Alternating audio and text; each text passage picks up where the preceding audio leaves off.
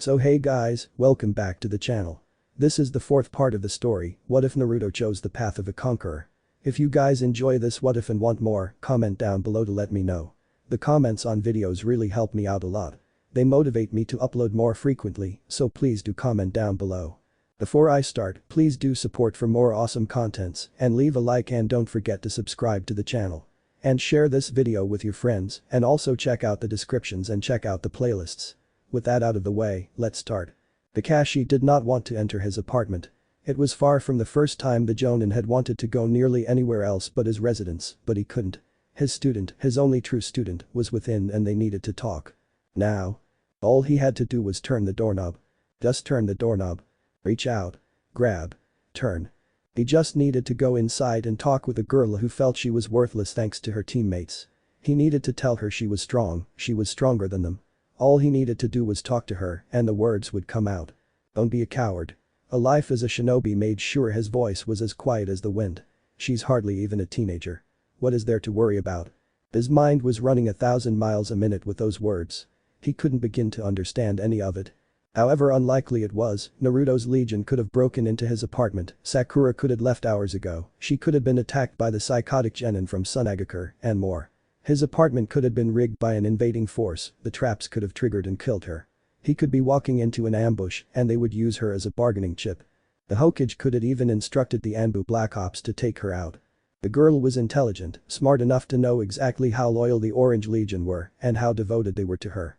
She could command a force equal to Naruto's own. And one of his cohorts cleared a way through the forest of death. The infamous hazards of Training Ground 44 were well known to all Konoha shinobi, but Team 7 had passed through the entire exams unscathed. Naruto had unleashed a part of his army, the banners identified them as the 5th cohort if his shouting hadn't already keyed everyone in, and the 3 had moved forward with the clones surrounding them and moving ahead. It had taken Naruto less than an hour to get the 2 scrolls he needed. His and his teammates' walk to the tower took 3 days. No. His voice was loud to his ears in the empty hallway, forcing himself to shake away the paranoia of living as a shinobi by turning his head from side to side, bringing a single hand up to rub at his temple. I can't get distracted like that. I need to help her. With those words in mind, Kakashi opened the door to his apartment. His foot hit a piece of Sakura's armor and sent it clattering across the floor. Sakura. His voice was low but still carried across the apartment, empty of much besides the necessities. Sakura, we need to talk. His single visible eye took note of the other pieces of armor that laid on the floor, he crouched down to pick up one of her bracers and examined it in his hands. A deep scratch was carved vertically down the armor. Kunai. His eyes knew the mark of a kunai too well. What are you doing, Sakura? He discovered another piece, one of the greaves she had worn, and more scratches ruined the surface of the metal and the design on it, the same design that carried over the armor of her blossom guard. A glance past it saw more pieces of her armor, torn off it looked like from the straps of leather dotting the ground. Most of the breastplate seemed to have been torn off, thrown near a doorway to a room he didn't use. It was supposed to be for guests. Sakura. His voice was louder as he approached the closed door. Sakura, are you in there? Panic wasn't in his voice. It was too controlled for that. He couldn't let panic take over. He couldn't let his mind visualize whatever horrors it could create. He couldn't imagine a corpse. He focused on the door. He heard no words, no reply. He strained his ears, listened for any sounds that would show if someone was inside, and, faintly, he at last heard a sound. Soft crying. Sakura. Kakashi rapped his knuckles on the door, knowing better than to intrude on the girl inside. Sakura, please, I want to talk to you. He heard no answer. The crying was stifled, Kakashi sighing from where he stood outside the door once he heard it. He shouldn't be relieved but he was. She was just upset. He could help her. He just needed to open the door. He took hold of the doorknob. His mind at last won. Blood was on the floor. The still form of a man he should have respected, loved, was almost wrapped by it. The only warmth he could gain was through the spilling of his own blood. It was his fault. He had done this. He was the one who held the blade darkened to crimson. His fault. His fault. His fault. Hi. No. He tossed away those memories. He was a man now. He wasn't a child. He didn't come home to see his father dead on the floor. This was nothing like that. Nothing like that at all. He opened the door. He found her sitting on the floor, the armor she wore, for the most part, torn away, and all the pieces he had yet to find outside the room were strewn across it. She must have thrown them at the walls from where they were placed in front of her. His eye took in the open dresser and was glad that this wouldn't be made any more awkward with his student naked. One crisis averted. He had to look on the bright side for once. He stepped into the room and closed the door, walking over to the pink-haired genin and dropping onto the floor next to him. She didn't move her head from where she rested her forehead against her knees. Now, let's see if I can solve this one. He wanted to wrap an arm around her shoulders, but instead it limply hung in the air. Eventually it returned to his side. Things didn't turn out like I hoped today. Kakashi's voice filled the silence of the room. Sakura did not look at him, but he hoped she at least listened. Things haven't gone the way I've wanted them to since I was stuck with 3 academy students. One of them was I thought I was going to be dealing with a class idiot, but I was wrong. The one I thought would be the easiest to fail turned out to not only learn a kinjutsu, but create an entirely new one that puts the one he learned to shame, something I never thought would happen. I thought he would be easy to beat, just put him in the ground and go find the other 2, but then he pulled an army out. Ever since then, ever since I've met that kid, I've wanted to get rid of him. Not kill him, just get him out of my hair before he causes a war. The next one was one I thought would be easy to teach. A prodigy, a genius, and top of his class, I figured it would be easy to deal with him. Then he joined the other one. He started to cause nearly as many problems as the other one because he's commanding the same army. I never thought I would see the class idiot get a genius like him to listen to his every word, but I guess I was wrong. Now he's some loyal bodyguard or commander, I don't know which, and just want him gone too. And, lastly, there's the only sane one in this little group. The only girl too. She's not declaring herself leader of some army or acting as if she's the greatest woman to ever live, she's normal. She has doubt in herself, she wants to improve herself, and she wants to show that she's not what everyone thinks she is. She wants to be a strong kunoichi and is the only tolerable one of the bunch. Of course I wanted to fail her too. She reminds me of a girl I knew too much, a girl I let die. I couldn't stand to let that happen again. He didn't know if she was paying attention to him or not, he was hardly listening to the words he spoke anymore. I wanted to fail all 3 of those kids, but somehow they passed. Now I'm stuck with 2 I can't stand and one that has amazing potential. She just doesn't believe she does, she thinks because of how strong the other 2 are that she's weak. She doesn't understand that they're already close to their peak when she's nowhere near hers. She has more intelligence than the genius, more passion for what she's doing than the kid with the army, and she's going to become great no matter what she thinks about herself. He looked down at the floor, his single eye not seeing anything any longer. She'll definitely become better than her failure of a sensei. He didn't know why he was still talking, why he had even talked at all. How was someone like him supposed to help her? How was someone who was hailed as a genius, as a prodigy, as a shinobi deserving of the title Hokage, supposed to help a girl who thought she was weak, a girl who thought that she wasn't meant to be a shinobi, a girl who thought that she should give up such a life? How was someone who possessed talent so naturally supposed to help a girl who had no idea of her own potential? I don't think you're a failure. His head snapped toward Sakura, catching a flicker of green eyes before they were gone, directed towards the floor like his own once were. You're stronger than me, smarter than me. People are always talking about how you could be Hokage if you wanted to. But me? A bitter smile crossed her face. I'm Naruto, made it clear what I am. Don't believe a word he said, he's nothing but an egotistic brat. Even if he is, he told me about his match. Sakura's eyes watered. All the time you've spent with me, all the training, it was all worthless when I'm compared to those 2. The 2 from Itachi, Kin and Zaku, didn't stand a chance of beating them.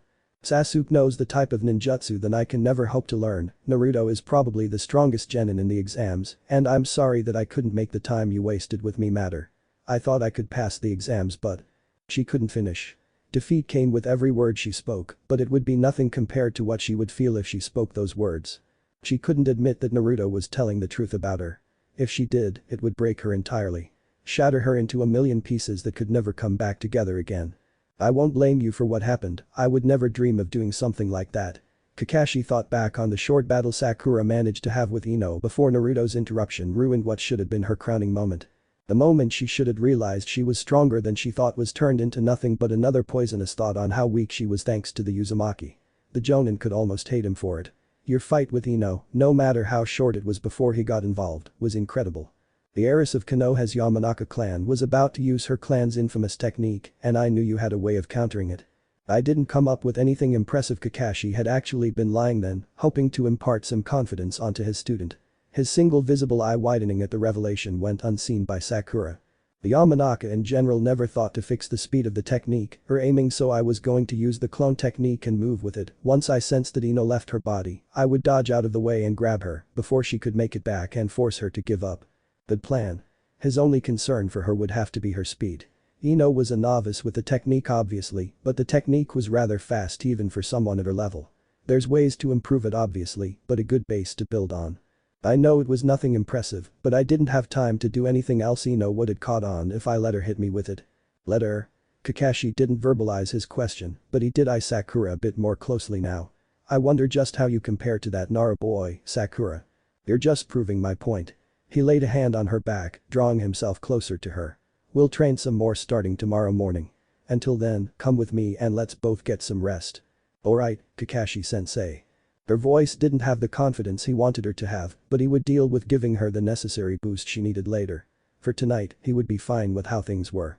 He stood up, picking her up with him to no complaints, and carried her out of the dusty guest room. She could get a better night's sleep in his bed and he could sleep somewhere else. The couch maybe. He wasn't certain if he even owned a couch, but he would manage. Close by to the apartment, an Anbu agent listened to the entire conversation. Once she was sure it was over with, she stopped channeling chakra to her ear and withheld a wince at the familiar lance of pain the end of the technique caused.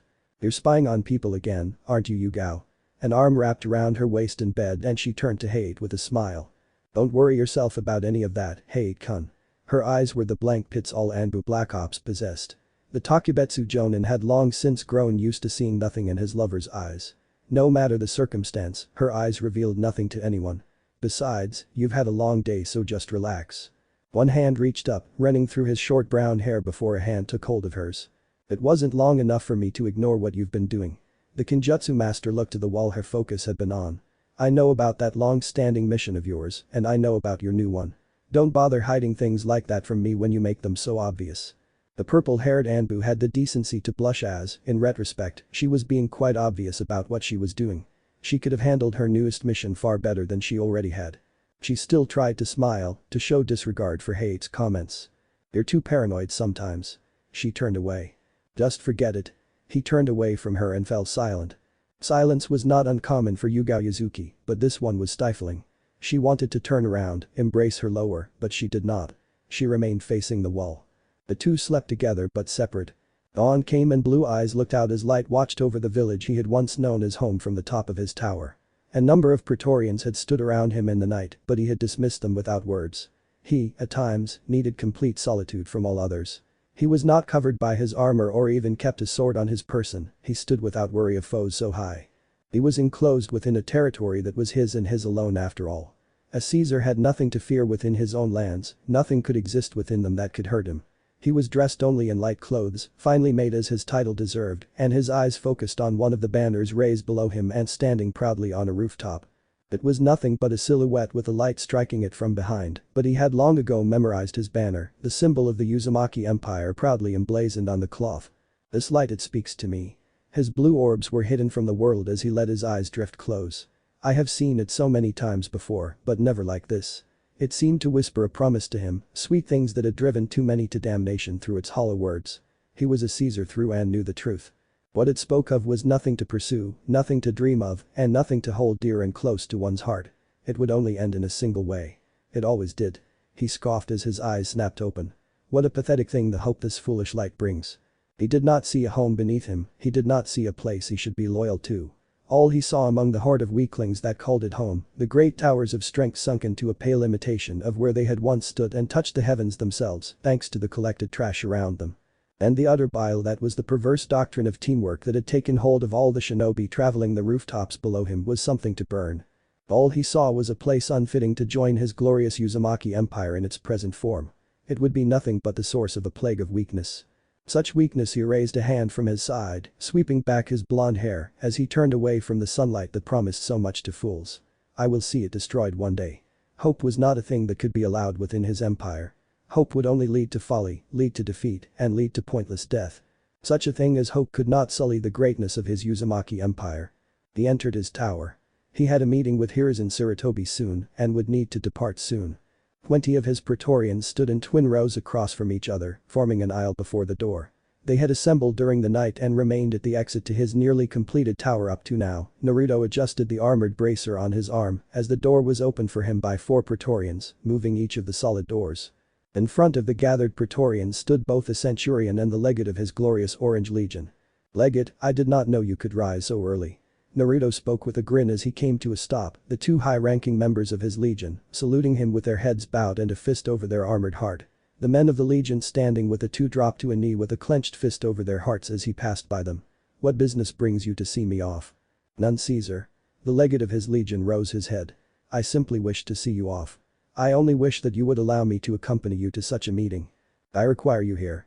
Many things must still be overseen in my absence, and I do not know how long it shall last."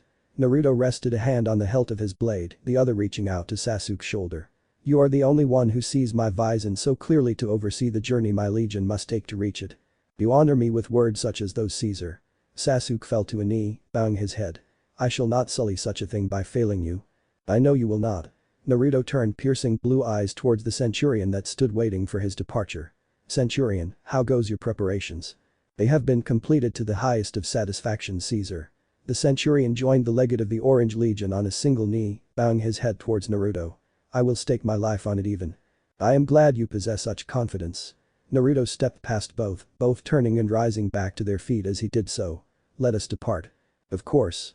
Naruto came to a stop as the centurion turned. He gathered men of the legion.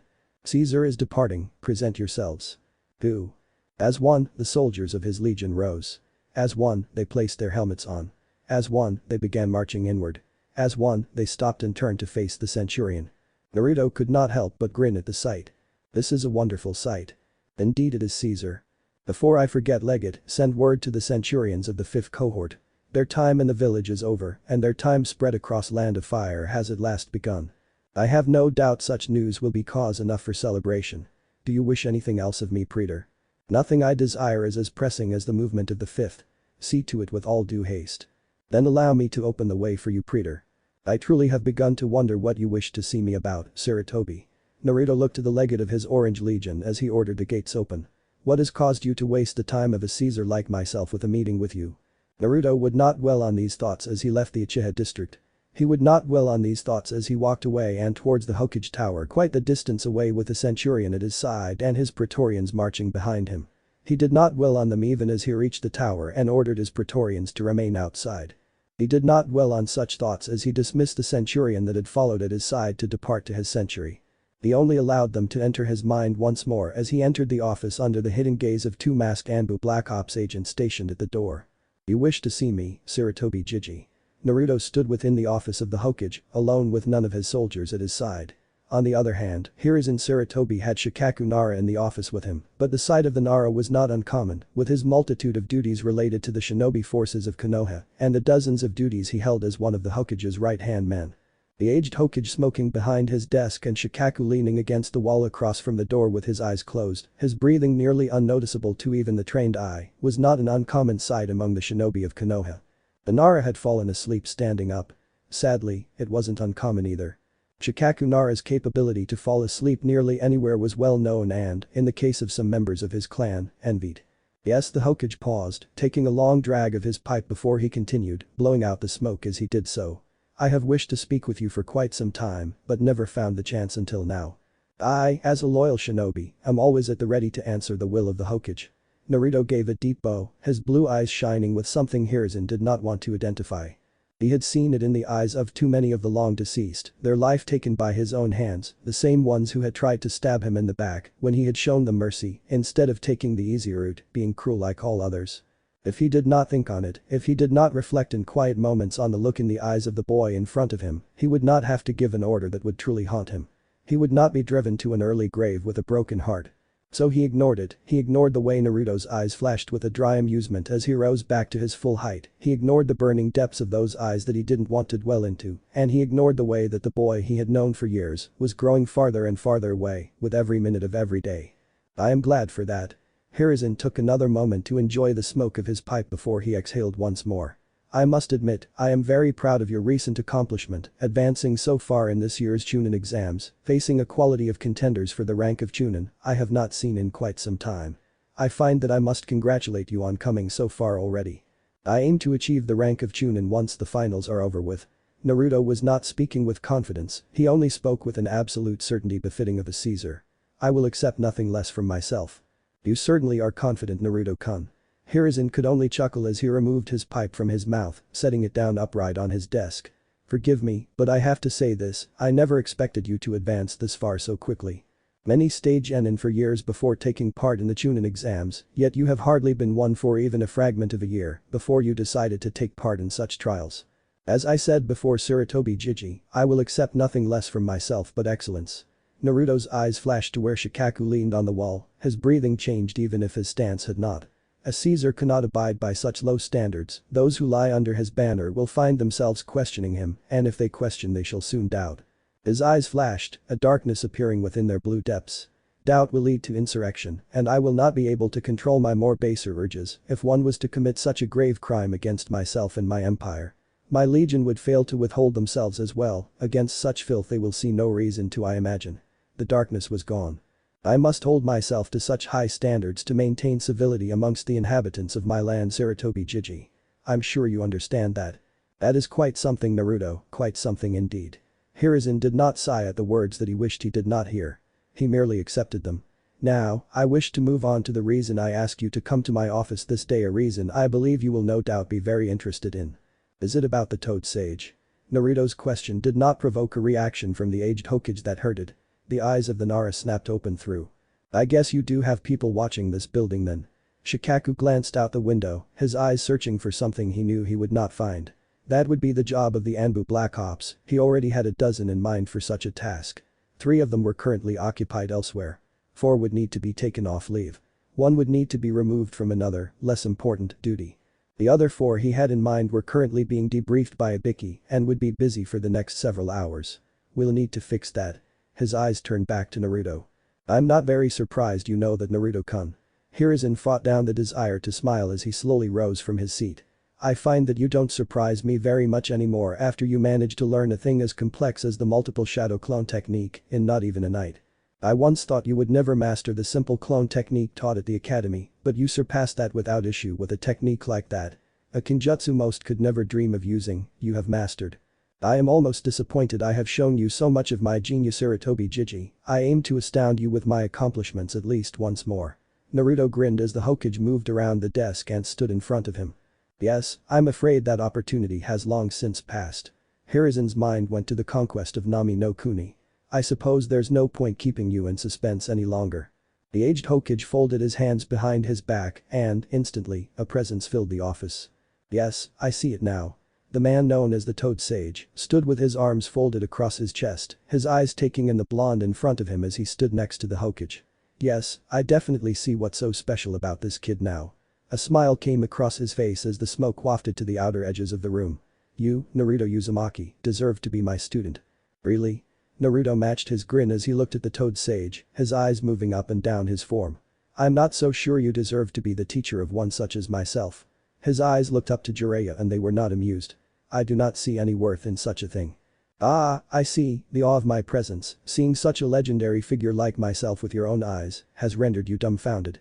Jiraiya chuckled as he met Naruto's unmoving stare with his own.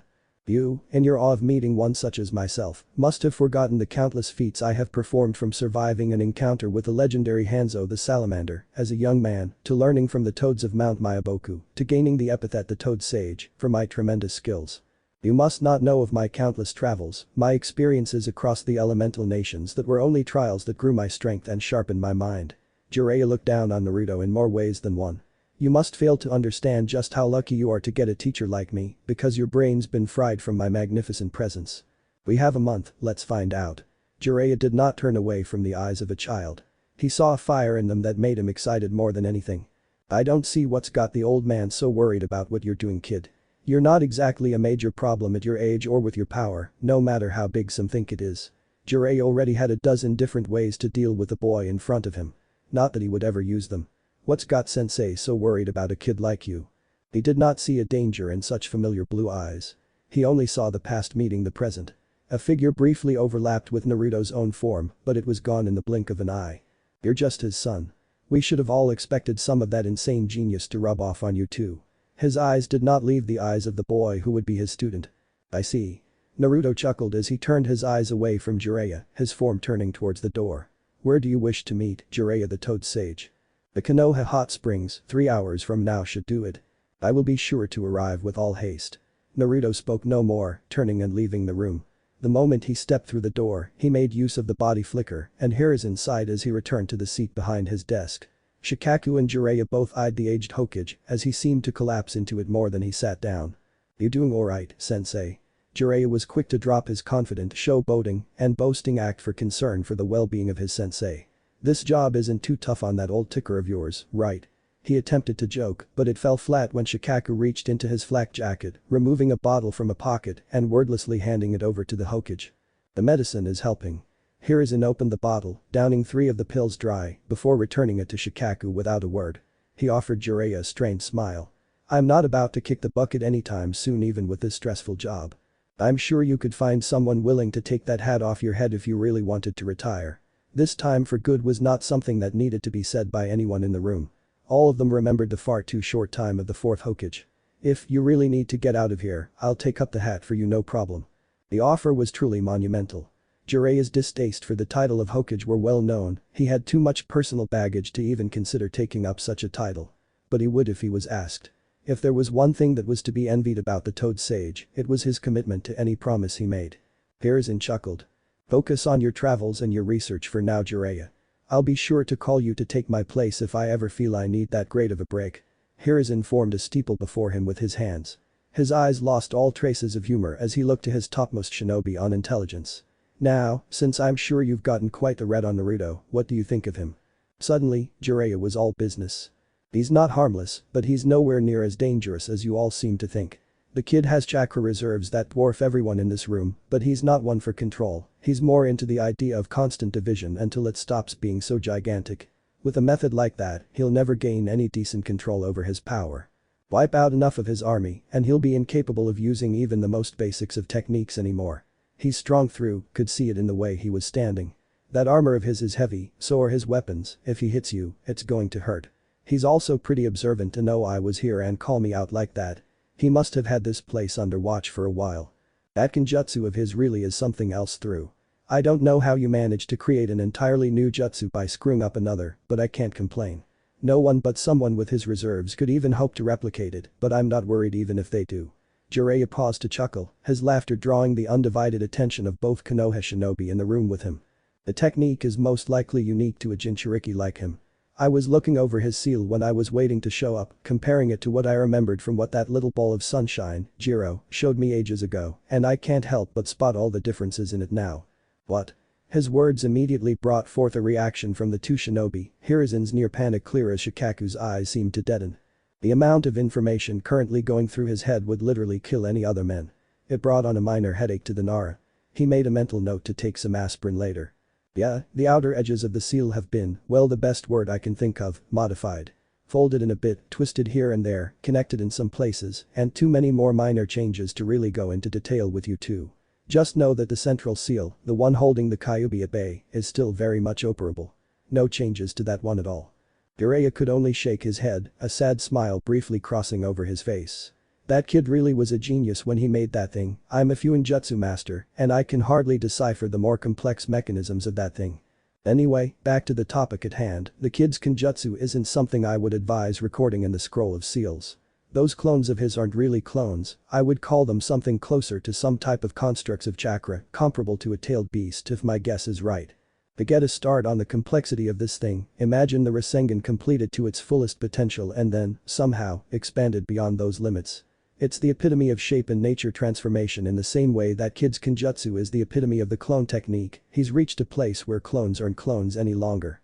They aren't mindless clones constructed out of chakra or some useless illusions like what you've got the academy kids learning, they're closer to actual life than anything I've ever seen before. Both of those techniques are ridiculously complex, but only one actually exists to its fullest potential, and it's the kid's new kenjutsu." "How?"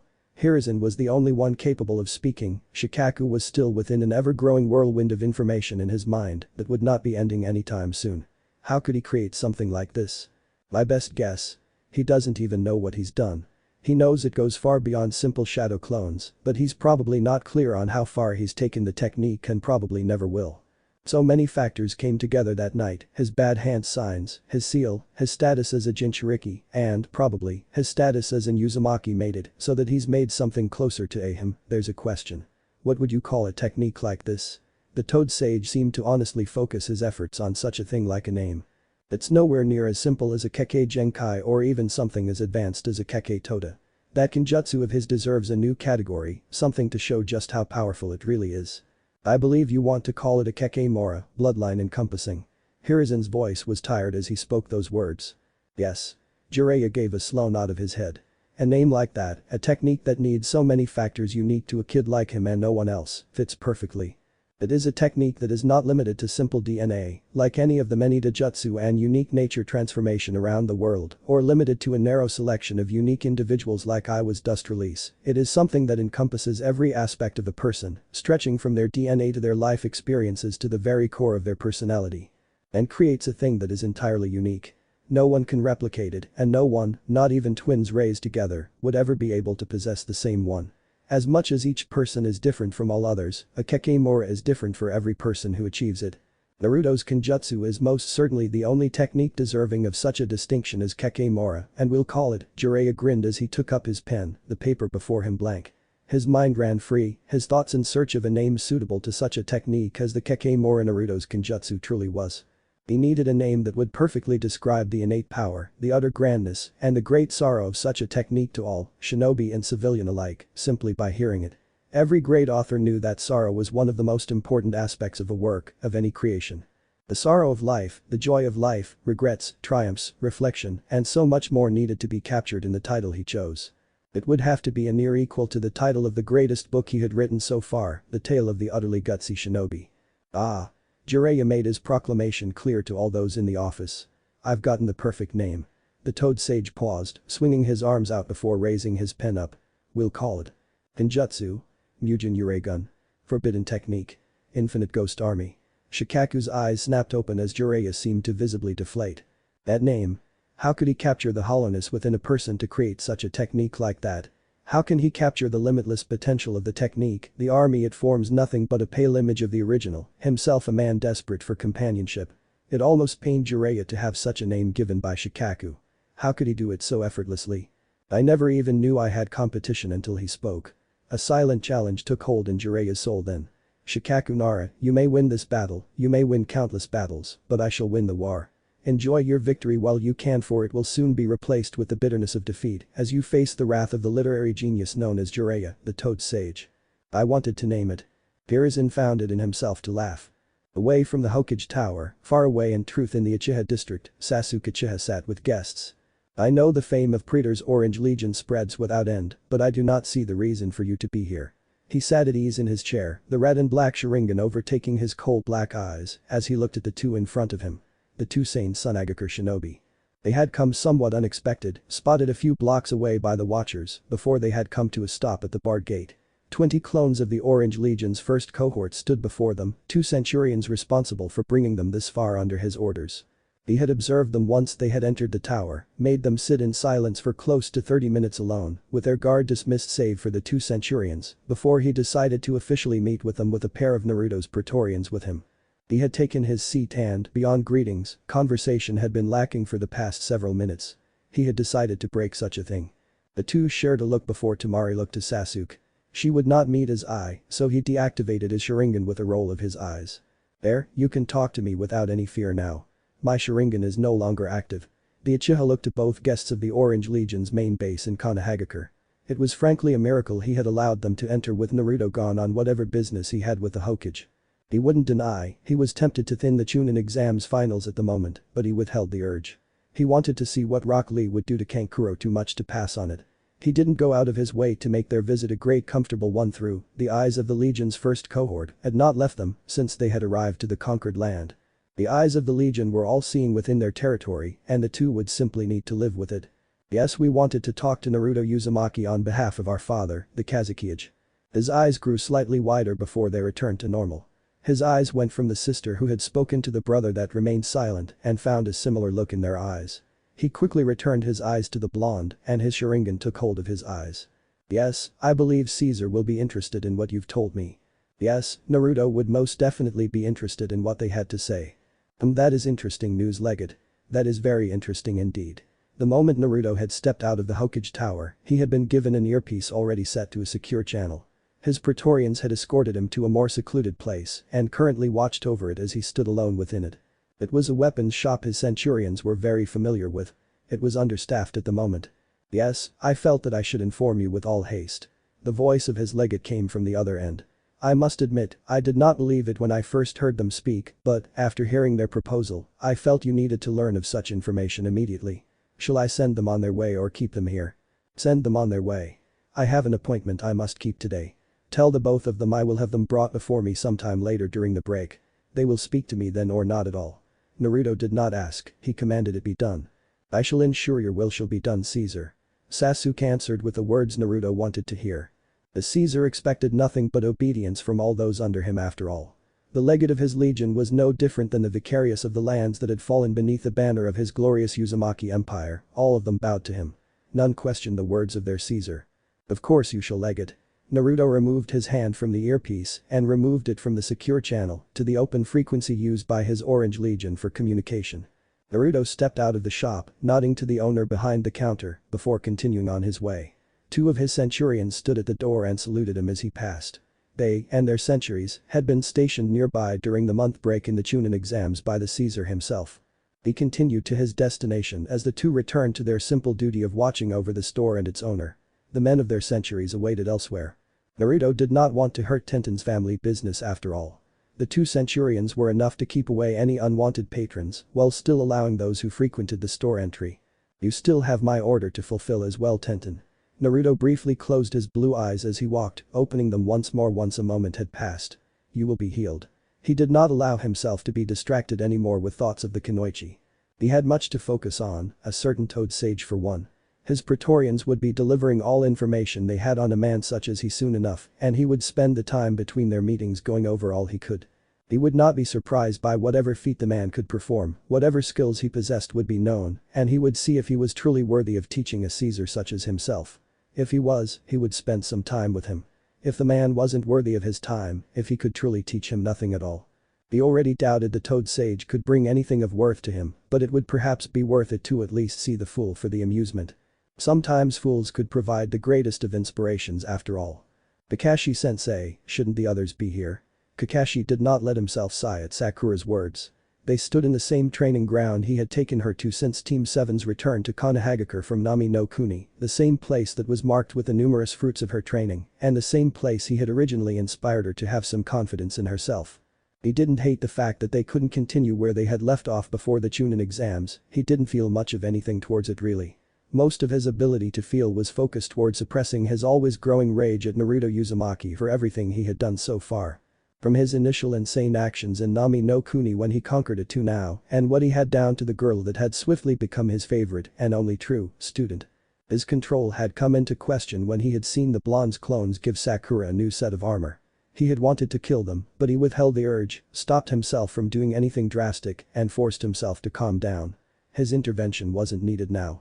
It would come later, but for now, in the present, he would control himself. I figured they'll train by themselves. Kakashi waved away her concerns. They don't need much help anyway.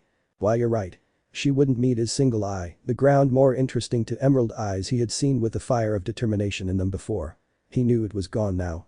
Should I focus on my chakra control again? No. Kakashi walked over to a boulder, one of what had to be hundreds spread across the training ground, and laid a hand on it.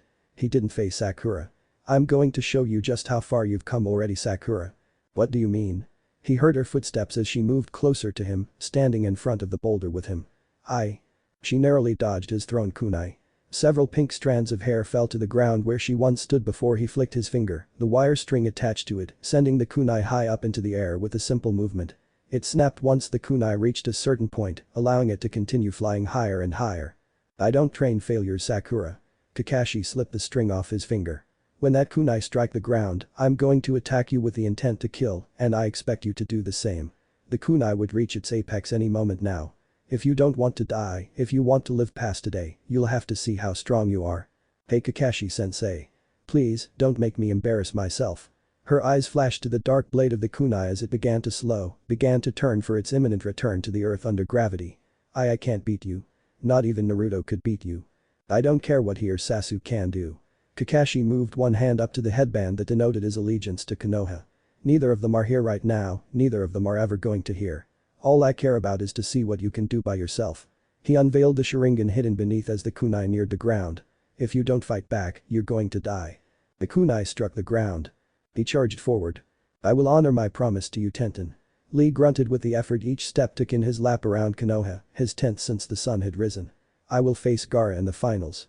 Each step by itself took a tremendous effort, the weights he wore on his legs doubled in size and far heavier than before. Most would find it impossible to take a single step. Lee would not stop his run around Konoha for anything. His arms were similarly weighed down with his former leg weights, a pack on his back only added further weight and a greater difficulty to each step he took. It had been a struggle to even remain upright once he had put it on, but he had managed to begin his running despite the added weight. He continued practicing his taijutsu as well, dozens of dummies set up across his path and each pulverized with a single blow from the genin that had advanced to the final. I must go faster. Lee could only push himself faster, each of his steps leaving a clear imprint in the ground.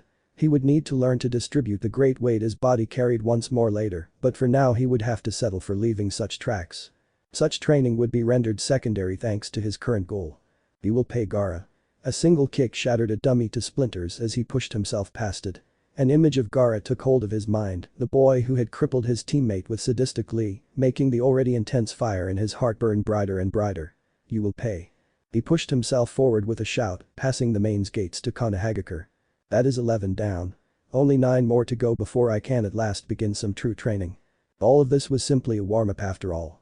His real training would only begin once he had completed such easy tasks. What do you want? Gaara of the Sands stood in his room, his eyes flickering towards the figure of Baki, the man leaning in the open doorway. There may be a change of plans. Baki's sole visible eye watched the sand that filled the room, doing everything he could to remain far away from the source of it but still be within the room. Kankuro and Tamari left to talk to Naruto Uzumaki, one of the finalists for these exams. I remember him. Gaara's eyes narrowed. He's going to die. Mother wants his blood more than anything else. Control yourself around him. Baki was sorely tempted to make use of the seal given to him by the Kazekage when he was assigned jurisdiction over Suna's mad weapon. He withheld the desire and continued. He may be an ally to the Kazekage in the future, and need I remind you what will happen if you allow your bloodlust to get out of control? Don't bother. Gaara's eyes hardened just as the sand around him became agitated, beginning to move through the air in more solid forms, a prelude to carnage. It danced around him and reeked of blood. If you annoy me, that seal you're always carrying won't stop me from giving mother your blood. To prove his point, Baki felt the grainy feel of sand around his neck. A thin line, it was all Gaara would need with his power. His throat wouldn't be slit, but his entire head would be removed from his shoulder, with the slightest provocation towards the team from the Jonin. No one escaped him when he wanted you dead. Just remember why you're here. It was pointless to remain here. Baki left the doorway, closing the door behind him. Gaara stared unblinking at the door for a moment longer before turning to face the window. You will die, Naruto Uzumaki. Mother was pleased with such thoughts. Your blood will belong to mother. You're fighting a killer. Shibi Abiram was never one to needlessly drag things out. I am. Shino Abiram, his son, was no different. The two stood together in a training field, half a dozen or so members of the Abiram clan, patrolling the outskirts with their Kakachu to prevent any unwanted witnesses to the secretive training. A number of jars set on the ground in front of Shibi. He manipulates his sand through his chakra. Shibi rose one hand up, lifting it free of his pocket. The lids on the jars were lifted into the air as a swarm of Kakachu took to the air. Their buzzing filled the air and Shino shifted on his feet. The girdle he fought shows that projectiles don't work. His defenses can't be overwhelmed with brute force. His chakra reserves are also significant to create and control such a large quantity of sand, in addition to his own sand, which contains a large amount of chakra. He may not have been present to see his son fight, but Kakachu were. He knew about each of the participants in the exams. What are my chances of victory? Shino took after his father in a lot of ways. Low. Shibi sent the Kakachu forward. Shino did not allow his surprise at the abrupt attack show before he was gone from where he once stood, his own swarm heading out only to be devoured in a frenzy by the Kakachu his father controlled. He didn't allow his shock to show as the mad swarm slammed into the ground, ripping it apart as more of his father's insects burrowed into it. His sand will crush your Kakachu and assault you from all angles. Shibi remained where he stood, not bothering to move any more than he had to. How will you beat him? Shino threw a shuriken at his father as his answer. Another of the jars laid at his feet opened. Kakachu intercepted the weapon, the frenzied insects consuming the metal itself within moments. That will not work. Shibi spoke even as Shino threw more shuriken forward, none of them reaching the leader of the Abiram clan. His ravenous insects were truly a sight to see. I've forced them into a feeding frenzy, they'll eat anything now. Shibi's eyes locked with his son no matter the presence of their respective eyewear. You must overcome this if you want to defeat Gaara. I will. Shino didn't go for another approach towards his father, he gathered his chakra and his Kakachu around him. Mushi Bunshin no Jutsu. The swarm left him, nearly the entirety of his insects devoted to the technique as it took shape in front of him. Interesting strategy. It was all his father said, neither approval nor disapproval in his voice, as the Kakachu gathered and took on a form identical to his son. Now, the question is, will it work against me, will it work against Gaara? There's no time like the present to find out. Why? Because actions speak louder than words. The two Shino spoke as one before both dashed towards Shibi. Let's see if you're right, son. His swarm rose to meet them, replicating Gaara's sound once more. I hope you are. Hinata. Away from his teammates' training ground, Kiba knocked on the closed door of Hinata's hospital room. On either side of it, a Hyuga stood with their byakugan active and more no doubt were stationed around the hospital. Kiba could smell them. Most had the same smell after all. Frickin' soaps. His nose almost rankled at the close proximity of the two stationed at the door. Akamaru was already burrowing deep into his jacket, whining at the strong scent assaulting his nose. Hinata. The Akamaru knocked once more, hoping for some type of answer from his gentle teammate. Hinata, can you please open this door already? Lady Hinata seems to not wish to be disturbed by someone like you.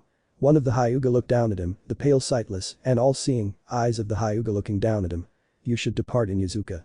Yeah right. Kiba simply rolled his eyes. The Hyuga could be as stuck up as they wanted, he wasn't going to leave the hospital until he had a chance to talk to Hinata. Nothing was going to make him leave the door in front of him. I know she's awake in there.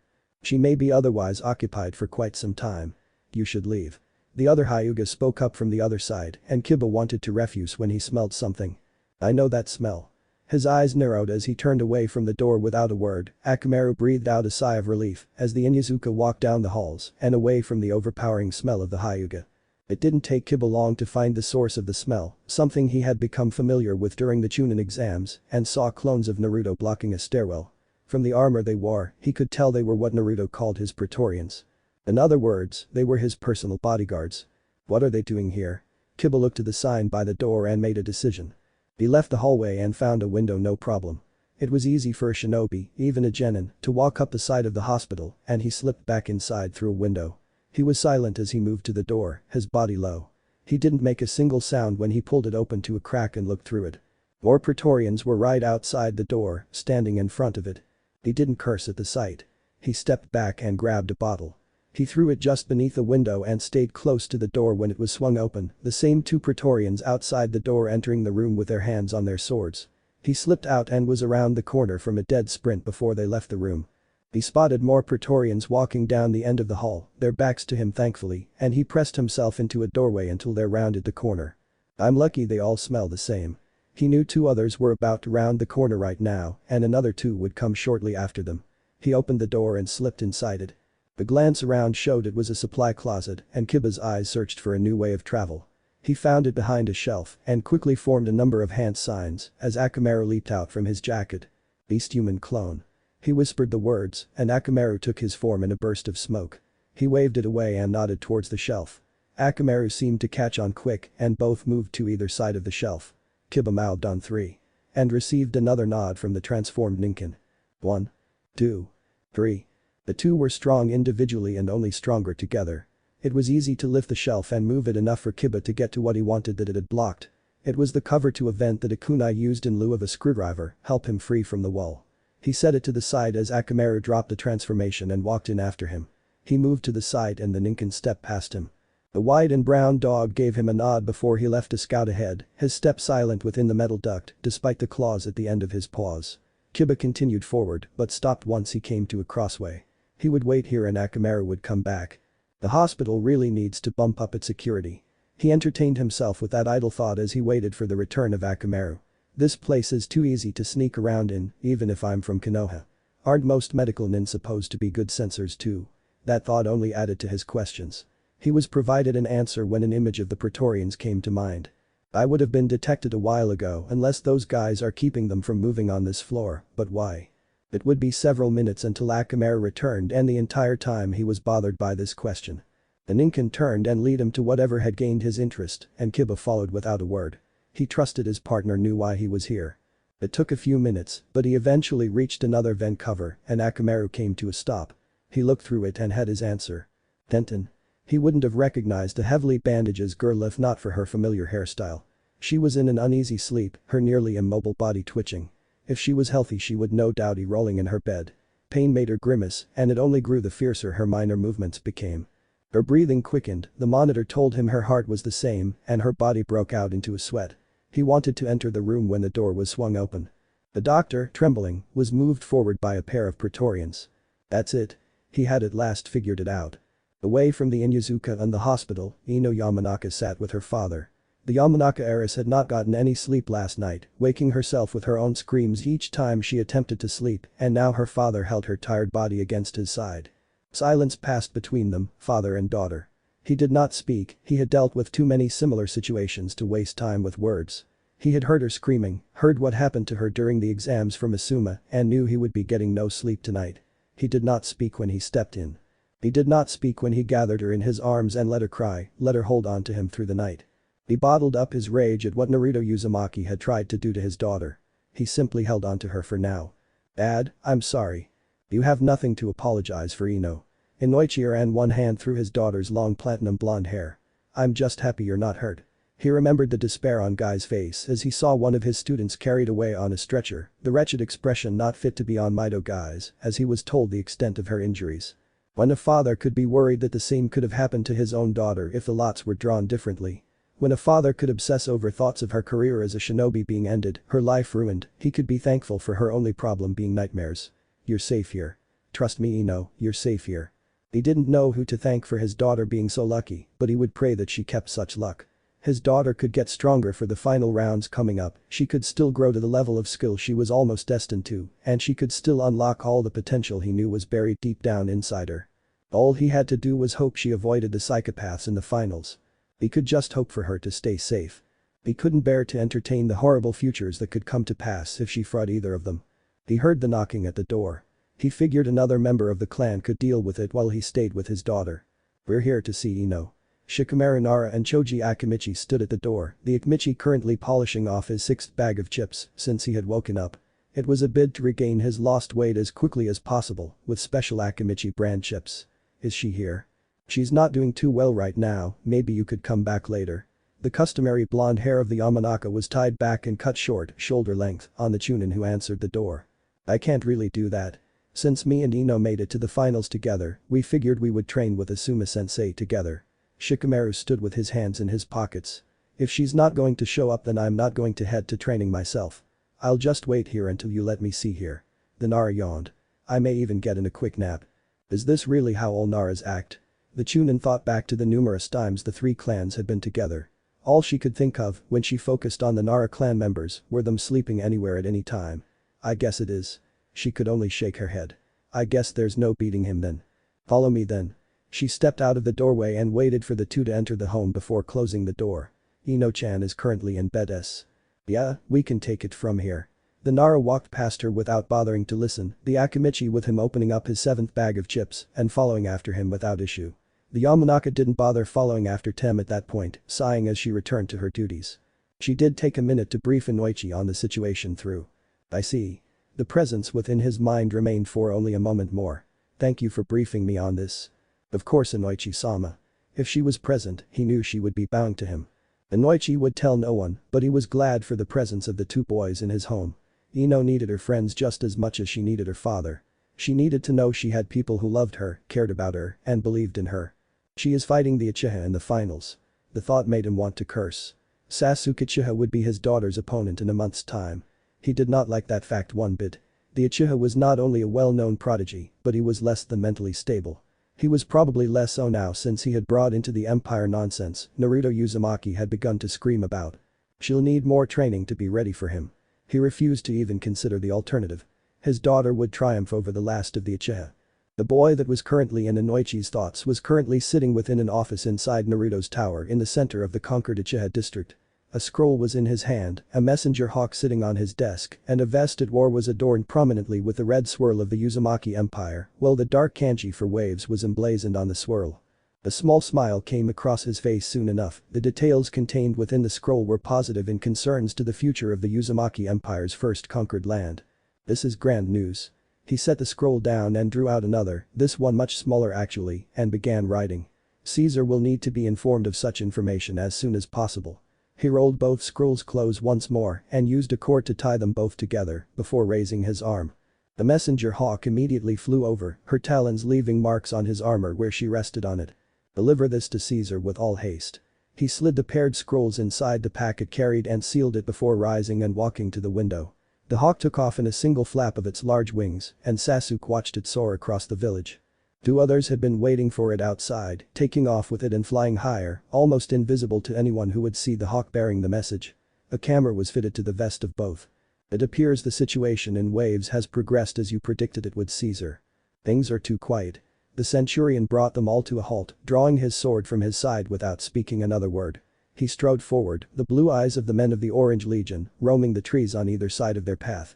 The centurion was left to advance alone because he was capable. He discovered the tripwire without issue and cut it with single swing of his blade. The log soared in front of his face and the wind shifted his blonde locks. Ambush.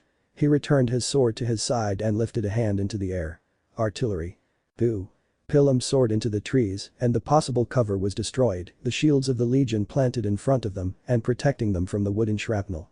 A group of clones started forward on either side of the road, shields and swords held at the ready, while a ring was formed around Tizuna, Pilum jutting out from gaps in the barrier of shields.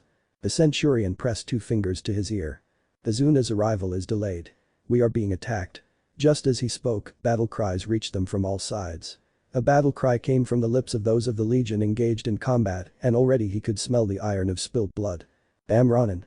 Tizuna's voice from next to him made the centurion raise an eyebrow before he heard something that was simply uncommon. It was a cry of alarm and a voice identical to his own. That's not good.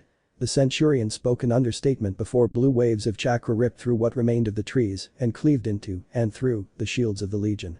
He was splattered in blood but paid no mind to it as he swiftly formed the necessary seals with his hands.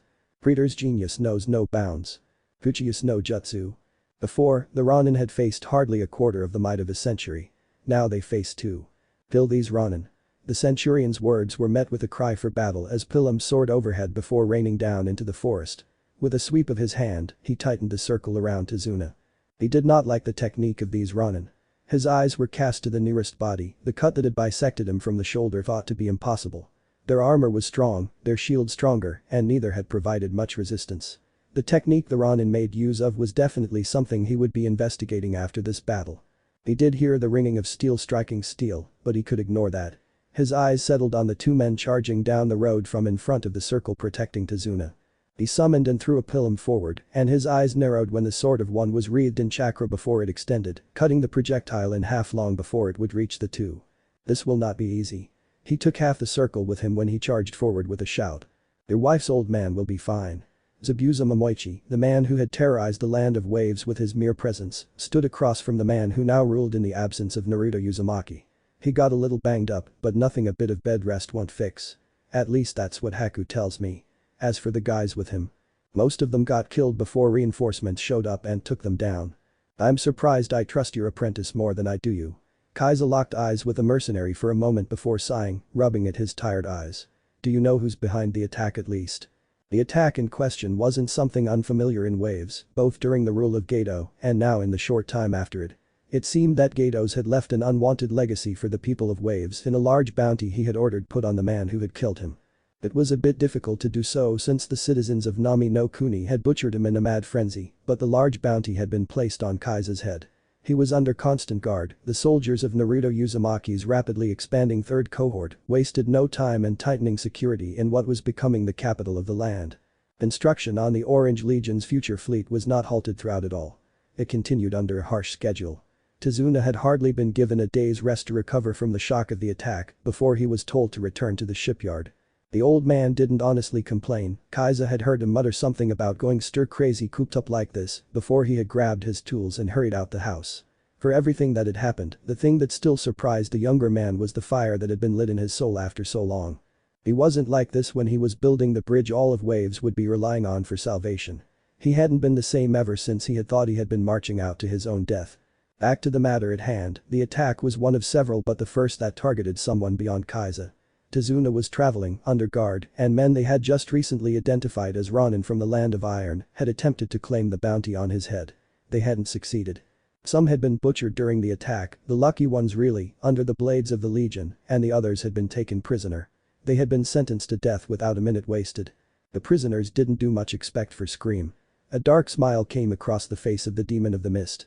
I'm surprised most of them lasted so long with that particular execution style. I've never seen anything like it.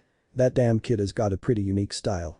Zabuza was referring to a particular method of capital punishment Naruto had instructed his legion to use called crucifixion. The demon called it unique. Aiza called it barbaric. The report he had been handed by the demon told him everything he needed to know.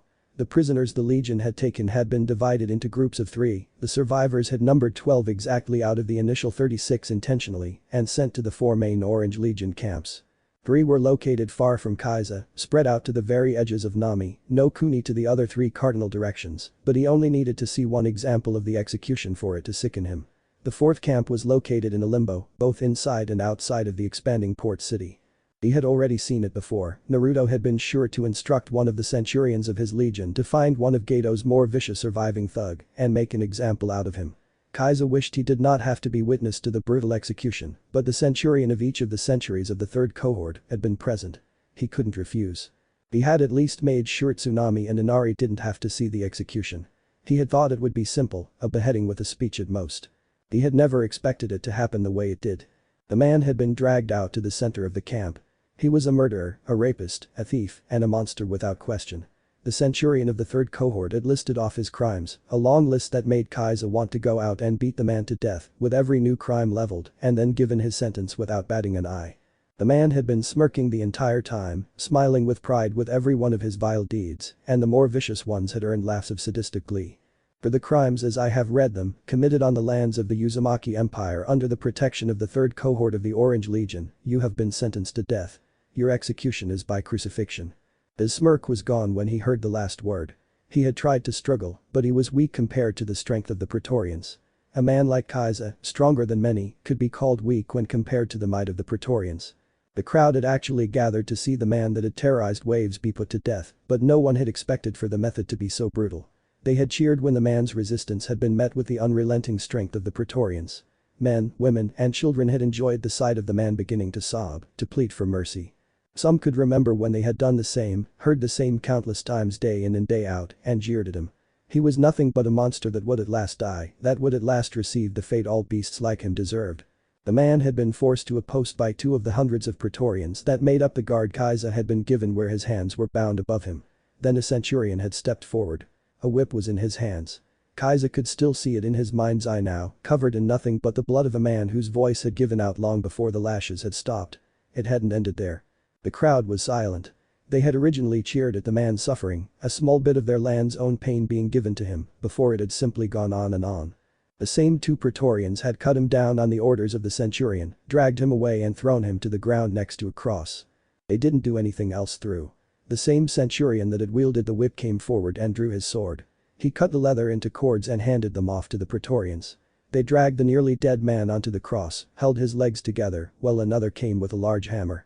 The pain of having his legs shattered made the man fully conscious for what came next. He was screaming the entire time, but he no doubt remembered the identical faces that held him to the wooden cross, tied his arms to it at the wrist, forced his ruined legs straight, and tied his ankles together before tying his shins to the cross. He no doubt remembered Kaiza's face when his cross was erected directly in front of the vicarious. Kaiza knew he would never forget that man. The people of Waves had wanted retribution, had wanted to see the guilty punished. They did not come to see a man tortured. They did not come to see a man left to die. The 2 Praetorians did not leave the crucified man then. They stood on either side of him with a hand on the hilt of the blade at their side and a pilum in their hand. The centurion had stepped forward next, handed him a scroll and spoke a single word. Read. He remembered the blood that had stained the centurion's hands. He remembered the blood that had been left on the front of the scroll he had opened with numb fingers. He remembered the blood that bled through the paper, almost smudging the letters of the words he had no choice but to read. People of Nami no Kuni, your lands are the lands of the Uzumaki Empire and are protected by Praetor's glorious Orange Legion. Within his lands, the word of Praetor is law. Within his lands, the Orange Legion will protect all who swear themselves to him. Refusal to follow the words of Praetor is a crime punishable by death, and it will be carried out in the method you have seen before you today. Crucifixion. This criminal is to hang from this cross until he is dead. A guard shall be posted here to discourage any attempts to remove this criminal. If any attempt is made, those responsible will be sentenced to death and it will be carried out by crucifixion. If this criminal does not die within 7 days, he will be killed by the guard. Once the criminal dies, no grave will be dug, no shrine will be committed to his memory, and all who knew him will seek to erase him from their thoughts. His corpse will be reduced to nothing but ash, and all he owned will become property of the Uzumaki Empire and the Orange Legion. If any attempts to give this criminal honor and death are made, those responsible will be sentenced to death and it will be carried out by crucifixion. Do not despair at the sight before you today, do not feel anything but disgust for the murderer, the rapist, the abuser who hangs before you.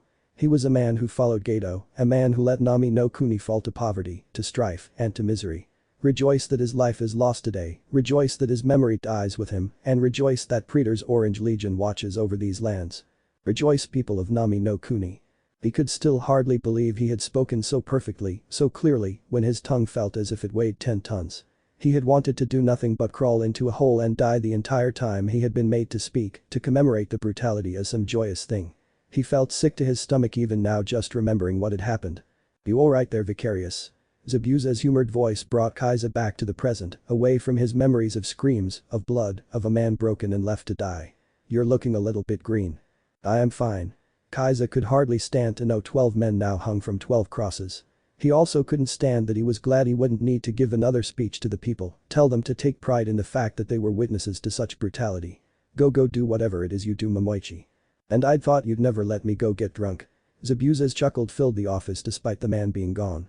Kaiza let his head rest in his hands, driving the palms of his hands into his eyes as he tried to block out the memories with the pain. "Vicarious, I trust you are fine."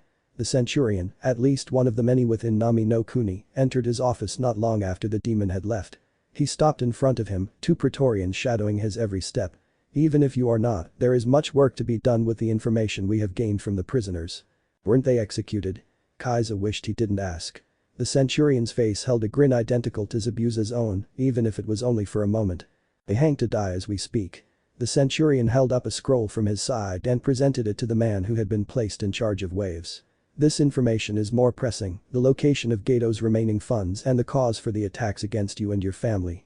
We have gained vital intelligence, and the finest century of my cohort has been dispatched to end this problem at the roots." Kaiza now knew who he spoke to.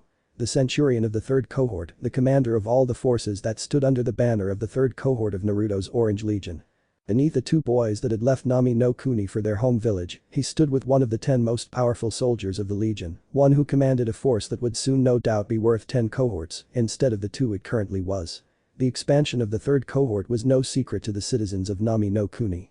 The increased presence of the Legion soldiers spread across their lands, the continued extermination of the stragglers of Geto's once mighty force, and the increased construction of every project the Legion undertook was impossible to ignore. "I see." He took hold of the scroll and opened it, the map within a familiar thing to his eyes. He had once swum up a river nearby to close a dam door not too far from where the last of Geto's vile legacy was being kept. It was once the site of one of his greatest feats, a site of inspiration to others about the strength one man could possess, but now it would be nothing but another execution ground.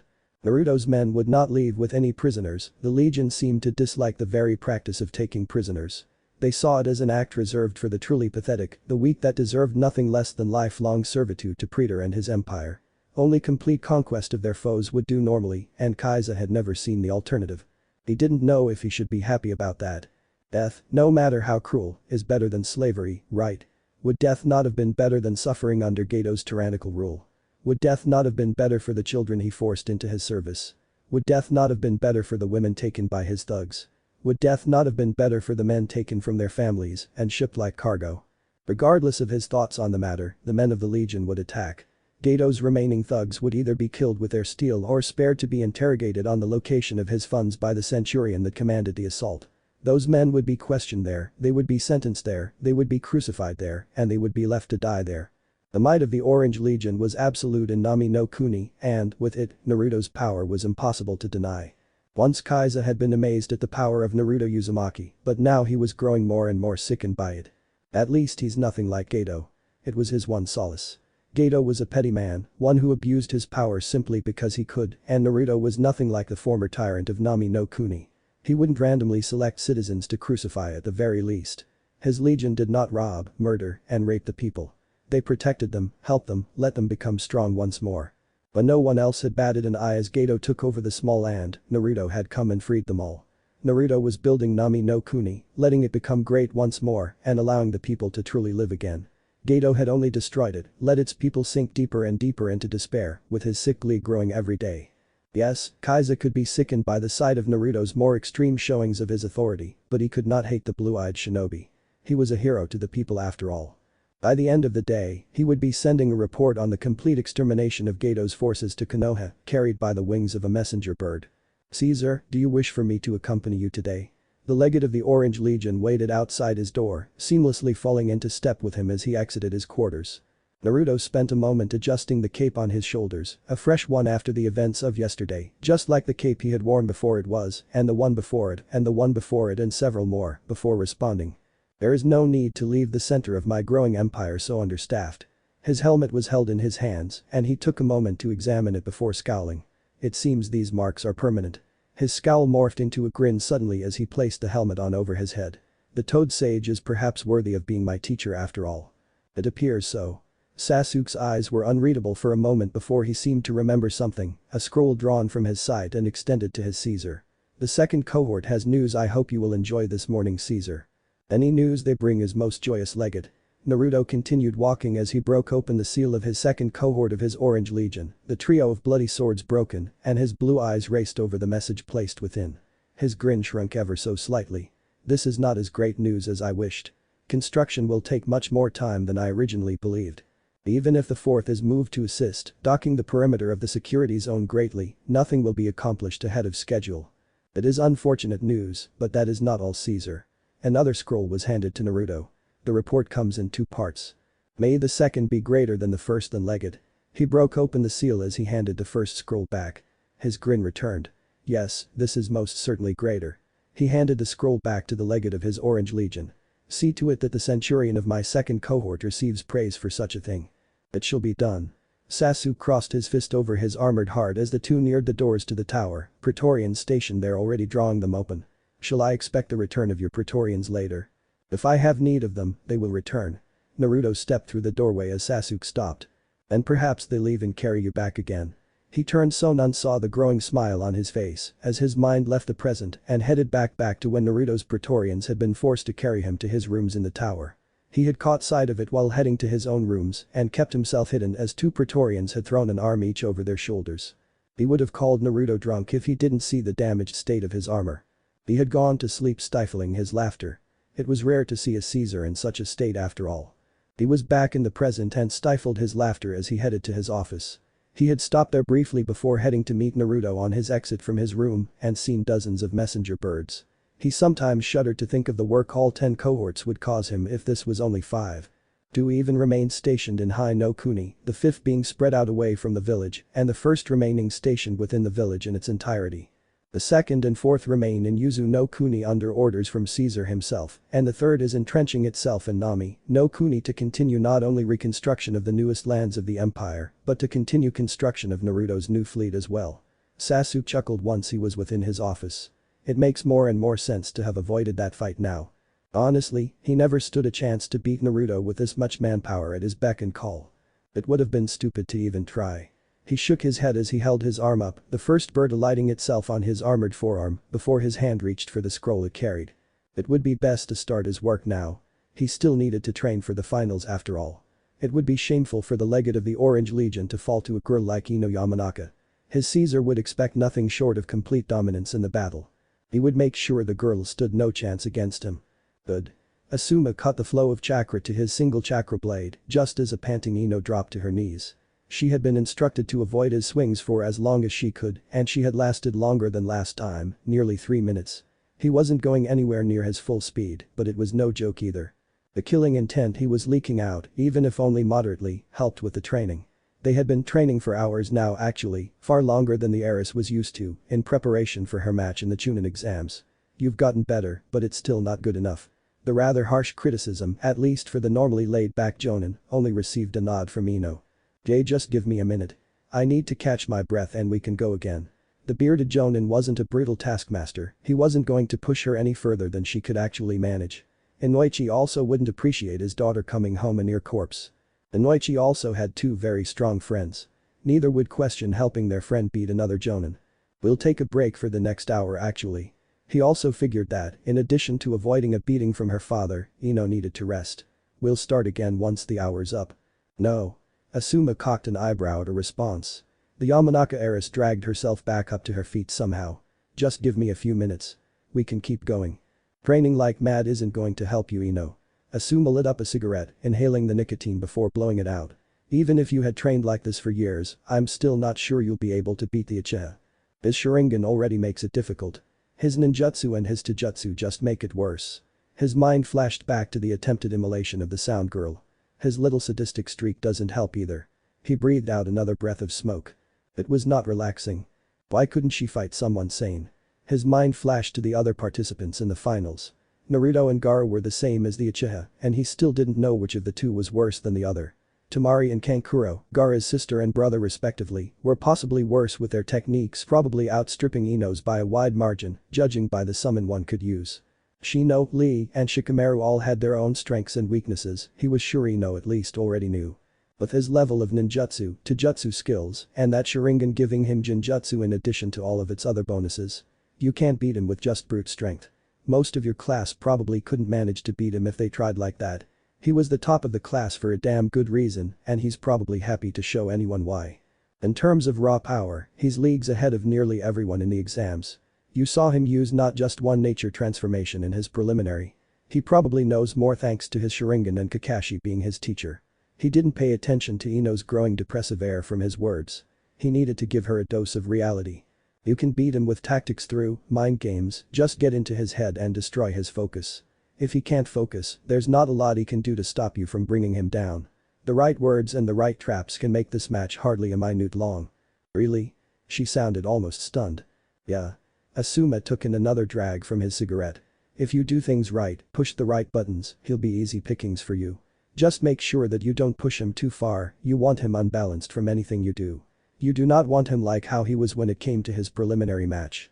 He tried to burn that girl to death because of what she said. You say the same thing and he'll try the same. The proctor may or may not intervene in time to save you. You won't let him kill me, right Asuma-sensei? Ino didn't get an answer. Of course he would save his student, any rules and any penalties the Hokage tried to throw on him be damned, but he couldn't let her know she had a safety net. If she thought she was safe, had a jonin ready to jump in at any moment, she wouldn't take things serious. She needed to train anyway. The Yamanaka had a legacy in the T&I force. She needed to cut her teeth with the Uchiha, know how to get in his head now, and she could do the same with others. She needed that kind of experience as much as she needed her training now. He turned away from her and exhaled the smoke. We'll break for the hour. I'm surprised if delighted to find you haven't disappointed me yet, Toad Sage. Naruto sat down in front of a third of the Sannin of Konohagakure. What new teachings do you bring as Caesar today? You really are something, kid. Jiraiya allowed a smile to cross his face. Despite his attitude and his talk of being a Caesar, the blonde in front of him wasn't anywhere near as bad as his small bout of research had made him think he was. From the academy reports he figured he would be dealing with some idiot who couldn't sit still and didn't have any patience. The kid he was training for the month was patient, calm, and had a mind like a steel trap. I don't have much today, we can just continue where we left off yesterday with your training. And continue to learn the jutsu? Naruto's face twisted into a grimace at the thought. Surely there is something else you can teach me, something much more deserving of the time as one such as myself and fitting for a man of your renown. Ha! Don't try and avoid the truth, kid. You're just afraid of having it blow up in your face again. He knew he struck a chord when the Uzumaki's eyes narrowed, rage took hold of his face for a moment before it was forcefully suppressed. If he wasn't looking for it specifically, he may have missed it or called it a trick of the light. The kid was good, had one hell of a poker face, but he wasn't perfect at keeping his emotions in check. I am a Caesar and I fear nothing. Naruto growled those words, his eyes changing in his rage. Note to self. Talk to him about the seal later. The red eyes that glared at him were gone in a blink. Or, maybe not. The Sannin would definitely be seeing just how much control Naruto had over the Kyuubi's power. I will master that technique soon enough. Naruto held his hand out before him and Jiraiya couldn't help but chuckle at the sight. An irregular and bulging swirling sphere of chakra gradually took shape in his palm, but it was hardly able to reach half the size of the normal Rasengan.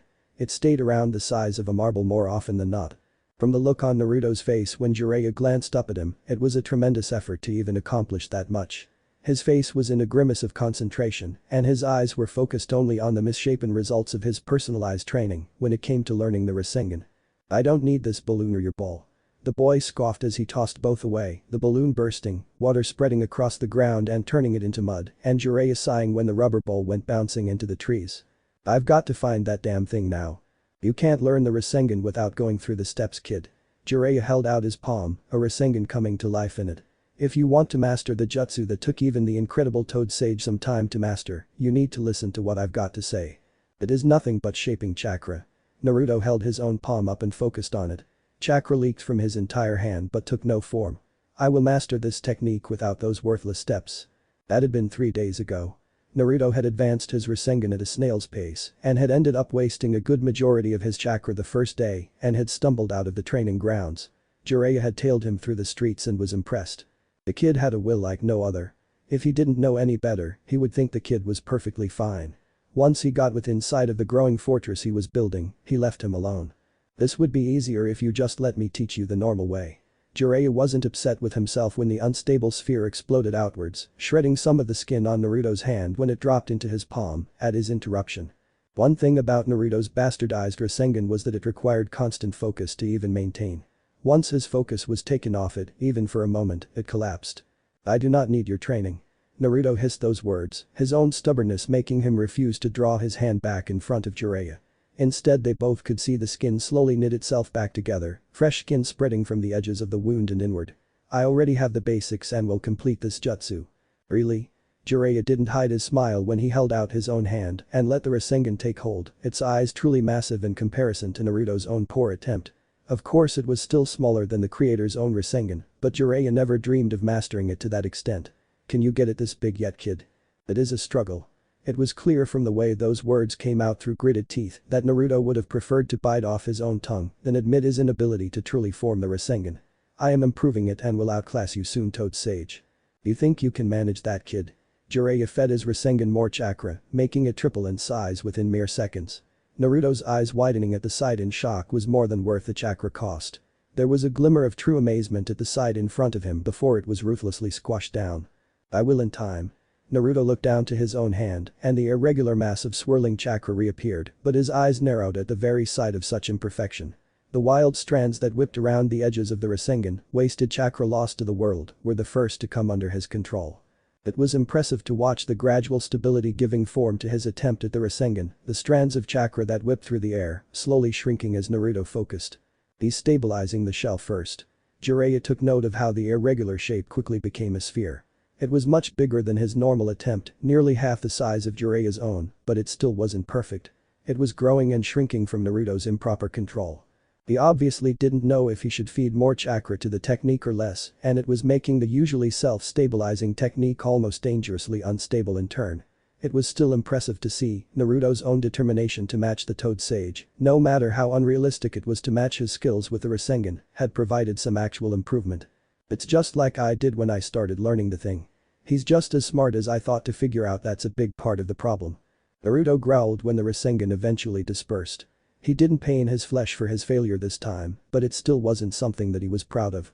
His hand curled into a fist and he dug his nails into his palm. He looked to the smiling Jiraiya and his hand opened once more. Another blue sphere formed, this one far larger than a marble, but still nothing close to the normal size of the Rasengan. Jiraiya could admit it was at least a start down the right path. "You learn fast, Naruto." Jiraiya could compliment an accomplishment when he saw one. Naruto increasing the overall size and stabilizing his Rasengan was such an accomplishment. He seemed to have found the key to his success actually. Most people honestly need the balloon and the ball to get this close. "I need neither." Naruto's eyes focused on the burgeoning Rasengan in his hand. His fingers wanted to curl into a fist again, but he withheld the urge. He took hold of his wrist with his free hand and his eyes focused solely on the jutsu he had sworn to master. "I am a Caesar." The Rasengan pulsed like a heart in his hands, expanded to the proper size in Jiraiya's eyes, and Naruto refused to release it. The expanded Rasengan had ground against his palm for a moment and left it covered in shredded flesh, but he did not let the pain blind him. The blood was taken in by the Rasengan, a red sheen added to the blue light it naturally released. "Do you not see it now, Toad Sage?" Naruto did not look away from his slowly growing Rasengan, nearly the entirety of his being focused on the jutsu now. Do you now see how a Caesar needs nothing but his own genius, his own strength, and his own will to conquer any challenge before him? Excitement took hold of his voice. I am a Caesar of the Uzumaki Empire, praetor of a legion, and I have mastered the Rasengan. No you haven't. Jiraiya batted his hand to the side, the Rasengan, already unstable from his influxes of chakra, dispersing with an actual blast of chakra this time. The Sannin was unaffected by it, the steel hair that wrapped around him in moments uncurling and shortening, while the Uzumaki was thrown on his back. You really haven't mastered it yet, Naruto. Jiraiya looked down at Naruto from where he stood above him. Until you learn to perfect the chakra and get the overall feel of what the technique should be like, the Rasengan won't become self-sustaining like it should be. To prove his point, Jiraiya formed his Rasengan, normal-sized, once more. He held it in front of him as Naruto sat up, refusing to show any effects of the explosion, if they even were any to begin with. You're on the path to get there, but you're still far off from the end. I see. Naruto rose to his feet with as much dignity as he could manage after being thrown onto his back from the blast. I must be able to use it in the midst of combat to truly master the Rasengan. Naruto held his hand out in front of him once more, and a spiraling sapphire sphere of chakra took hold above his palm once more. The soft whir it released in time with Jiraiya's own was almost calming, soothing. It brought back memories of the simpler, the better past. When you feel confident with it, we'll see whose Rasengan is strong with a clash. I'm already confident with it, kid. You're looking at the one and only Toad Sage after all. When you feel confident with it, we'll see whose Rasengan is stronger with a clash. Jiraiya smirked. His words had instantly gained Naruto's attention. You will regret issuing such a challenge, Toad Sage. Naruto's eyes flashed from blue to red as he focused. Your pride will be wounded when I give you a taste of the power of a Caesar. Hours would pass before the two would clash, hours that produced quite the results. Come. Steel rung against steel. One Sasu clashed with the blade of another of the Praetorians. Two others were scrambling back to their feet and showed the fruits of their own training. Chakra consumed the blades, the techniques of the Ronin that had attacked Azuna simple to learn, and a thing the Praetorians mastered. Crescents of chakra flowed towards the uchiha with a swing of their blades, and he copied the technique. It wasn't with his sharingan. He had taught the heads of each cohort the technique after all. He bisected the blades of chakra with his own, before the three Praetorians swung as one, 3 waves of chakra fusing into one, and he did not attempt the same trick. He sunk into the ground and began his attack immediately once he burst out of it. Pain. Pikachu. Fires surged forward. Each Praetorian was a mirror image of the other. They fell to a knee, drove their blades into the ground, and rushed through hand signs. Suiton. Suiton. A stream of water erupted from each of their mouths, and 3 became one once more. The mist the collision between his fireball and the water created hid the torrent of water coming towards him from sight. You truly are a genius, Caesar. Sasu could not help but remember the words of his Caesar not too long ago. Your Jinjutsu resistance training has at last shown itself legged. It has also enlightened me to the importance of my legion being well versed in the shinobi arts, beyond the simple techniques the likes of the substitution and body flicker they already possess. I had plans to incorporate jutsu, simple things, into the repertoire of my legion ever since I saw the effectiveness of such power from Silver Fang and Nami no Kuni, but lacked the knowledge to implement it and keep my other projects on track. I feel almost foolish to have forgotten the abilities of your Sharingan, especially when my greatest enemy possesses the same eye as you. Your skills with ninjutsu will make you responsible for training my Praetorians. You possess a number of jutsu thanks to Silver Fang's hubris, and you will teach them to the elite of my legion. Once that is done, they will teach the rest of the legion. I wish you good luck, Legged. I'm still surprised this worked. The Praetorians had learned several jutsu in the past week. Each of them were simple and considered the basics of learning any nature transformation, but quantity always had the ability to beat quality, especially when the legion made use of something. It was only helped by the comparatively few hand signs needed to use such techniques when compared to the more complex ones. At times, the few seconds needed to form the needed hand signs for more powerful techniques could lead to a shinobi's death at the hands of another's weaker but more swiftly performed technique. I guess I shouldn't be surprised. Sasuke was not blind to the present, he countered the swing of one of the Praetorians, but the ringing of steel on steel only allowed the other two to unleash another bullet of water on his position. He dodged out of the way and broke away from the Praetorian he was clashing blades with, his foot being driven into his chest, helping him gain distance. You're impressive as always, but I should expect nothing less from the personal guards of Caesar himself. Sasuke Sharingan saw the three with ease as they regrouped. He was looking through a mist made of chakra, but it was easy to spot where his was absent. It had been created by his fireball and their water clashing after all, mixing the two chakras. The lack of his in a substantial and body-shaped space was enough to clue him into their location. It's a shame that I'm better than the three of you. They didn't rise to his bait, but he didn't expect them to. He didn't need them to either. He inhaled. Pain. Hasenka. His aim was nearly perfect as he unleashed a dozen small fireballs. The Praetorians seemed to understand it would be useless to attempt to destroy them and so scattered. He moved the fireballs of course to follow them. They veered off course and formed into a larger trio of 3 fireballs. It was a strain, but it was well worth it to drive the Praetorians back, their shields taking the brunt of the blast as they were struck by his attack. He moved to capitalize of course, drawing up his sword and extending the blade with his chakra. The Praetorian should never equal the legate. That thought made him move with all the speed he possessed, swing with all the power he held, and attack with no mercy. The smoke cleared. He returned his sword to his side. 3 Praetorians were limp on the ground. He had not killed them, and they knew it was only because he did not need to worry about those so much weaker than him. Who else will challenge me? He did not let his exhaustion show. A host of Praetorians stood before him.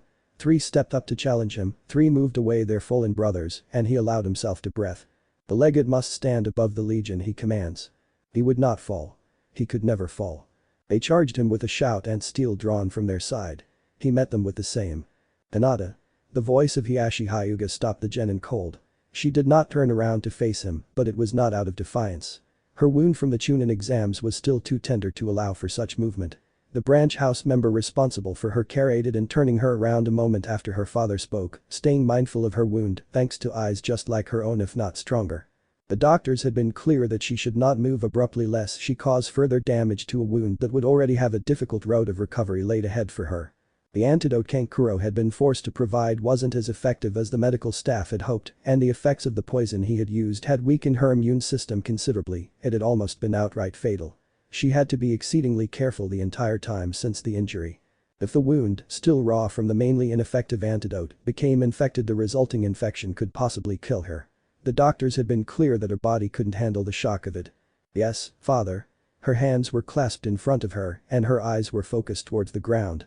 The branch house member, after making sure she remained healthy, bowed with her head touching the floor. She did not dare raise her head for fear of Hiashi punishing her. He had been especially irritable with members of the branch house after learning of Niji's performance in the Chunin exams. An unspoken boundary had appeared between the two and would not be fading away anytime soon. No, you disappointed not only myself but the clan with your pitiful performance in the Chunin exams. I know, father. Her eyes remained focused on the ground, focused on the stray hair of the branch house member bowing, seeing the minute trembling she knew her father saw as well. He may even sport a small smile at a branch house member knowing her play so well. Remember, your weakness shames the clan. Hiashi spoke no more to her. She did not expect him to speak much beyond those words to her, and she was happy that was the case. The less he spoke to her was for the better for them all in the end. I know, father. It was truly one of the only responses she could give. Any other and he would punish her, be reminded of her many failings and punish her despite her injuries. She knew, deep within her heart, he would not care if she died because of what he would do. She knew he would not care if he dealt her a crippling injury in his fury, blinded by his hatred of things far beyond what she could directly control. He would more likely rejoice that a weak heiress had died. Her sister, her much stronger sister being most important to Hiashi, would take her place as heiress of the Hyuga and have the love he had never given her. And then he would begin to hate her sister as much as her. Niji was genius like no other, and Hanabi could not measure up to someone like him, no matter how hard he pushed her. He turned away from her after a moment of looking at her in what had to be discussed before he left down the halls. Hinata remained where she was standing with her head bowed and eyes focused on the floor for several minutes longer, regardless of his continued absence for her sight. She had to be sure he was gone. He's gone. She spoke to the branch house member at her feet and she slowly rose her head from the floor, her byakugan active once more. Do you still wish to depart, Hinata-sama? She remained on her knees. Yes. She rose to her feet and waited for Hinata to begin moving again. Hiashi was very clear. His daughter was to be escorted by a branch house member at all times for her own protection. He considered her pathetically weak now, considered her unable to fight even an academy student with a chance of victory. He did not care that she was wounded, that she had come so close to a victory that she would have never gained a few months ago. He did not care about anything but the fact she had lost her match and Niji had not only won but used techniques that should be restricted to the main house. He was embarrassed one of his daughters, his eldest and heiress of the Hyuga, failed where a branch house member succeeded. Or he was angry at Niji's own prodigious skills. Maybe he was angry that Niji mastered a technique that had taken him years to begin to learn with the best of teachers. Perhaps he was jealous of his nephew's genius, the reminder of how he had gained his position. Hinata knew the story of her long-deceased uncle rather well after all. She was focused deeply on her thoughts as she stepped through the door with aid of the branch house member. She didn't notice the familiar face that was seemingly waiting for her. Hinata. The voice from the side almost made her jump, but a soothing hand from the woman next to her, no doubt aided by the healing techniques that had been the reason she had been ordered to be her escort in the first place, made her still and her body relax before any harm could come to her.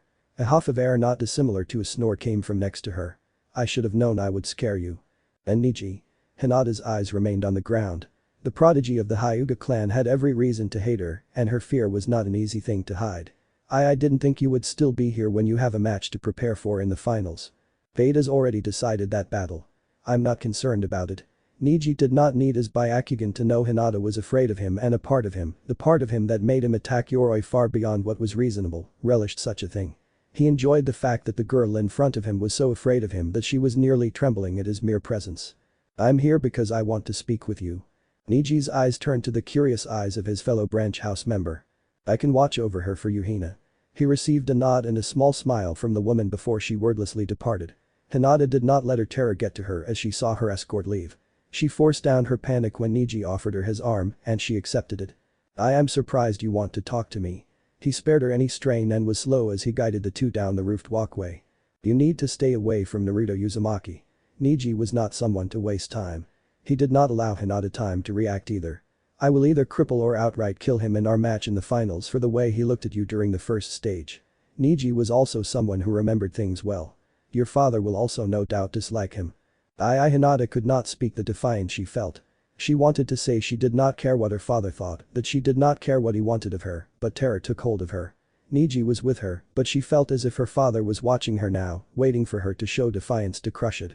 He could very well be monitoring her with his byakugan. Niji could even be reporting to him. She could not be defiant. She could not speak such words and expect to avoid punishment. I understand. She could not be defiant until the eyes of her father no longer watched her every move. That is good news to hear. Niji came to a stop and she was forced to do the same.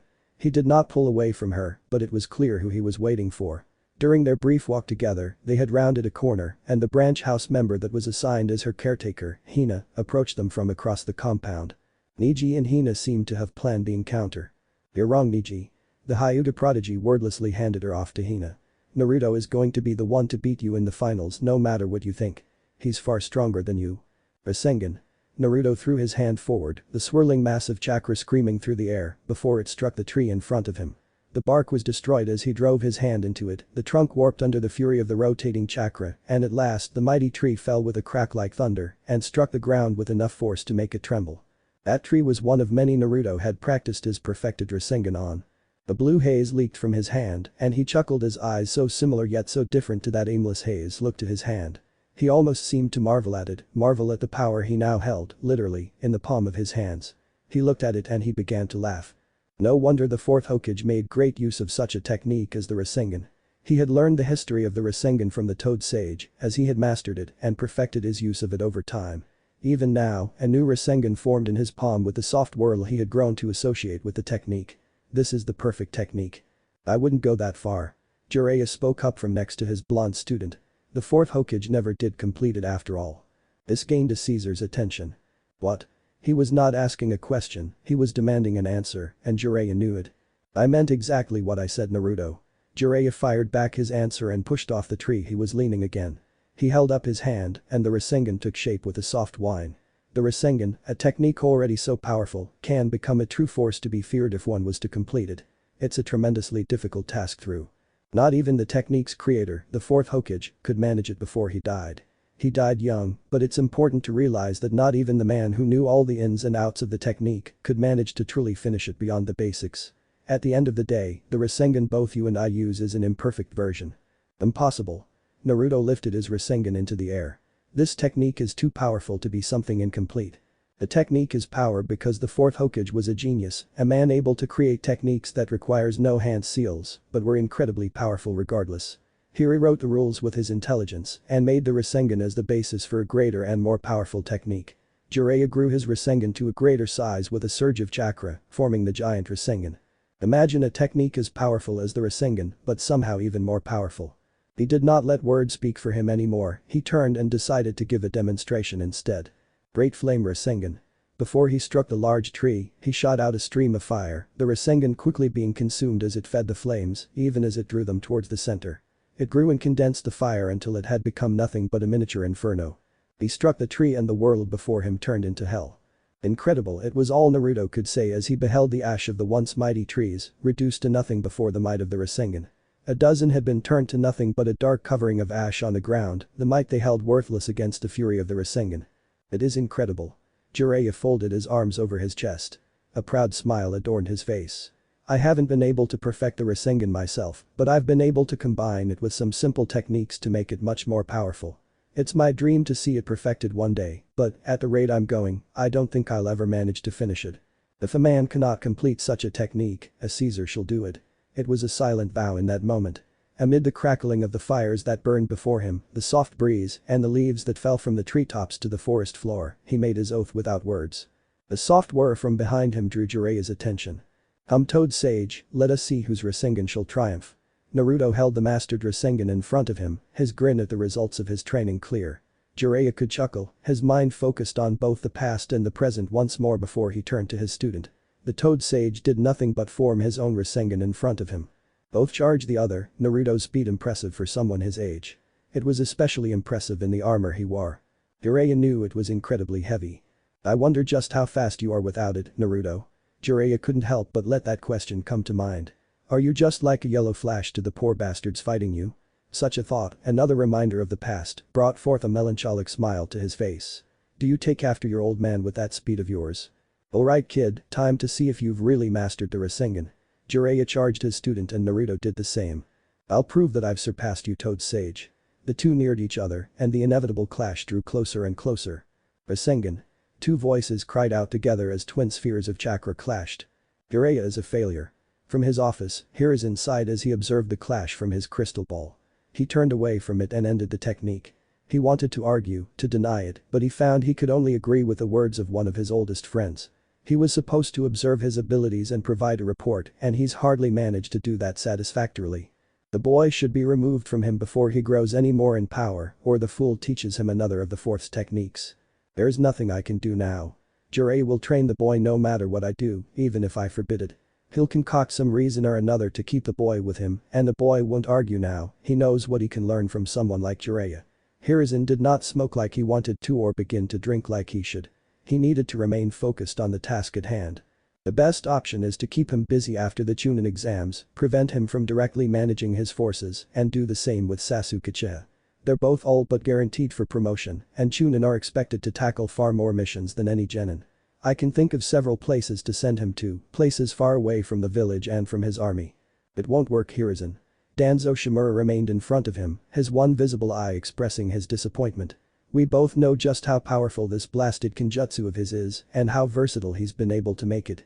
Those Praetorians don't leave his side within the village and it's likely a small army will follow him out of it. If his actions in waves are to be a baseline he did not continue. More lands will come under his control, perhaps even willingly. Hiruzen finished for him. The more lands that fall under his control, the more power his empire will possess and his army will grow larger and larger.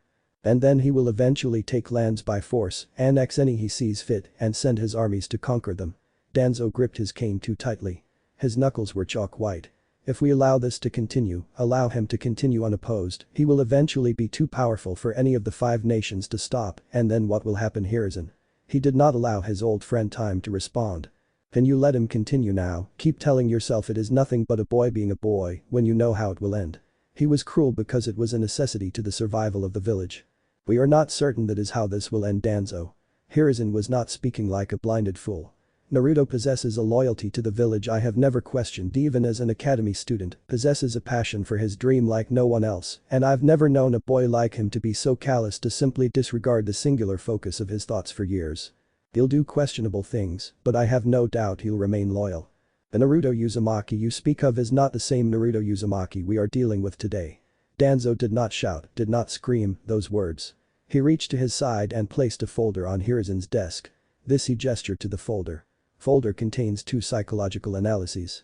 One is of Naruto Uzumaki 2 days before his graduation from the Konohagakure Shinobi Academy, and the second was taken 10 days after the second stage of the Chunin exams concluded in full. What is the point of this Danzo? Hiruzen was a rather good multitasker as he could both read over the documents and converse with his old friend. You will see my point, Hiruzen. Simply read. Danzo leaned back in his seat. If you do not, then I will clarify it for you. I'm sure your old age has made some things simple in your youth rather difficult. The only thing age has given me is a stronger liver. Hiruzen continued to read over the first analysis, the Yamanaka behind it coming to a similar conclusion as anyone else would. Naruto Uzumaki was far from a genius. He was impulsive, reckless, and hyperactive, but was also rather crafty.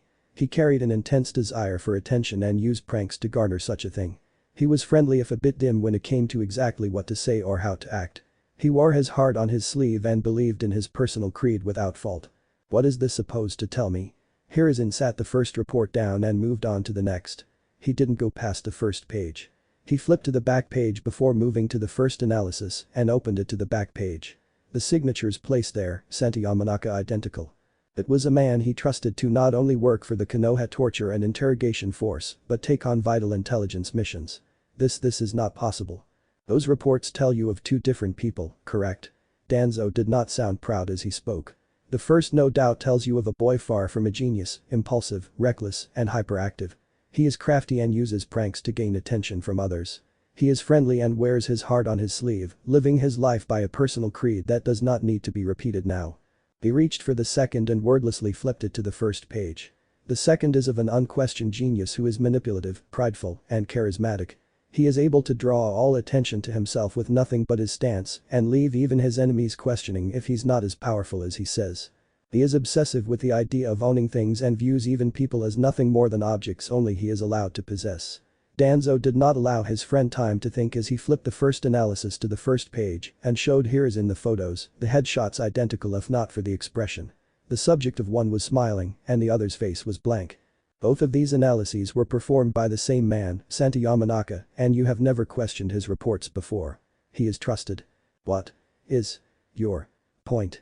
Hiruzen did not look at the photos, he looked into the single visible eye of the man he called his friend. I have made it. Danzo leaned back in his seat, his eye never leaving Hiruzen's. He would not back down from this. The Naruto Uzumaki we are dealing with today is completely different from the Naruto Uzumaki you saw as your son in the past. That Naruto Uzumaki is, for all intents and purposes, dead. No, he is not. Hiruzen looked away first. He closed his eyes. Yamanaka have been wrong before and even if he is right this means nothing. We both know the importance of keeping up a public image. How can we be sure he's not doing the same? If you ask me a question like that allow me to reply in kind. How can you be so blind Sarutobi? Danzo did not move from his seat when killing intent flooded the room, he pressed onward without pause. Is it because the boy calls you Sarutobi Jiji? Are you blind because you care more for the boy who can damn this village to war than you do for your own flesh and blood? Are you afraid of seeing what you're allowing to run free once again? He is not Orochimaru. His anger bested his self-control when he allowed it to enter his voice, allowed his hands to curl into fists. No one is as monstrous as him. My agents have uncovered something interesting in waves. Danzo took a hand off his cane and reached into his robe, drawing out a bundle of photos. Naruto has developed a passion for executing those he deems stand against him. He unbound the photos and slid them across the desk. What exactly counts as going against him is a long list. Hiruzen glanced down and did not allow himself to be sickened at the crosses bearing corpse after corpse. Each was more gruesome than the last, men and women, some Hiruzen recognized from bingo books, hanging to die. Some were lucky, a spear put through their chest while others could look at the camera, their eyes telling their suffering. Some seemed to be in the midst of begging for death. My agents showed them the mercy Naruto Uzumaki would not. Why? Why? What why are you asking of me Hokage? The title should have been spoken with respect, but now there was no trace of it, almost pity in the voice of the one who spoke took hold instead. Why am I forcing you to see the truth of that boy? Why am I forcing you to see the extent of his ambition? Why am I forcing you to think for once when it comes to the Jinchuriki of the Kyuubi no Kitsune? Anger entered his own voice. Why am I doing all of this? The answer is another question Hiruzen and it is simple. Can you let more blood rest on your hands because of the same inaction you took more than a decade ago happening again? Can you excuse yourself of the same guilt again and ignore what your inaction has caused once more? Do not speak of that Danzo. It was all he would say. He did not speak on the true problem. He could not speak on the true problem. You confronted Orochimaru personally and let him escape. It is a fact that will be remembered by history. His eye, if ever so slightly, softened. He leaned forward in his seat. Don't let history remember you twice for the same mistake Hiruzen. Anzo Shimura rose and left the room. Damn it. It was all the bleeding Jonin could think. His breathing was becoming more and more difficult, his basic medical skills useless for a wound like his. Blood pooled around him no matter what he did, and he knew his fate. And no blood filled his mouth when he tried to move. Agony ripped through him, his torn body refusing to obey his will, and he could hardly drag himself forward. Blood trailed behind him in the meager distance he had managed before his strength had nearly entirely left him, the trail thick and too wide to give hope for his survival. And Nidate Hokage-sama. Irizen Sarutobi's fear of an invasion was correct. Heiichiko had overheard the plans and had paid for such information. He had never seen an attack like whatever his attacker had used, wind had lacerated his body between rooftops as he hurried away. He had fallen to the alley below and had been left to die. It was a miracle he had stayed alive as long as he did through sheer force of will. He hadn't even made it out the alley through. If he had the chakra he would be content to die with a summon on the way to the Hokage, but fate was against him. His night was long, filled with kinjutsu training that left him with too little for the summoning jutsu. Why Yugao, he couldn't rise. Darkness swam in his eyes the same way he saw her standing before the oncoming wave. Forgive me. He couldn't stay above any longer. His last thoughts were on his lover when the blackness rushed to claim him. It was too early to drink to most people. The four jonin gathered at the bar in the early morning were not like most people. The four sat together at their usual table and they had, collectively, downed more than 2 bottles in a fairly short amount of time. Guy refilled their glasses with the 3rd bottle since they had sat down. Kakashi, do you even know what that kid is doing? Asuma brought up the question that the jonin had avoided in their other gatherings. Kakashi paused in speaking with Guy at his question before he shrugged his shoulders and waved his hand to the side. It doesn't matter even if I did.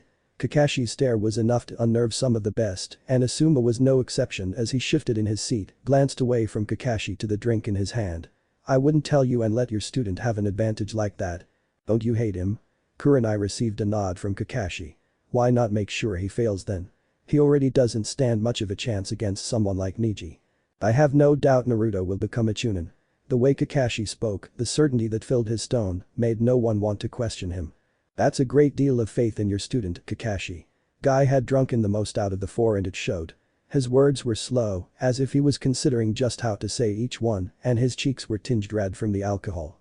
I'm not so sure you should be so confident sure of that boy. Believe me, if I thought he would die, I would be happy right now, but I'm sure he'll survive. Kakashi leaned back in his seat, resting his hands behind his head. These chunin exams, despite the caliber of genin in them, won't be able to get rid of him for good. He'll be out of my hair as a chunin, but he'll still be a pain since he'll still be alive. You need to stop with such morbid thoughts, Kakashi. Guy didn't seem to notice the extra syllable he added to Kakashi's name, and none of the jonin wanted to point out his mistake. The drunken guy was a guy prone to punching things. None of them wanted to deal with that so early in the morning.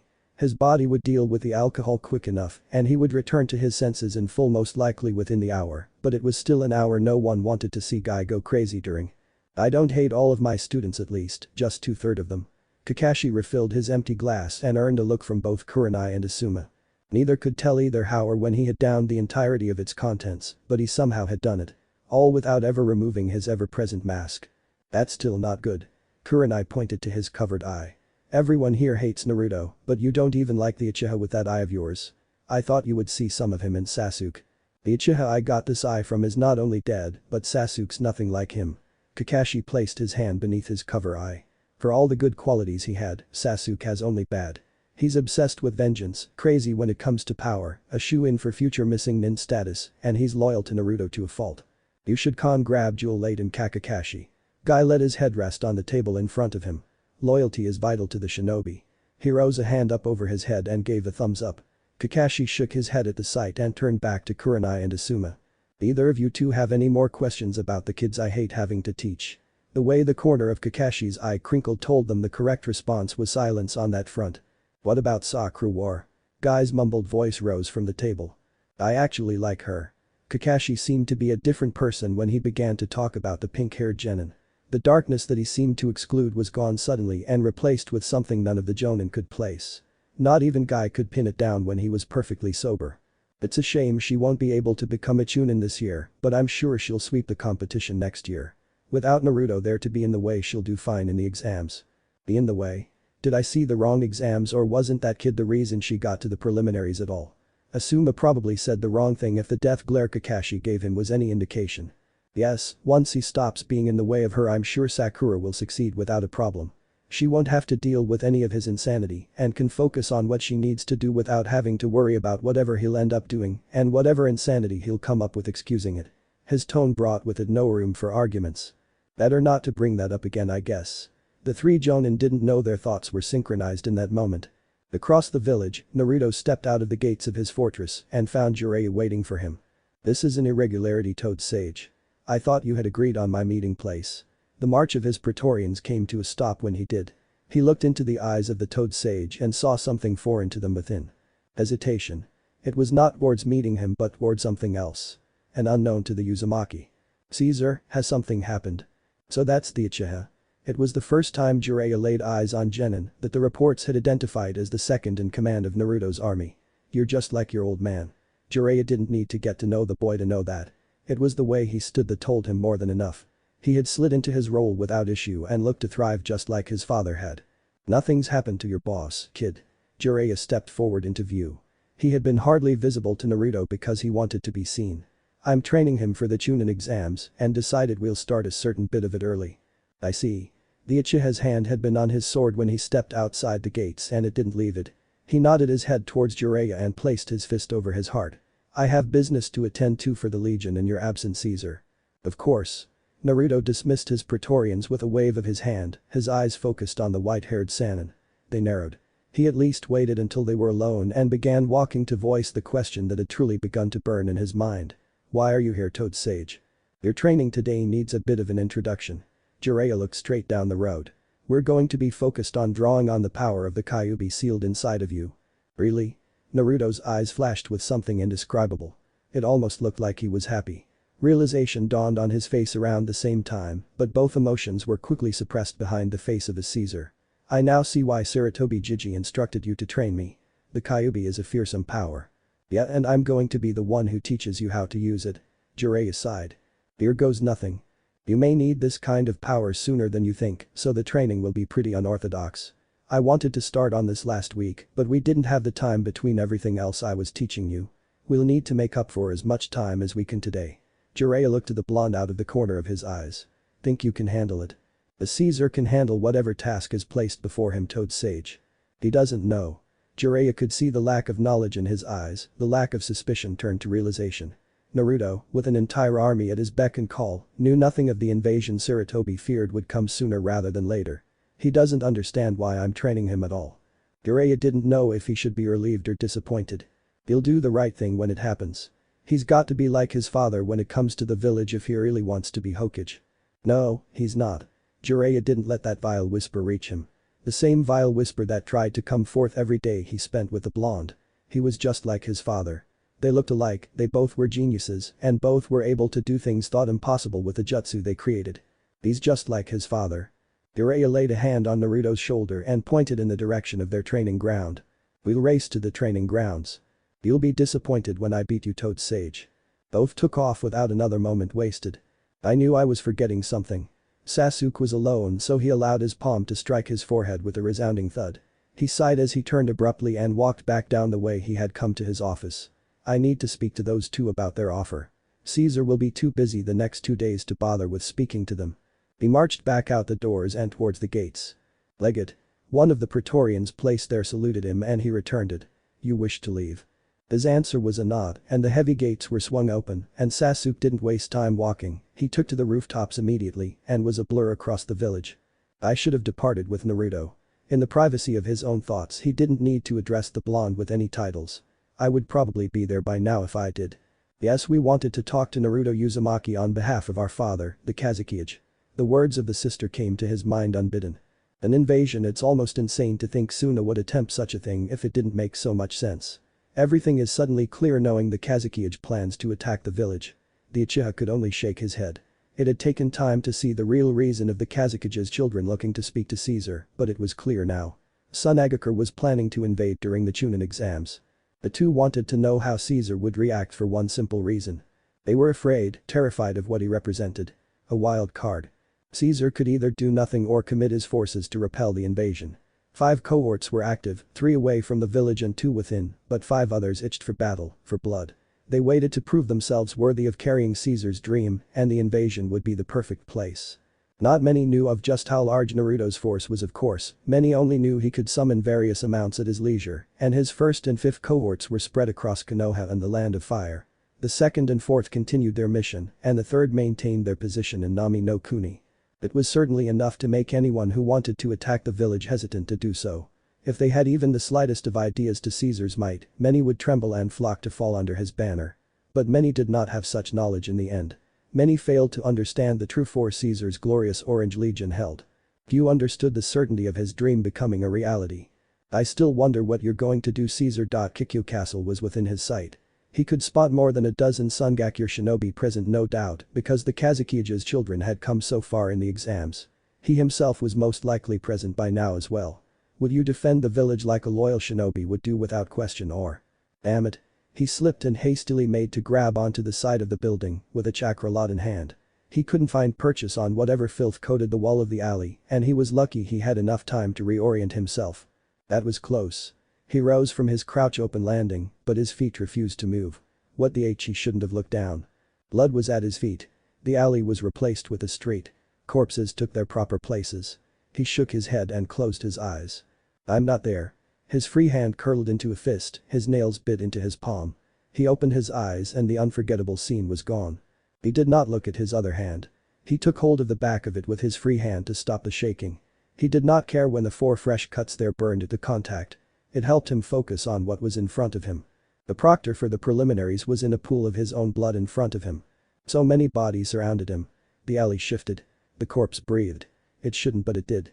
It was a shuddering, gasping, pitiful thing, but it breathed. The mark Naruto had given him burned. He didn't know how, but now he sat on the floor of the hospital, his hand on the chest of the man he didn't even know the name of. "At a doctor." He barked out an order to the Praetorians, and they did not question him. They headed off as he looked at the man that was dying. Dying. Not dead. He wasn't like the others. He Legate. The voice of the Prefectus Castorum tore him from thoughts he had once believed suppressed to the deep abyss of his mind, used only as a focus of his hatred and vengeance. What laid within those depths were supposed to lay unseen. I almost forgot Caesar stationed you here to watch over Tenten, Prefectus. Sasuke did not rise from where he crouched next to the body. He moved his hand from the chest of the ruined and bloodied flak jacket to the neck, finding the faint pulse there. How is she? She heals. The Prefectus dropped to the other side as 2 Praetorians wheeled over a stretcher. He needs to be moved. Sasuke did not bother speaking. A Praetorian joined both on either side of the dying man. They used a board to lift the bleeding man up, and Sasuke walked with the Praetorians as they wheeled him away. Return to your post, Prefectus. The legate of the Orange Legion received a salute from the high-ranking Praetorian before he left down the halls. Sasuke Uchiha did not visit the 2 genin from Sunagakure. Before we begin, I need to talk to you, Naruto. The 2 sat across from each other on the water. Jiraiya had instructed Naruto to close his eyes, and now they opened. Blue eyes that were so familiar sent him into the past.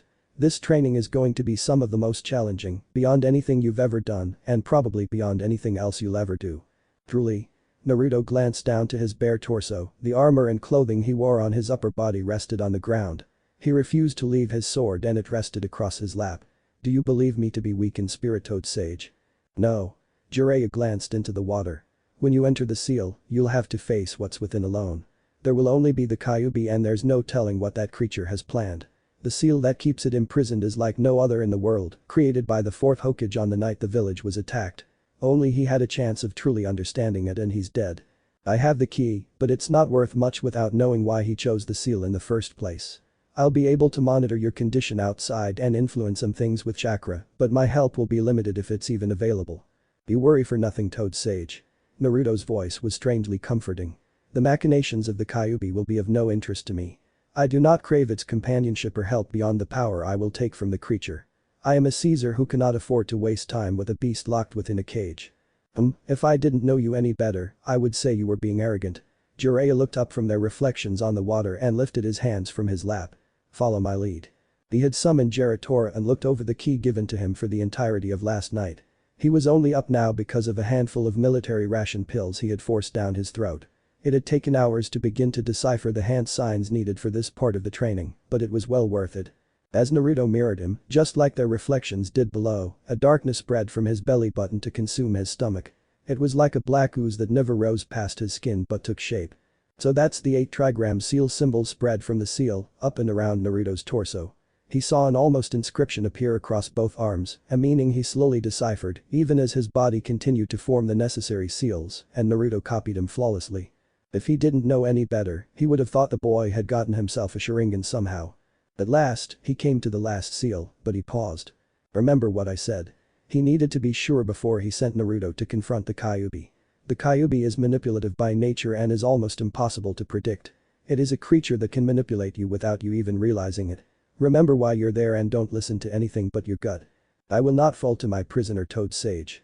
Determination burned in Naruto's eyes, and Jiraiya felt his fears leave him. Alright then. He and Naruto formed the last seal simultaneously. Naruto's eyes almost immediately widened as blackness took hold of his eyes. His mouth opened in a silent scream before his entire body seemed to lock up.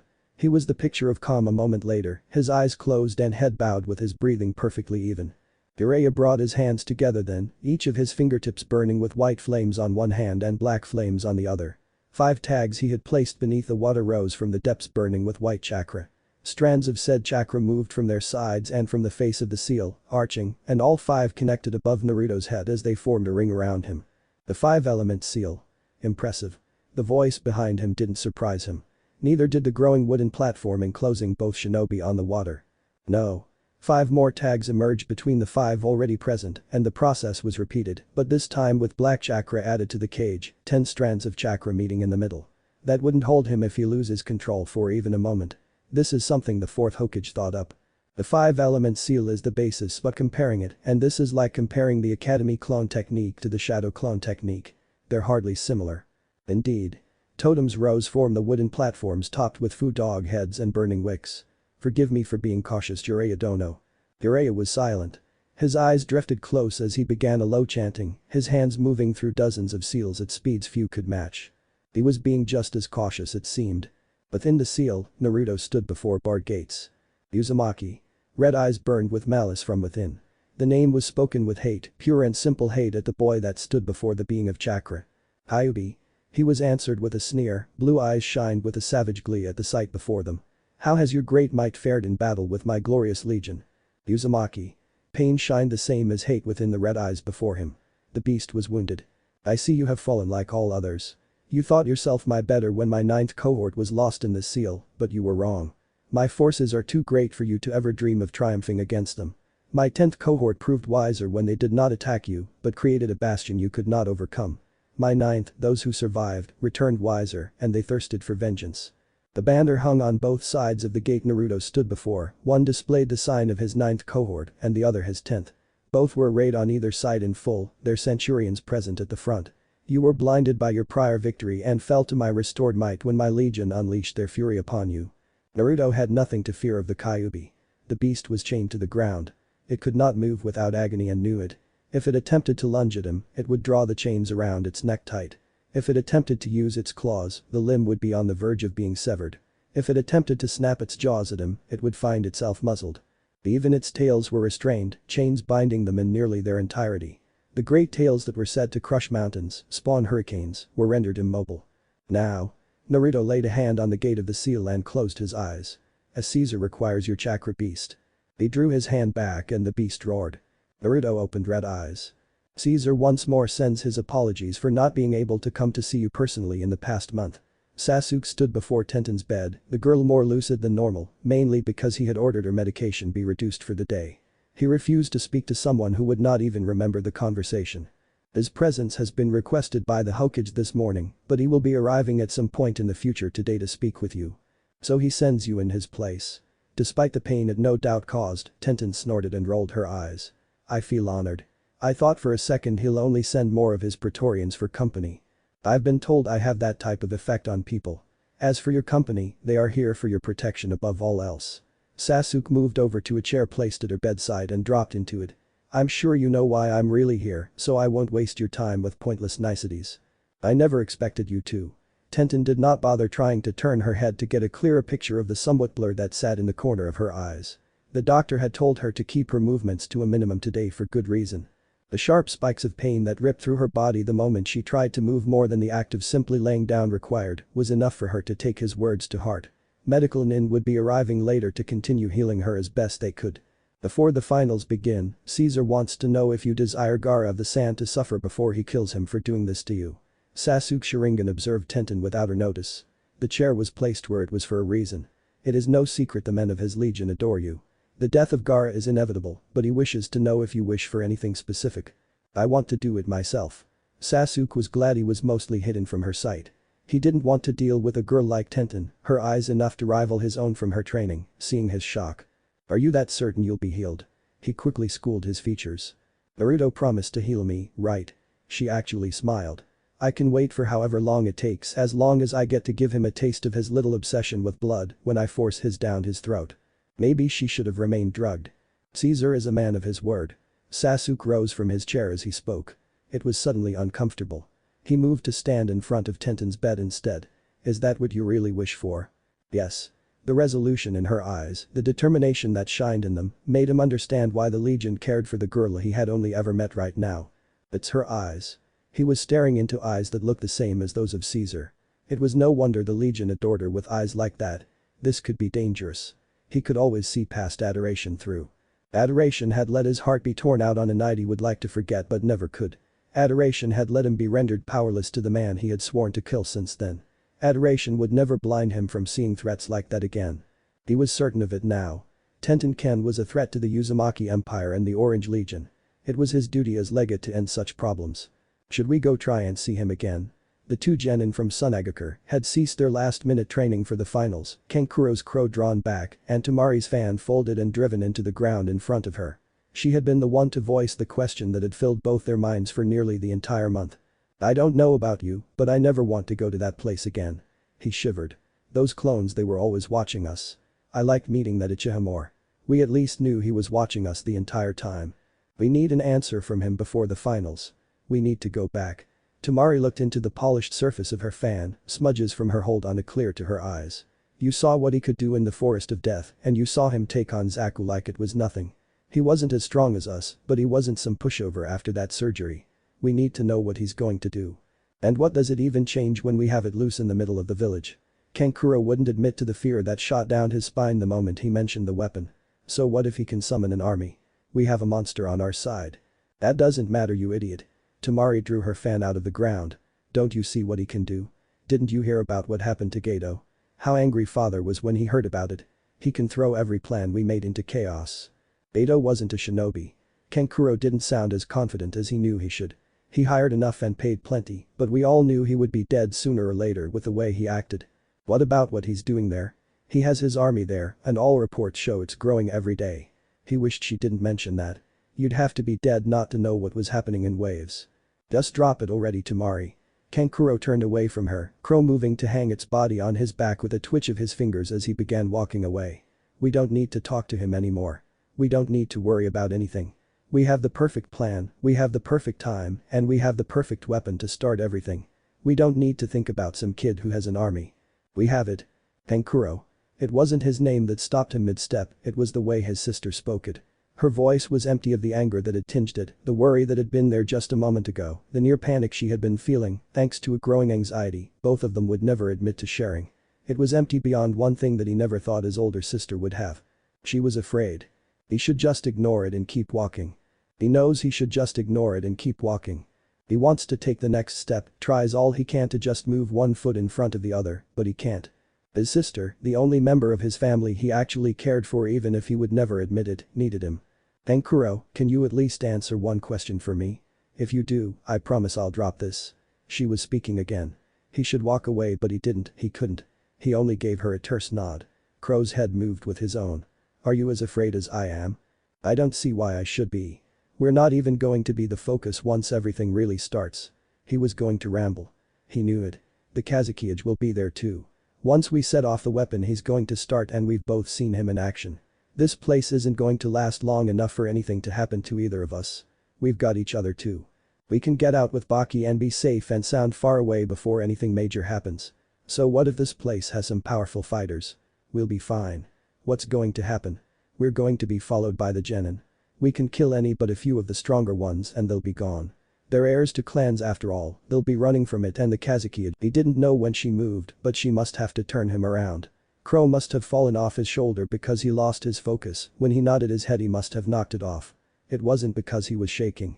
It wasn't because he was scared out of his mind of dying in the chaos he would be so close to. He wasn't scared at all. He didn't need his sister to hug him like this. He didn't need to hug his sister like he was. He wasn't scared of anything. He wasn't terrified of what could happen to him in the carnage, he wasn't scared that it would be loose, and he wasn't worried that his own father probably didn't give a damn about him. It's okay if you are Kankuro. I am too. He didn't need his big sister. He didn't need the closest thing he had to a mother. He was fine. You know, when I said I was paying, I never thought you would invite everyone. Kakashi glanced at the genin gathered at the table with his sole visible eye, talking and laughing without a single worry. He shrugged his shoulders. That's hindsight, I guess. Indeed, my rival. Guy stood with the silver-haired jonin. Hindsight is indeed quite the adversary to us all. You don't need to be here if you don't want to, Guy. Kakashi could catch on to one of his oldest friend's distraction. It was also obvious. You can go to Tenten if you want. She is heavily medicated to rest as she prepares for tomorrow.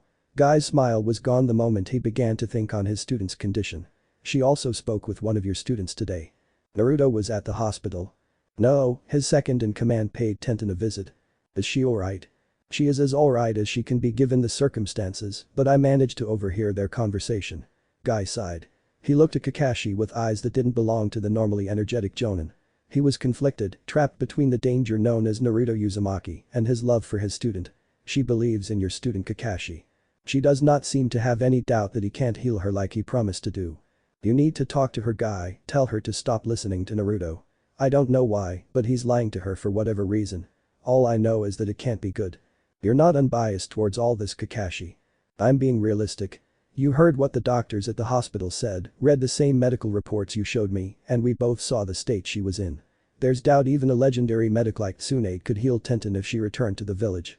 How is he supposed to do it when he doesn't even have a tenth of her experience, half her knowledge, or a fraction of her skills? He seems to be a fast learner. The conversation between the two jonin wasn't heard by the genin that had gathered for a celebration before the chunin exams were to start. They were focused on their own merriment. The growing conflict between jonin could be ignored just like the future was.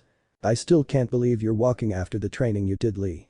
I wouldn't be able to do anything but sleep for a week if I had to do even half of that stuff.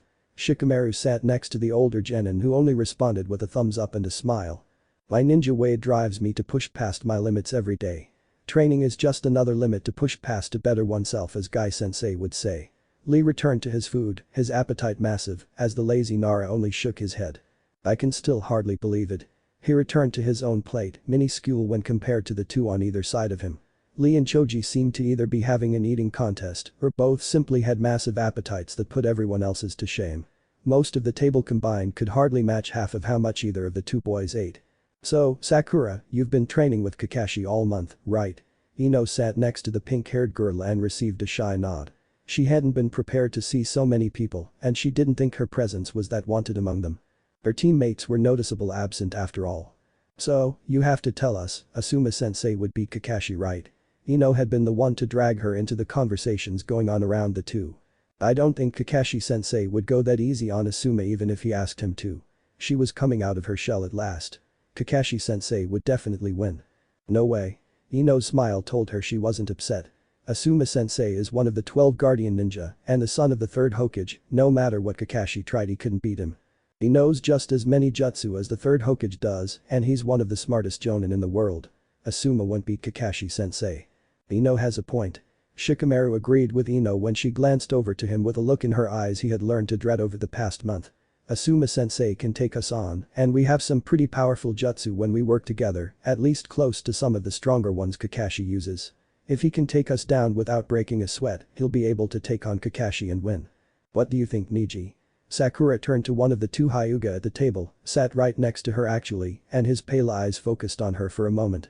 A ghost of a smile played across his face. I would beat both of them.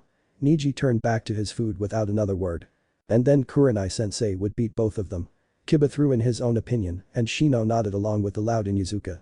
Hey, Kurenai-sensei is one of the best ninjutsu users in the village. Hinata looked across the table to her teammates from where she sat next to Niji. She would be able to beat them without any of them knowing she was even there. Kakashi-sensei has his sharingan. He can see through any jinjutsu. Doesn't change the fact that Asuma-sensei is stronger than him. He'll beat him even with his sharingan out. I-sensei would triumph over any foe. If he could not, I would perform 5,000 push-ups on top of the Hokage monument while proclaiming so all may hear. Guy-sensei's youthful flames have died. Kurenai-sensei would be victorious. Why? Because she is one of the strongest jonin in the village. Ha! An unwelcome presence was suddenly at the door. They were thrown open during the good-natured argument and two figures stepped inside. One remained at the door, rose a fist over an armored heart and bowed his head as the other continued forward. He rose his arms out to his side, a mocking smile crossing his face. You all speak of such nonsensical things. All of it is not even fit to be fiction to entertain a babe. Naruto Uzumaki's eyes traveled around the table before his vision was filled with Kakashi's flak jacket. Yo. He rose two fingers in greeting. His eye focused on Naruto with nothing in it. What are you doing here? I am not here to dine with company such as the Silver Fang. Naruto did not bother doing anything but crossing his arms over his armored chest. His Praetorians were outside from the shouts that came from people who found their path blocked and several more figures entered the restaurant after him. The legate stood at his side after he must have finished giving his orders at the door. The centurion of the first cohort looked around the restaurant with a curious eye. The centurion of the fifth cohort came to stand at Naruto's side opposite the legate. All three laid a hand on their swords and their eyes watched the jonin closely. The Prefectus Castorum remained by the door, his back to the restaurant. If you're not here to eat then you don't need to be here. Kakashi didn't move from in front of the blonde despite the very real possibility of any of the others with him drawing their swords. Do you honestly believe you can command me to do anything I do not already wish for, Silver Fang? Naruto did not step away. He took a step closer actually. Get out of my way or you will be removed. I would move if I could, but a black cat crossed the floor behind me a while back. Kakashi yawned underneath his mask. If anyone's going to move, it's you. The Caesar does not retreat. The two silently stared at each other. Neither would be moving anytime soon because neither planned to move for the other. Step aside or I will be forced to show you the fruits of my training with the Toad Sage. Jiraiya-sama taught you? Kakashi's visible eyebrow rose. I guess I should be worried about you being a pervert like him now. I would never fall to such foolishness. I am no cretin like so many others who fall so easily to the pleasures of the flesh. Naruto showed his first true emotion since arriving with the disgust that crossed over his face at the mere thought of copying the less desirable habits of the Toad Sage, habits he had kept in check during his training. Such actions are pathetic and far beneath a Caesar such as myself. Well. Giving yourself titles won't change what will happen to you Naruto Uzumaki. Niji interrupted whatever Kakashi was going to say. You won't go past the first rounds in the Chunin exams. You think too highly of yourself Hyuga. Naruto sneered at the pale-eyes genin. He lifted one hand towards where Sasuke stood at his side. Whatever you may say of your eyes, I know of a Dojutsu far stronger than the byakugan could ever hope to be. My history is quite clear, it was the Uchiha and Senju and not the Hyuga that were the strongest clans and founded this village. Your eyes are nothing compared to the eyes my legate possess. You honor me with such words Caesar. Sasuke's sharingan appeared in the blink of his eyes. They focused on the Hyuga just as the byakugan appeared in his own. Do you wish to fight me again Hyuga or have you forgotten how our last contest ended? I remember you being a coward and summoning an army to fight me. Niji rose from his seat. His eyes were only for the Uchiha. Do you want to see how fate would have ended that battle now Uchiha? I have no problem killing you Hyuga, but that is an honor reserved for Caesar. I would not dare to intrude on his right to make you suffer. Naruto's eyebrows rose. Sasuke's words seemed to be the first time he had heard of his opponent in the Chunin exams. I am fighting the Hyuga.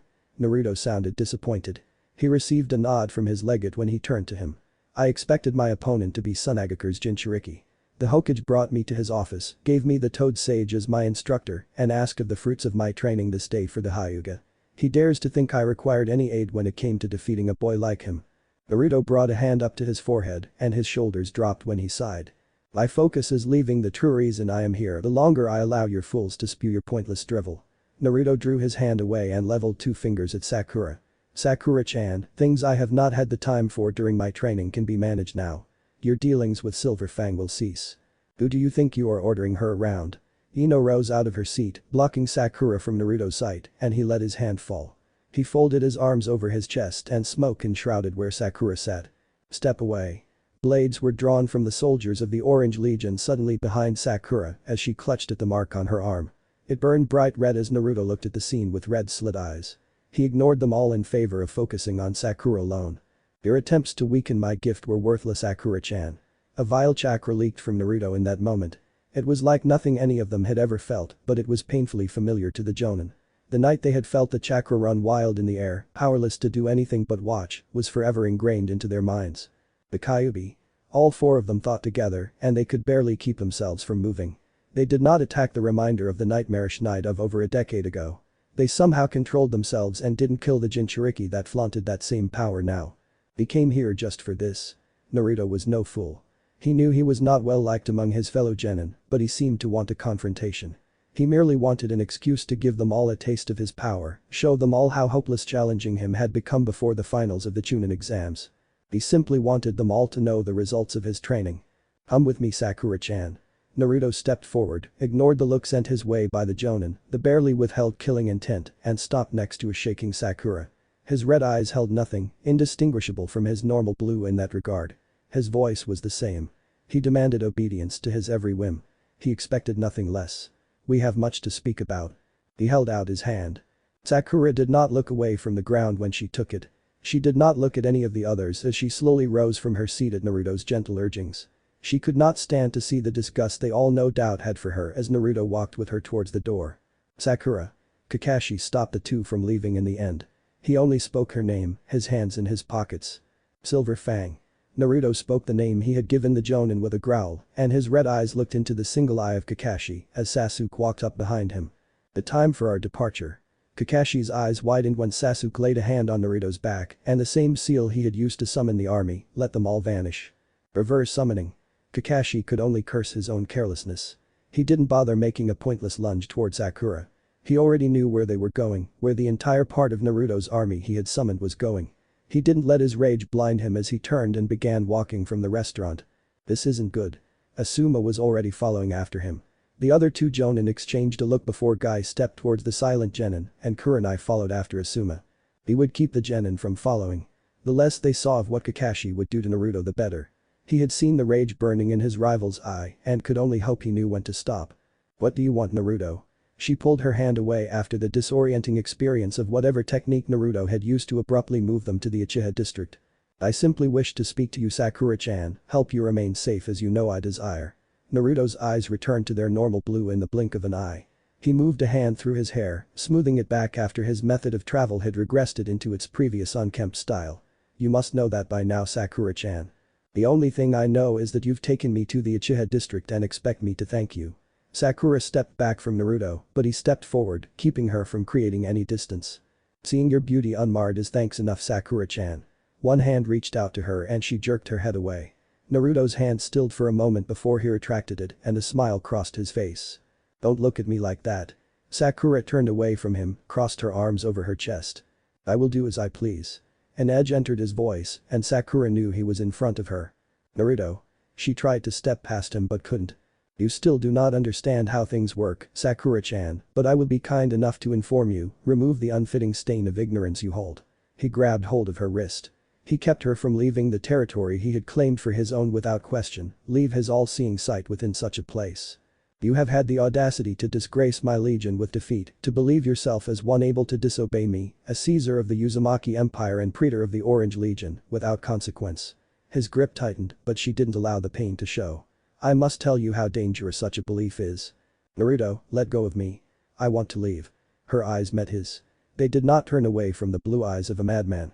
They held firm and something came to those eyes. The madness within was suppressed, forced away to the depths where it stayed. They did not soften, his eyes themselves seemed to wear a mask instead. They took on the guise of sanity to all who hadn't already seen what lurked underneath like a shark craving the blood it could smell in the water. "I am ordering you to stay." A soft smile crossed his face, an attempt to be charming, but it failed. She had already seen what lurked beneath, what he hid behind speeches and smiles. It was enough to leave her feeling nothing but disgusted of him, of the hand that held her. "But, ignoring your actions so far, do you not want to deliver your belated thanks to me, Sakura-chan? Did you not see how I gave you the keys to a glorious victory you squandered with such folly as compassion for a foe? I said let go of me. I'm leaving." She pulled against him, looking away from those eyes that showed nothing but layer after layer of falsehoods, all designed to hide the truth that lay buried beneath. The true Naruto was deranged beneath all the masks he wore. She knew that with a certainty now. She did not see the fury that crossed his face, but she did feel it. His grip on her arm became tighter, not enough to bruise, but it was enough to gain her attention when he did so. "You arrogant girl." He did not scream those words at her, but instead he whispered them with madness taking hold of his voice. He pressed her against the wall, a maniacal gleam taking hold of his eyes. His face drew close to her, emerald eyes wide as she saw the blonde in a way she had never seen him before, saw something in his eyes that made her shiver. You honestly dare, to think you may question me? You dare to think you can disobey me? You are mine. A hand, a claw, took hold of her face and forced her to meet crimson eyes. You would be nothing if not for me, if not for my legion.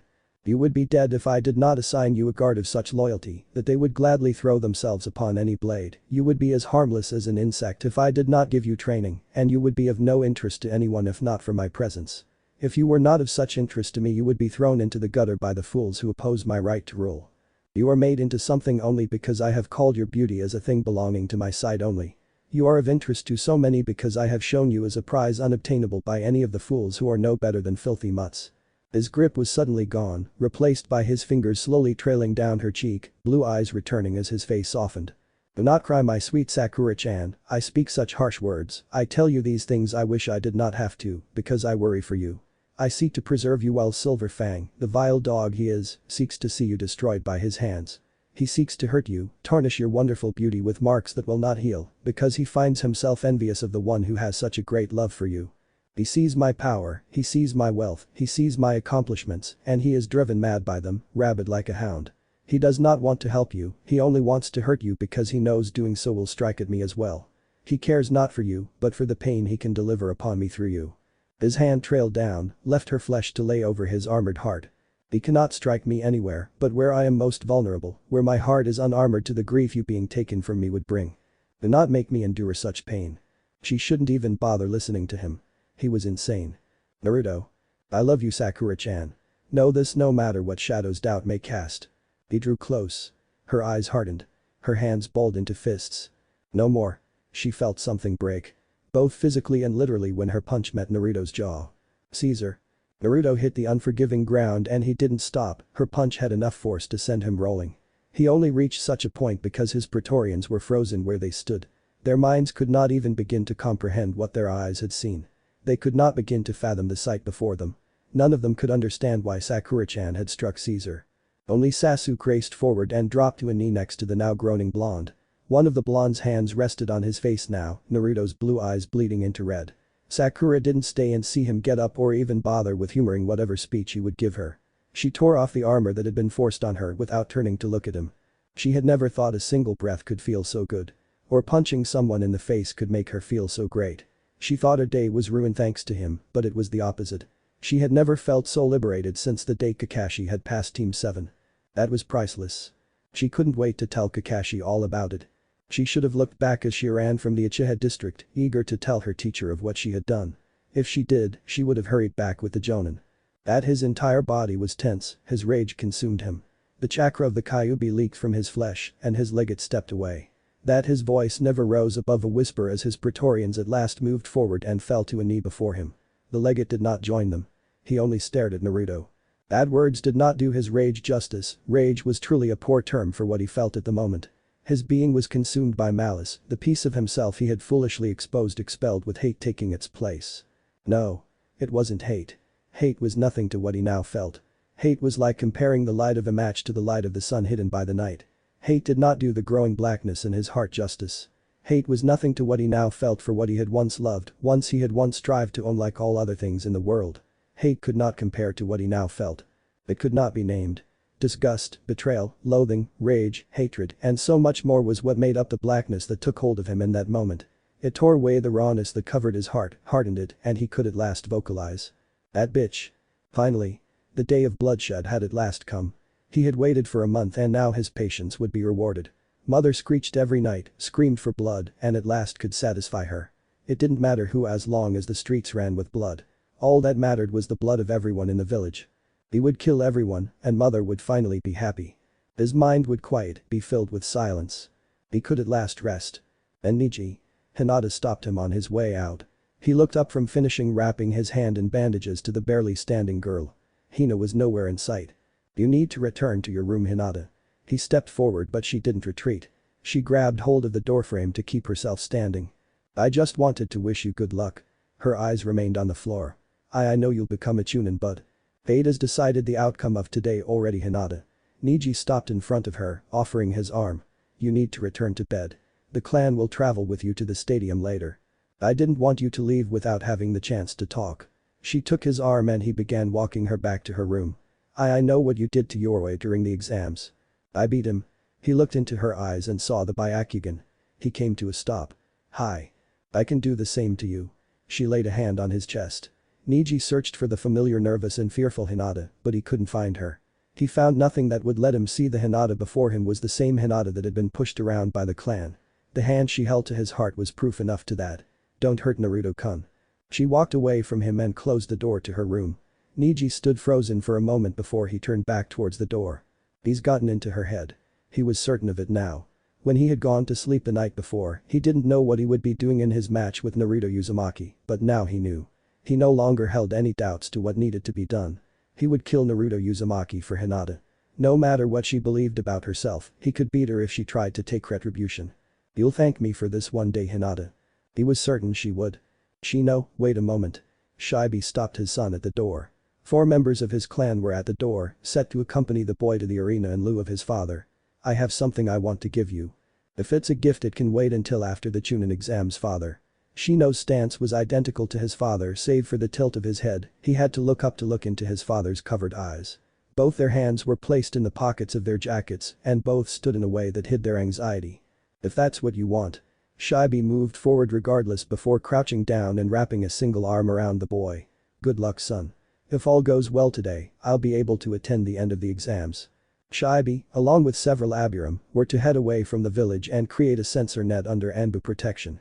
It was mainly to clear the worry the aged Hokage felt of a possible invasion during the exams. Most saw it was pointless because the odds of an invasion were slim to none, with Konohagakure's shinobi roster bolstered with some of its strongest at the moment. Jiraiya of the Sannin was among them at the moment even. An invasion would be suicide for anyone foolish enough to try to many. Shibi had volunteered to quiet any objections to wasted manpower. It was better to have wasted time than be surprised by an invasion. I'll see you then, father. Shibi watched his son leave. He didn't notice the Kakachu his father had planted on him. Just in case, it is better to plan for the worst. He turned to the other 3 Abiram clan members that would be moving with him. Let's move out. 4 figures moved towards the gates at dizzying speeds to meet with their Anbu escort, and 5 figures walked to the stadium the Chunin exams would be held in. Their Anbu escort made sure they never made it. I can't believe you're complaining about sleep now. Team Asuma walked to the arena together. Ino rolled her eyes as Shikamaru dragged his feet every step of the way, an almost visible trench dug by his sandals behind the 4. It's too early to be up. Shikamaru rubbed at his eyes with one hand, the other hanging limp at his side. His entire form was slouched. Why can't the finals happen later? Any later and it'll be night and you'll try to say they happened too late. Asuma dropped his burned down cigarette to the ground. The exams start later in the day anyway, the Hokage just wants all the participants there early. This is such a drag. And you're a literal one. Denton. Lee raced forward, a hand from Guy hardly stopping him from barreling into the wheelchair-bound bun-haired Genin. Easy Lee, your youthful passion is commendable, but Tenton's doctor was very clear. Guy dropped his hand back to the handles and moved Tenton forward at a slow pace. She can attend the finals but. We both heard the doctor, Guy-sensei. Tenton rolled her eyes from where she sat before she smiled at Lee. It's not like he could stop me even if he tried from cheering you on, Lee. I am incredibly grateful for such a thing, Tenton. Lee bowed to his teammate. When he rose up, his eyes held an unreadable thing within. I promise you this, Tenton, Gaara will pay for what he did to you with the spilling of his own blood and his broken body. That's so sweet of you, Lee. Damari, Kankuro. The voice of their father stopped the 2 from leaving. The 2 turned and saw Baki standing behind his shoulder like he usually was in the village. He held the Kazukiya's hat in his hands, and eyes like his son's froze them in place. There was nothing in them. Remember your mission. Of course, father. Both bowed to him. You're dismissed. He turned away and placed the hat on his head. Take the weapon with you when you leave. I made sure it's already outside. Of course, father. Neither let their fear show when they rose. Caesar. As usual for the past month, the legate awaited him outside his quarters. Shall we depart to the stadium? Yes. Naruto adjusted his sword at his side and his helmet laid under his arm on the opposite side. We have a Chunin exams to win, legate. I look forward to meeting you in battle in the finals, Caesar. I as well, legate. The 2 left the Uchiha district with only the other for company. No Praetorians accompanied Naruto. None were even in the Uchiha district. A host comparable to a skeleton crew kept the center of his burgeoning empire under watch. Hokage-sama. A dozen Anbu stood in front of the aged Hokage, arranged in 2 rows. The participants of the Chunin exams have arrived. The Kazekage is set to arrive soon as well. Rasa-sen will arrive early, no doubt. He turned and walked out the door, his shadow growing as he was followed. Other shadows spread down his path, watched for others and found none. There was nothing beyond their shadows. It worried them. They waited for an attack, for an irregularity, and found nothing. The walk to the stadium went perfectly. Nothing happened. It's too peaceful. It was the unanimous thoughts of them all. Now they simply had to wait for the other shoe to drop. They just had to hope they were ready. The Hokage was correct. In a few short minutes, the Kazekage arrived. He was roughly half an hour ahead of schedule. His own guards spread across the room, took up their discussed positions and did nothing else. They hardly seemed to even be breathing, but that was to expected from Suna shinobi. They were disciplined. Many believed they would turn their blades on themselves if their Kazekage ordered it. Hiruzen-san. It is an honor to meet you. Rasa came to a stop before the Hokage and before their seats for the Chunin exams. The same to you, Rasa-san. Hiruzen turned to where the participants had gathered. The gathered potential here is incredible as always. I have no doubt with so many Konoha-genin advancing through the second stage and the preliminaries I heard you hosted. Rasa joined him. His eyes focused on one above the others. So that's the boy I've heard so much about. I can see why. Rasa focused on the boy and would not deny what he felt. This must be what it feels like to see a Kage in the making. The boy stood like a leader, stood like one who was destined to stand above all others. He was everything one could hope for in a successor to the title of Kage. He is just as dangerous as I feared. The reports underestimated him, downplayed his danger, and the authors would be punished. They were fools who allowed the self to come before the whole. Their personal pride did not matter when it came to the village itself. He needs to die. His decision made, Rasa focused on the Hokage. I've heard it is customary for the hosting village's Kage to give a speech to the prospective Chunin. Rasa swung one arm out to the genin. Do you believe now is the time, Hiruzen-san? Now was the time. His movement, any movement from a Kage truly, drew the attention of the gathered participants onto the two of them. I believe it is the perfect time. Hiruzen stepped forward and cleared his throat. It is a tremendous honor for me to welcome all of you participants to the end of the Chunin exams. The third and final stage is set to begin within mere hours, and all of your futures shall be known before the day is over with. The promotion to the rank of Chunin is a rigorous and difficult process you all have nearly completed and have thus shown that you are deserving of the rank. You have shown the ability to gather intelligence, travel through hostile lands under threat, and display combat skills above your rank.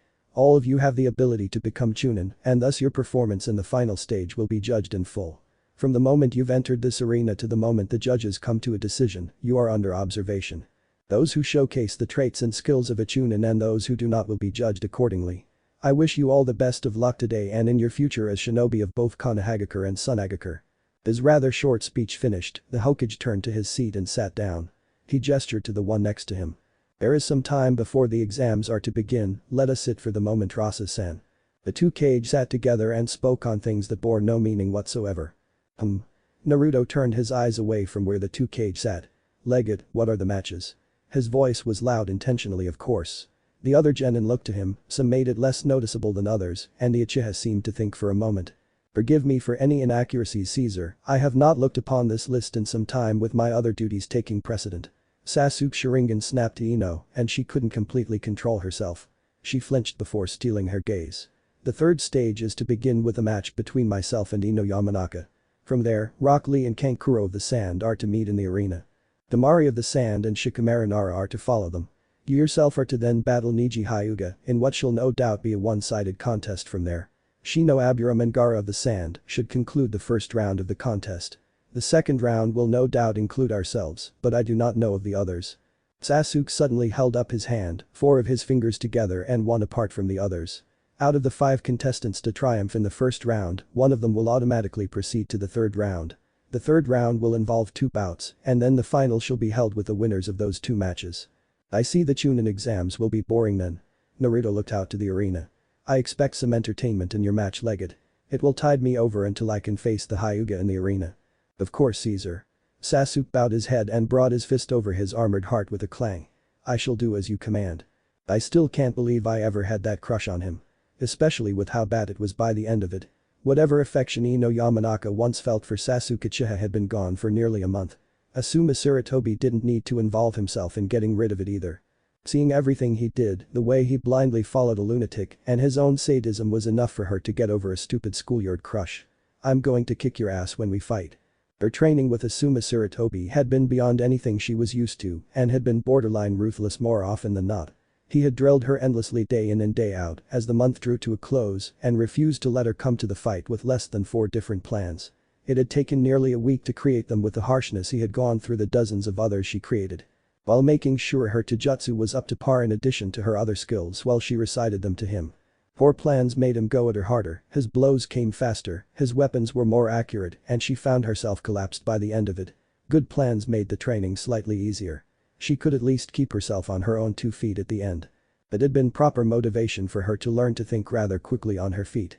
All that training was nothing but painful, the worst experience in my life, but it'll all be worth it when I bring you down, Sasuke. Ino didn't look away from the uchiha. She wanted nothing more than to attack him now, but a hand taking hold of her wrist stopped her from acting on any impulse. Not now. Shikamaru's dark eyes focused on her, helped her calm down. She breathed in and out twice before she gave him a sharp nod. "I'm not going to let either him or Naruto get away with what they've done to Sakura." Shikamaru wasn't arguing with her. He only nodded with her words even if it came with a sigh. "You can do what you want to the uchiha, me and him never got along." But he couldn't finish. He caught sight of the look in her eyes and trailed off. "Shikamaru." She spoke his name with warning. She knew where this was going. She was almost certain she knew where this was going. "I know you don't like Naruto, but leave him to me, maybe I can talk him out of all this insanity before it gets any worse." Shikamaru didn't meet Ino's disbelieving stare. His mind was working overtime at the moment and he didn't need her to leave any doubts. "Just let me give it a shot, Ino. He's one of my oldest friends next to Choji. Him and Kiba hung out with us when we ditched classes back in the academy. I know him better than most people. I can get through to him." Shikamaru Ino was the one holding him now, squeezing his hand with hers. She pitied him and he couldn't stand to look into those eyes. He wished he could look at the clouds. "Just let me try. If this was different, if Sakura was the one who went mental like this, you would be telling me and everyone else to let you try before anything else, right?" She didn't let go of his hand. He couldn't stand to look at anything but the ground. "I can fix this with the right plan. Trust me, I can get through to him if I get the chance to try." He could. He just needed to think. "Don't strain that brain of yours, Shikamaru, I know you don't use it anywhere near enough." She let him go. She was smiling but it wasn't comforting. She was just pitying him. He knew it. She wanted to tell him how stupid he was but couldn't. He needed to believe he knew that Naruto, the Naruto he knew, was still in there somewhere. Someone just needed to talk to him, get past the Caesar and Empire nonsense, and get to the boy underneath it all. He could do it. He just needed the right plan. "Just you wait, Shikamaru, you're looking at a future Hokage." "Yeah, and I'll be your right hand." "Awesome. I thought I was going to have to give the job to Kiba." "Hey. You want to say that again, Naruto?" He didn't let his memories blind him. The old Naruto was gone for now. He needed to deal with the new Naruto. He needed to know exactly who he was dealing with. The blonde from the past, one of his best friends, was no more. At least for now. All that was left was the boy who thought he was some kind of king. "Raise upon the praetor of a legion and the Caesar of an empire, and know you will be squashed like ants before my might." Those words echoed now. The days of the past, simple days when he could just watch the clouds with 3 friends at his sides, were gone. They would remain gone forever if he didn't get through to the blonde that had replaced one dream with another. If I can't do it, he couldn't let thoughts like that get into his head. If he did, he would start thinking about all the outcomes, all the possibilities. Then he would have to start thinking with logic. He would have to deal with thoughts he didn't want and didn't need. Logic would tell him not to risk so much just because he used to call Naruto Uzumaki his friend. Logic would tell him to forget about any friendship because it was dead now. Logic would tell him to do what needed to be done. Logic would tell him to kill him before he brought the world into another war. Damn it. He rested a hand on his face. "I'm not used to this kind of stuff." He drew it away, looked into his wet palm. "I'm already sweating." Attention all in attendance, he must have drifted off. The stadium around them was packed. The Hokage was up and giving another speech he couldn't listen to even if he tried. It was only about alliances, virtues of a chunin, the daimyo having their piece of it all with praise and gratitude from the village, with the expected standing and applause from the crowd, and so much more than Nara could decipher from the first few sentences, from just the way the Hokage stood even. He only listened for names in the end. With all that said, it is time to begin. The Hokage's words were met with cheers. Ino Yamanaka vs Sasuke Uchiha is the first match. The cheers were louder. "Wish me luck, Shikamaru." Ino headed for the stairs. Sasuke took the ones opposite them. His eyes drifted to Naruto. I've got to talk to him. I can fix this. I can't believe this. Wanabiki Marino could hardly believe what he saw from his seat. Heiichiko was no longer the proctor of the Chunin exams. He was currently hospitalized. In his place was another. If any other option was available, he knew the Hokage would have taken it, but there honestly wasn't. There was no one with the village's shinobi on high alert after what they learned from Haid. Wayama he hardly managed the name, but he was lucky. Naka. The Uchiha hadn't left his side since he had suddenly appeared with him. He finished the name for him. He wants a Yamanaka. After Inoichi was done, the village had no one to spare to proctor the exams. Alright you brats, stand on either side, here or here. All except for one Takubetsu Jonin Anko Mitarashi. The proctor for the second stage produced results at least. Both genin wordlessly obeyed her even if they never broke off eye contact with the other. First things first, the seal of confrontation. Anko modeled the seal with a smirk. Do it now or you're disqualified. The two complied without a word between them. Good. The rules are the same as the preliminary, so I'm not going to bother with repeating them. No complaining from either of you. Ninja, especially Chunin like you're shooting for, need to be able to remember information like that for months. Anko looked at both, hoping to catch some surprise, but she only ended up rolling her eyes at their glaring contest. Fine then, keep glaring at each other, see if I care. She huffed before raising her hand into the air. When I drop my hand, the match begins. She lifted her hand higher into the air. When I raise my hand, the match ends. She wasn't receiving much of a response from either so dropped her hand. Ino immediately charged forward.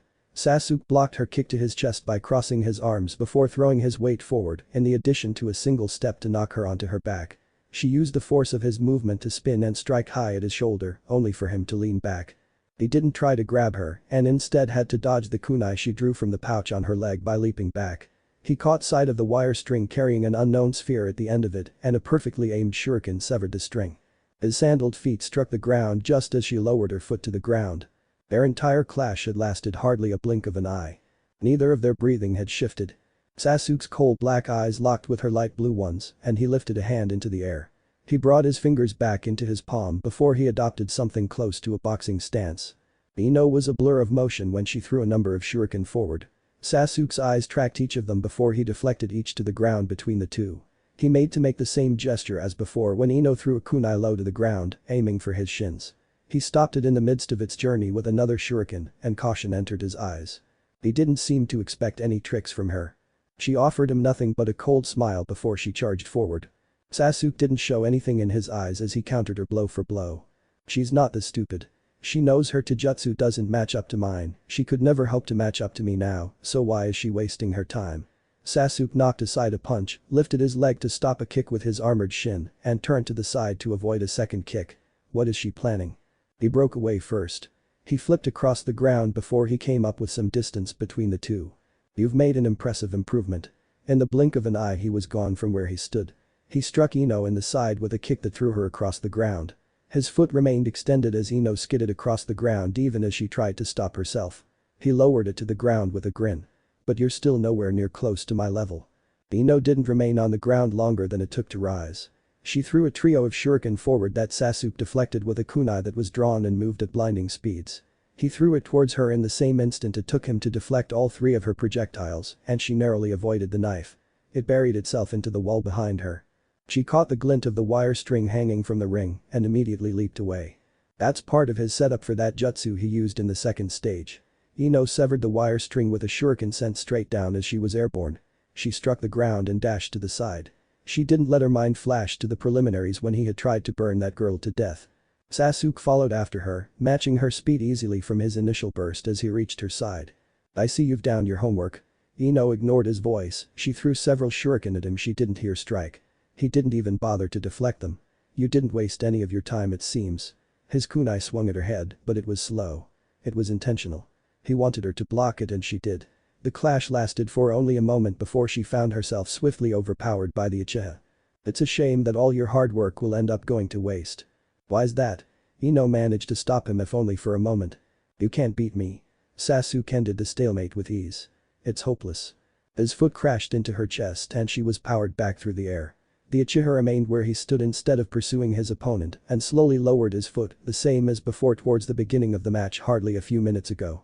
Ino recovered quickly, hitting the ground feet first, and glared at Sasuke.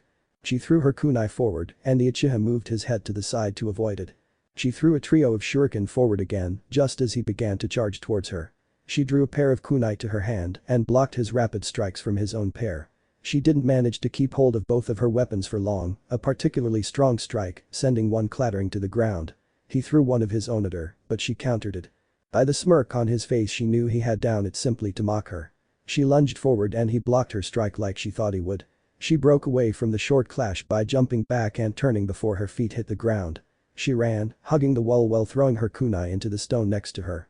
Sasuke of course followed after her with a roll of his eyes at her simple tactics when something unexpected happened.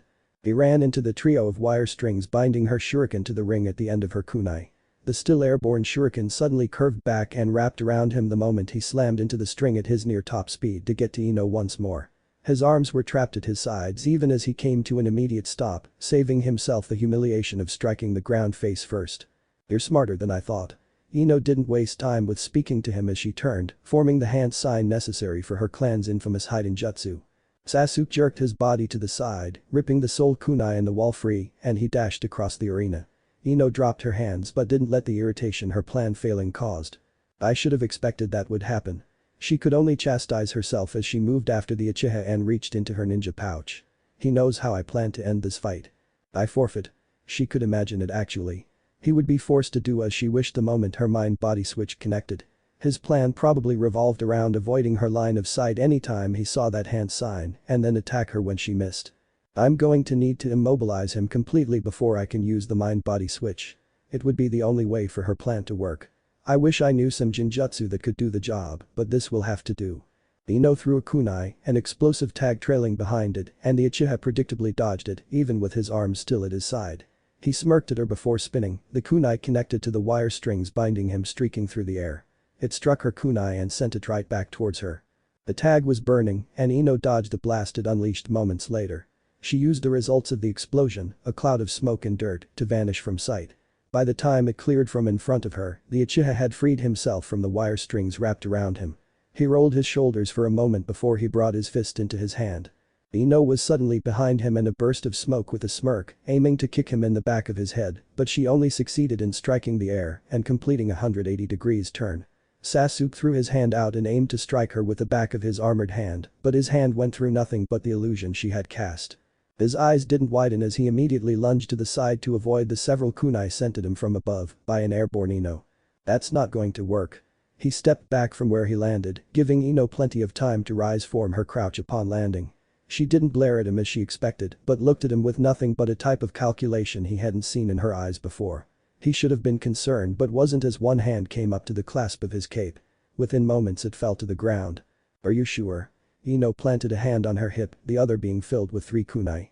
"I'm sure I can beat you if with just kunai and shuriken if I need to." "Really?"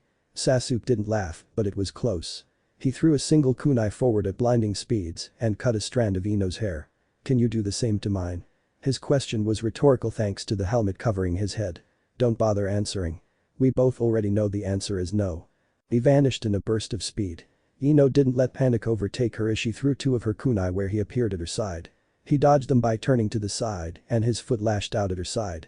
She used her free hand to vault over it using his armor and threw her 3rd kunai forward. He stopped it. He actually caught the ring at the end of one finger, spun it and then sent it back towards her. Ino launched herself across the ground and avoided it, but the Uchiha didn't pursue. He let his leg fall back to the ground and chuckled. A trio of shurikens suddenly soared towards Ino, but her own shuriken countered them, sent all 6 scattering to the side of the space between the 2 genin. Ino drew a pair of kunai from her ninja pouch and threw them forward. Sasuke's cold black eyes spotted the explosive tags trailing behind both, and a shuriken sent them off to the side. It bounced off of one to strike the other. Neither came close to striking him, but that was never the intention. The Yamanaka detonated them in midair. She used the smokescreen to vanish from the Uchiha's sight. Ino Sakura looked down from the stands, worry in her eyes. "Don't worry about Ino." Asuma took a moment to glance from the arena to her. "She'll be fine down there. She's going to win." His reassurance didn't do much for Sakura. She knew where Ino had disappeared to in the explosion, and it was likely the Uchiha she was fighting knew as well. He was simply dragging everything out. His brief clash with Ino was telling. He instantly overpowered her and noticed. She had seen his eyes narrow, his mind begin to work. He had stopped himself from going any further, from forcing his opponent to the ground. He let Ino believe she had enough strength to bring it to a stalemate when she didn't. He's not fighting her with anything close to his full power.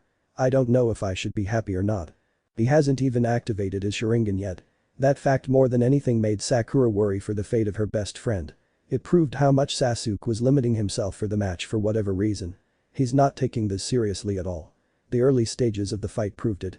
He went for that same ninjutsu he tried to use on Kin, knowing Ino would dodge it, knowing she scouted it, and he clearly telegraphed it.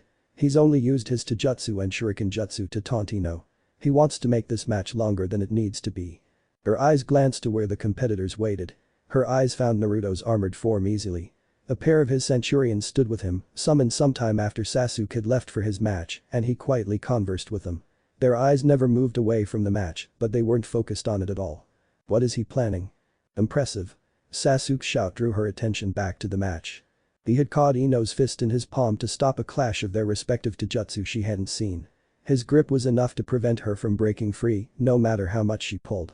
He turned, grabbing hold of her arm below her shoulder, and flung her onto her back.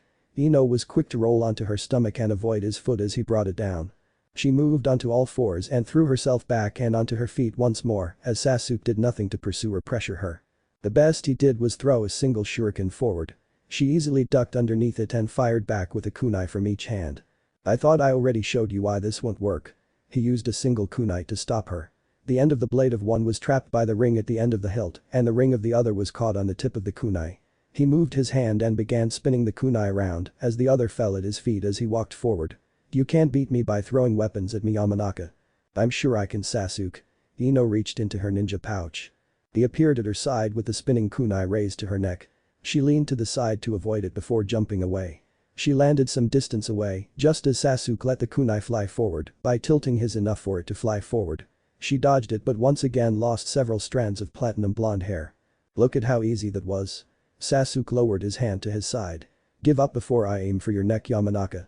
And embarrass myself losing to someone like you? Ino threw back her head and laughed. Sasuke appeared in front of her and swiped at her neck, but she had expected it. She flipped, her sandaled feet striking him in the chin, narrowly avoided by the uchiha as he leaned back. She landed on her feet once more and smirked at the uchiha. I'll never give up. Determination burned in her eyes. So be it. Sasuke's arms were suddenly a blur. A dozen kunai and shurikens soared towards Ino, and her eyes widened only momentarily before she threw herself into action. Just like training with Asuma-sensei. He had attacked her with barrages of weapons plenty of times. She knew how to counter them. She threw herself into a dead sprint, moving around the uchiha. His adjustments were slight to follow after her with his weapons. He's summoning them. She could hear the telltale sound even among the barrage of weapons he fired striking the arena. Seals on his armor. She replied in kind with several kunai, each of them spotted and deflected to the ground by a shuriken. Ino smirked as the explosive tags on each detonated, separated them with a cloud of dust and smoke. Hain. Hasenka. A dozen miniature fireballs ripped through the cloud moments later. He wasn't planning to hit her, it was clear from the way he spaced them out, he just wanted to draw her into the air as she avoided them. She dropped low to the ground instead, felt the heat of the flames as they passed over her back, and threw a trio of shuriken low to the ground. The Uchiha was the one who took to the air in the end, launching more miniaturized fireballs from his mouth after taking a breath. He has a limit. Ino immediately noticed as she rose back to her feet and dodged to the side to avoid the trio of fireballs soaring towards her as the Uchiha began his descent back to the ground. What is it? She quickly ran a mental count. 2 when he jumped, 3 just then, and 3 more now. 8. She dodged the 3 newest fireballs as Sasuke landed on the ground. 9. She dodged his next small fireball. 10. She turned to the side, avoiding the 10th fireball. 12. He fired 2 more to no avail. Ino jumped out of the way of both. His hand fell from his mouth and he inhaled. His limit is 12. The number wasn't a comfort to Ino. He's a lot stronger than I thought. She had studied the techniques Uchiha were known to use and, unsurprisingly, they had been fire release ones of varying power. The one he had just used, fire release. Phoenix flower technique, was one she made sure to remember. The usual Uchiha could fire 6. Proper breathing and good chakra control could increase that to 10. 12 is pretty extreme, especially with the size he fired them at. Ino looked at the Uchiha that she was facing and swallowed. He's not a prodigy for nothing, it looks like. Are you going to give up yet? Do you understand how hopeless it is to battle me? Sasuke was looking for her to surrender and Ino cursed herself. He knows I'm afraid now. She should have controlled herself better. She should have made sure to simply attack, but she didn't. She couldn't help but think even in the heat of combat, think about how strong Sasuke Uchiha really was and almost wish she hadn't gotten matched up with him. He's going to try to get me to forfeit. She had to control herself. She needed to use this, get him off his guard and attack. I can't let him get in my head. Are you scared of me that much, Sasuke-kun? She smiled at him, didn't need to hide her delight when something very important crossed his face. Rage. If he was angry, he wasn't thinking clearly. I fear nothing. His words were clipped, his tone sharp. She had gotten under his skin rather quickly. You fear a lot, don't you? The twitch of his face was telling. Her smile widened as she crossed her arms behind her back. You're afraid of failure for one. I can see it in the way you're looking at me, the way you're standing like that. You're trying to hide it, but you can't keep it hidden from me. Ino readied a handful of shuriken behind her back. Her smile widened. Just admit it, Sasuke-kun. I'm going to enjoy beating you. Predictable.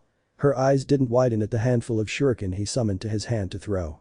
She responded in kind. He threw more to counter hers as she drew a kunai to her hand to deflect the shuriken that were aimed for her, the other throwing another kunai forward. Sasuke copied her from earlier. He dashed to her side and tried to run circles around her as he threw a number of shuriken towards her. She ran in a straight line to avoid it. Don't be more afraid than you already are, Sasuke-kun, there's nothing to be ashamed about. A shuriken came close to her chest, but a new kunai brought to her hand deflected it. She threw both forward and the Uchiha caught them out the air, his barrage ceasing as he glared at her. I can see it in your eyes right now. Beneath all that anger, all the boasting, and all your pride, you're nothing but afraid. Ino's smile turned into something else as she came to a stop. She knew he wouldn't throw the kunai forward for now. He was using them to suppress his rage. She could tell by how wide his knuckles were. You're afraid of so many things it's almost sad, almost enough to make me pity you. Her two kunai were thrown, but she didn't bother deflecting them. She kept her eyes focused on Sasuke as he rose his hands and formed a number of hand signs, his body nearly shaking with his rage. I struck a chord.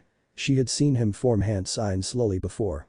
It was a prelude to a powerful technique, one he wanted her to know was coming but couldn't stop. He's going to use something powerful. Burn. He didn't speak the name of the technique. He merely breathed out an inferno. How can he be so powerful? Kiba wanted to growl as he saw the inferno the Uchiha unleashed in his anger from where he sat. How can he be so far ahead of me? He remembered their almost clash in the hallway from over a month ago. He remembered how easy the Uchiha had put him on the floor when he tried to fight him before the Chunin exams. He hated the fact he was still so much weaker than the Uchiha. The fires raging below them, spreading to cover half the arena, were signs enough of the gap in their strength. I've got to get stronger if I want to beat Naruto. He knew the blonde was stronger than the Uchiha. I've got to get stronger and stop him for Hinata. Sasuke didn't know of Kiba's silent vow and wouldn't care even if he did. All he cared for currently was burning the girl he was fighting to death. The flames ceased as he dropped his hands to his side.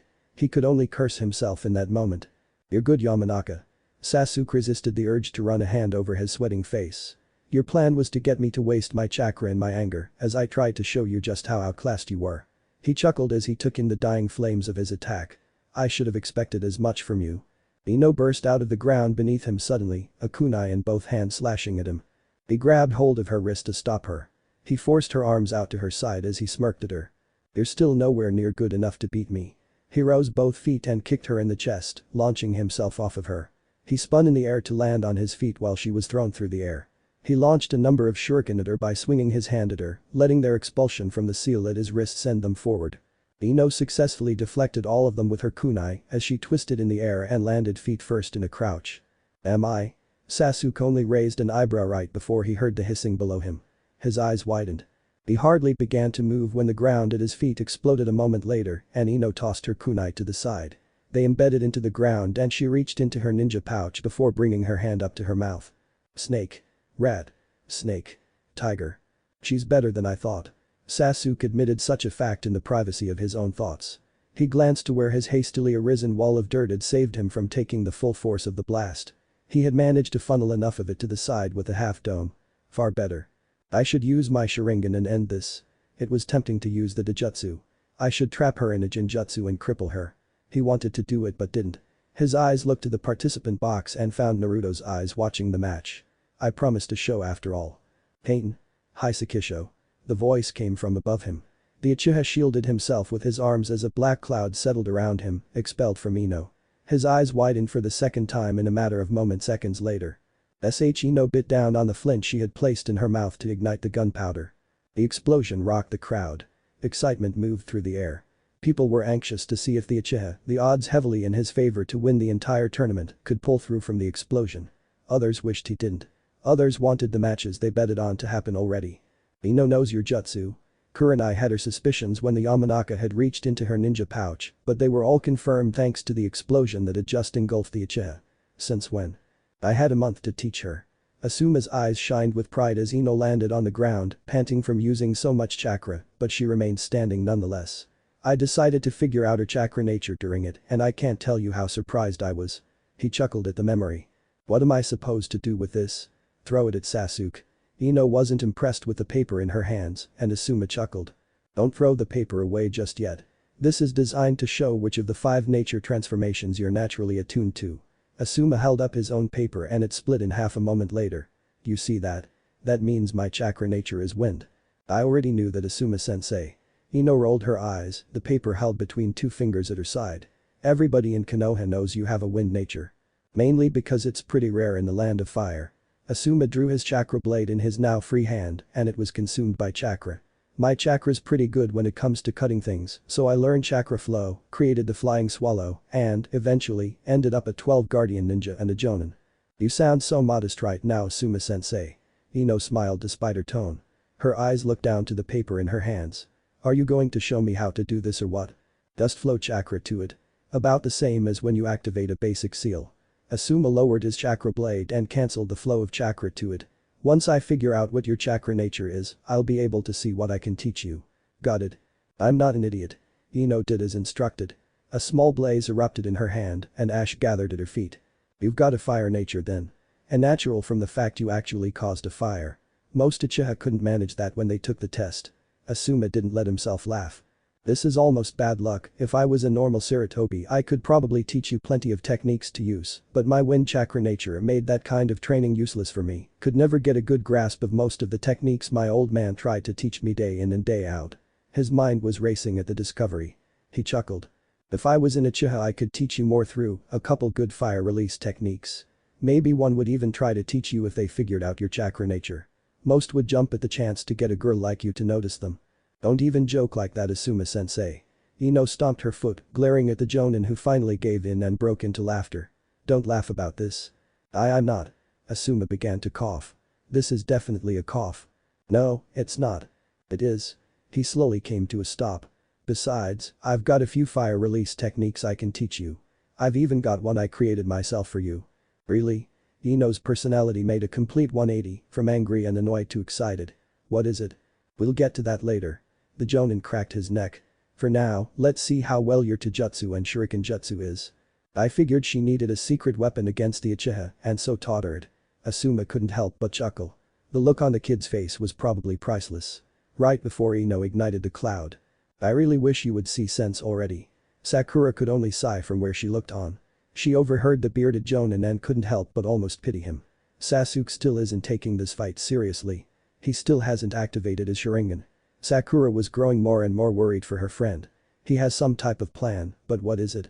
In the arena, the smoke from the blast was clearing, Ino anxious to see the results of the chakra taxing technique she had made use of.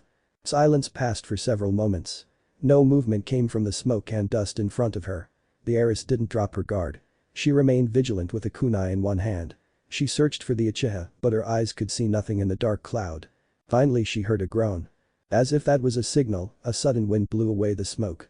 The Uchiha was within the center of the cloud smoke, but he wasn't untouched by it. A circle of towering shields had taken the majority of the force of the explosion around him and had probably saved his life, but his armor was scorched. He glared at the Yamanaka heiress from where he knelt, one palm placed on the ground. I didn't know you learned your sensei's technique. Sasuke slowly rose from where he had dropped to a knee on the ground, his face contorting with pain, even if he refused to let it stop him. I should have expected as much now that I think about it.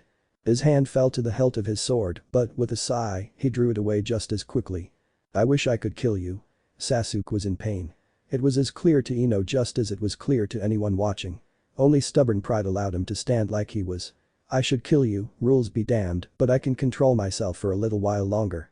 He began to take measured steps forward, his arms crossing over his armored chest. I would challenge you to see which of our fires burn hotter, but it would be worthless to test the ninjutsu of a Yamanaka like you against the might of an uchiha like myself. Really? Ino hid her tiredness well. No one could tell from her voice how close she was to exhaustion.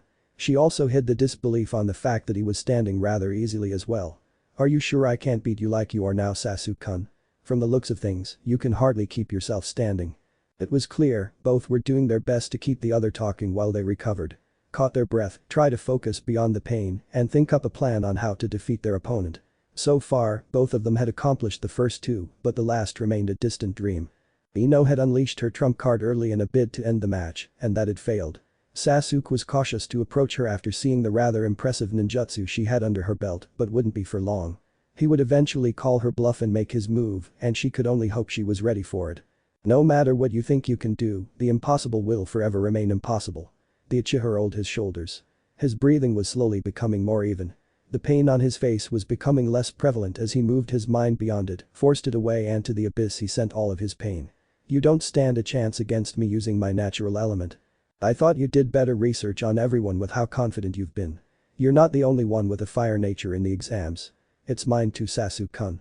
Ino smiled at the fact Sasuke couldn't hide the surprise her words brought on. I figured out during my training with Asuma-sensei, I'm especially gifted with fire release it seems. He actually told me I put some Uchiha to shame. If only told me that when we were both still in the academy together. Sasuke smiled at her. I may have considered looking past your more annoying habits and seeing you worth my time. If only a little. If only you weren't insane now. She allowed herself to blush. I could almost imagine actually caring about what you think of me. I may consider you worth my time if you do the right thing and forfeit now. His breathing was under his control now. She knew he was going to attack any second now. I didn't know you had a bit of a crush on me, Sasuke-kun. Ino smiled as she flipped her hair over her shoulder. I might consider taking you out on a pity date later once I beat you if you ask nicely enough. Funny. He was behind her, tried to grab her in a full Nelson. She turned and tried to kick his head off only for his armored forearms to come together to stop her foot. She didn't wince as her shin met his armor. He didn't wince at just how strong her kick was. I was thinking the same thing. She drew back before her leg could be grabbed and the Uchiha took several steps back. Ino threw a kunai forward that he deflected to the side with one in his hand and she charged him in the midst of doing so. He threw his kunai at her, but she vanished in a puff of smoke using the shunsen. He didn't get a chance to search for her before she planted her hands on the ground and her feet in his stomach. She managed to send him into the air with the unexpected attack. He tried to grab hold of her, but she pushed off of him once he was airborne. The Uchiha's eyes followed her hands as they were filled with kunai. He dodged them by tucking himself in before landing on his feet on the ground before Ino kipped up to her feet. The two looked at each other for a moment before racing forward and meeting each other in a clash of taijutsu. The toil of the battle put both on even footing surprisingly enough. Come on, Ino. Shikamaru and Choji were of one mind despite being away from each other. Both were anxious to see the Yamanaka end the match. The longer it went on, the more they began to worry for her. Both knew her rather well, knew how she fought, and stamina wasn't that big a part of it. A month of training with Asuma-sensei or not, don't waste time with a guy like Sasuke. Shikamaru wanted to be down there with his teammate, with his friend, but knew Ino would hate him if he got her disqualified from the third stage. You've got to have something beyond taijutsu, right? Why don't you give up? The two broke away, both falling onto a single knee as they hurried to catch their breath once more. You wouldn't understand, Sasuke-kun. She was mocking him with the name. The two clashed again, Ino landing a kick to his side as he did the same. Both drew back and dropped a hand to their sides for a moment before blitzing the other, hoping to deliver another strike when their fists collided between the two. Try me, Ino-chan. The name was the same from him. He was mocking her with something she would have once given anything to hear him say. Now she didn't care at all, could hardly stand seeing the Uchiha smile at her the way he was now. Alright. She smiled as she tried to kick his head off and flip. He dodged her by stepping back. She came up on her feet and throwing a shuriken at him that he dodged by ducking under it. I have a new Nindo. New. Sasuke charged forward with a kunai in each hand, Ino spotting them and drawing a pair from her ninja pouch. I never thought you even had one. Most people don't care for them beyond whatever their village's creed told them to believe in. Trust me, I did. Ino and Sasuke struggled to push through the other's defense, but neither could. It was a stalemate. My old one was ridiculous. I wanted to be a kunoichi perfect for Sasuke-kun. The Uchiha chuckled and Ino did the same. Yeah, it was stupid. It was all because I had that stupid crush on you, Sasuke-kun. Is that why you have long hair? Ino really did blush as Sasuke hit the nail on the head. I have to wonder who started that rumor. I like girls with short hair actually. Good to know. Ino broke away and tried to slit his throat with one kunai and stab him in the stomach with the other. Sasuke maneuvered both of his kunai to stop her, catching the points of hers on the rings like he had done several times already. I'll make sure to keep mine long just so you know I'll always hate you. I can't begin to tell you how childish that is of you, Ino-chan. Sasuke broke away, attempted to pull her kunai from her hands, failed, and didn't try for longer than a moment. He lunged forward, slashing at her as she met his strikes with the blades of her kunai. I thought you would cut it for me. I would have if I didn't change for the better. Ino pressed her attack when Sasuke tried to lock her in a clash of blades once more. I would have done anything you said if I didn't finally see you for what you really are, if I didn't see who you really are, if I didn't see how insane you really were until a month ago. I almost wish you were the same stupid girl right now. Sasuke deflected her blows with ease. At least he was trying to express a lackadaisical air to his opponent. He was rather good at it if she didn't press her attack any further than she did before pulling away. I would get to see just how far you would go for that stupid crush you had on me in the academy. Trust me, I would have done anything to hear you call me Ino-chan back then. Ino spun, kicking at him and throwing her kunai forward. Sasuke deflected her thrown pair with his own thrown pair and trapped her arm at his side with his arm. He spun and released her, sending her into a tree that was somehow still standing despite the fires burning around it. Ino landed in a crouch, chakra channeled to her feet kept her there for a moment before she threw herself back towards the Uchiha. Now I know better. You do.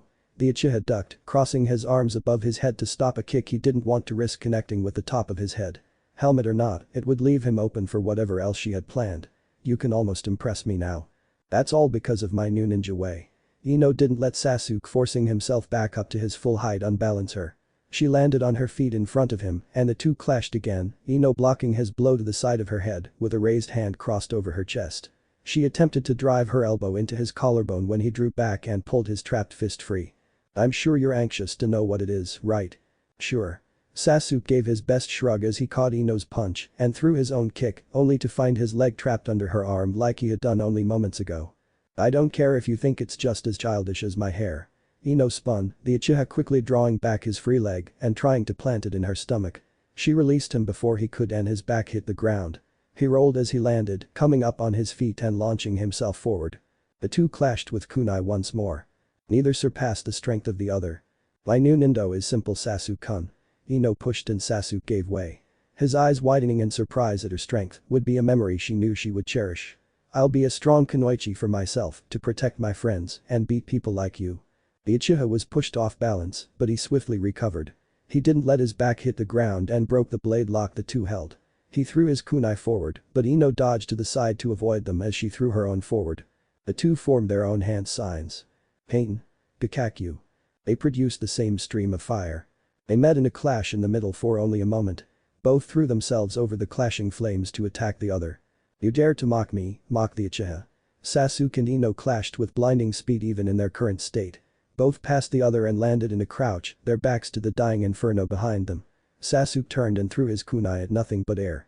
Ino dashed to the side before darting towards the Uchiha with her kunai. Pain. Hasenka. Sasuke was not considered a prodigy among a clan of warriors without reason. He unleashed a barrage of a dozen fireballs while backing away from the soon-to-be inferno. Ino dodged what she could by moving from side to side with short use of the shunsen before she took to the air with a powerful leap to dodge the others. Let's hope this works. Like I said when we started, you probably can't beat him head-on. You need to get his focus off the match, let his emotions guide him instead, and strike him when he's completely off his game. But what if none of that works? Then have a backup plan. You still have a few days to prepare. A backup plan I think I have just the thing Asuma-sensei. She landed and immediately pursued him with a kunai in each hand. He spun a kunai into each hand by the rings at the end and stopped both of hers with ease. He smirked at her, but it was quickly gone when she once again made to kick his head off. Her kunai were free to fall as he rose a forearm up to block her strike. He aimed to slash at her side with the kunai in his other hand and she forced herself away from him by making use of his raised arm as a launching pad. She flipped across the ground on her hands and the Uchiha glanced down at the kunai at his feet. The smoke bombs tied at the hilts exploded and he was consumed by a dark cloud. He coughed within, bringing one hand up to his mouth to attempt to stop it and failed. His coughing grew worse as he leaped out of the cloud. His vision immediately grew hazy when he struck the ground and his eyes widened. Poison? I feel sorry for whoever bet on the Uchiha to win. Asuma chuckled as he saw the Uchiha struggle to keep himself up, his eyes widening as he realized what had happened. Ino's got this match in the bag it looks like. You trained her well. Kurenai congratulated him with a kiss to the cheek. I hope Niji beats the brat he's fighting. Looks like Asuma trained that girl pretty well. Anko talked to no one as she leaned on the railing, her perch a bit too dangerous for most of the civilians watching, but perfect for the proctor. She knew she couldn't beat him without first taking away as many of his strengths as she could. She shook her head. The idiot should have ended the match as soon as he had the chance.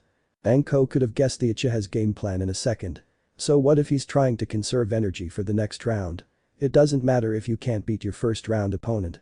Are you sure that's his plan? Ibiki Morian stood on the other side of the railing. His eyes searched the crowd even as he spoke to Anko. Of course it is. He got paired up with a weak fighter and is saving his strength for the real heavy hitters later, like the kid with the sand. Anko didn't take it kindly when the scarred man chuckled. And here I thought I taught you better. Ibiki was unconcerned with Anko's glare. Don't try and make this into one of your little lessons, Carhead. Anko's eyes narrowed when she looked to the head of Konoha's torture and interrogation. Anybody who's been in this kind of situation would do the same. You should have been watching those brats better, Anko. Ibiki spoke no more, he only gave her an almost pitying shake of his head. Shut up. Anko rolled her eyes and turned back to the match. He's just messing with me, right? Regardless of knowing she was right about the Uchiha's strategy, she would be paying closer attention to the prospective Chunin from now on. The Uchiha couldn't believe what was happening even as he fell to a knee, his coughing growing worse. He could hardly keep his head up as each cough brought out more and more gas. What the hell? He looked down at his hand, his vision failing him. He looked and saw hand after hand when there should only be two. He tried to shake his head clear, but only brought on the desire to hurl. He tried to focus on what he knew to be there, the fact that he only had two hands, but he failed. What the hell did she do to me? He struggled to rise back to his feet, but Ino was suddenly in front of him. A straight punch to the face knocked him onto his back, and she smiled. That was unbelievably satisfying, you know. She couldn't help but gloat as she slowly brought her extended arm back. I've wanted to punch you in the face ever since I figured out how insane you really are. The Uchiha struggled to raise his head up at her from where he rested on his back. His glare revealed enough of what he felt about her. He hated her. He wanted to get back on his feet and clobber her. He was scared of whatever poison coursing through his veins. He was close to panicking with the idea of dying here and now firmly entrenched in his mind. He hated her for making him feel so helpless, so powerless. Don't bother looking at me like that. Ino rolled her eyes as she stepped back from him. It's nothing lethal. The Uchiha succeeded in sitting up, still coughing, but nowhere near as much as before. He struggled to keep his eyes open, but that was all. Ino let him rise back up to his feet and threw a pair of kunai at him from one of her hands. The Uchiha was capable enough to avoid them even if briefly, one struck the side of his helmet at the cheek and left a narrow scratch in the metal. He lifted a hand up to it in almost shock before his hands were a blur. Ino's eyes widened at the sight of something that should have been impossible, and she immediately put distance between herself and the Uchiha. Pain. Hasenka. He fired a number of fireballs from his mouth that Ino didn't even need to worry about, be it his aim or the fact that most fizzled out before they reached her. She didn't try to do anything else to the Uchiha and avoided one of the fireballs by twisting her body to the side. Each came with less and less intensity as the Uchiha rapidly dropped to a knee once more until eventually no more came. He had hardly managed to fire 6. The last was so pitiful it burned itself out before it even reached a fourth of the distance between the two genin. He slammed a fist into the ground as he tried to glare at the girl in front of him. I'll incinerate you for this. The very nature of his threat was marred by harsh coughing, gas escaping his lungs through his mouth. The Uchiha vanished in a poorly executed shunshin and appeared, hardly standing, behind Ino. She easily avoided his sloppy blow to her back and threw a shuriken into his chest. His armor deflected it, but he still stumbled back. He was clearly trying to attack her with everything he had, and it was failing. He let out a wordless bellow of rage as he threw a number of shuriken from each hand. His normal pinpoint accuracy was ruined, each of them wildly missing their target as Ino remained stationary. That's such a shame, Sasu-kun. The endearing title was spoken with nothing but mockery as Ino slowly shook her head, acting as if he was misbehaving toddler instead of a shinobi. Is your vision possibly getting hazy? She formed several hand signs with deliberate slowness, and the Uchiha suddenly lurched. His stance became worse as the world shifted wildly around him. I'm sure the genjutsu doesn't help you at all. She was mocking him. She was enjoying every second of what she was doing. He tried to step forward, but nearly fell as his balance was shot to hell. He seemed to be on the verge of hurling actually as he closed his eyes, ceasing all movements. That's a mistake. A kunai scratched the other side of his helmet, once unmarred unlike the other. Her miss was completely intentional. You need to keep moving.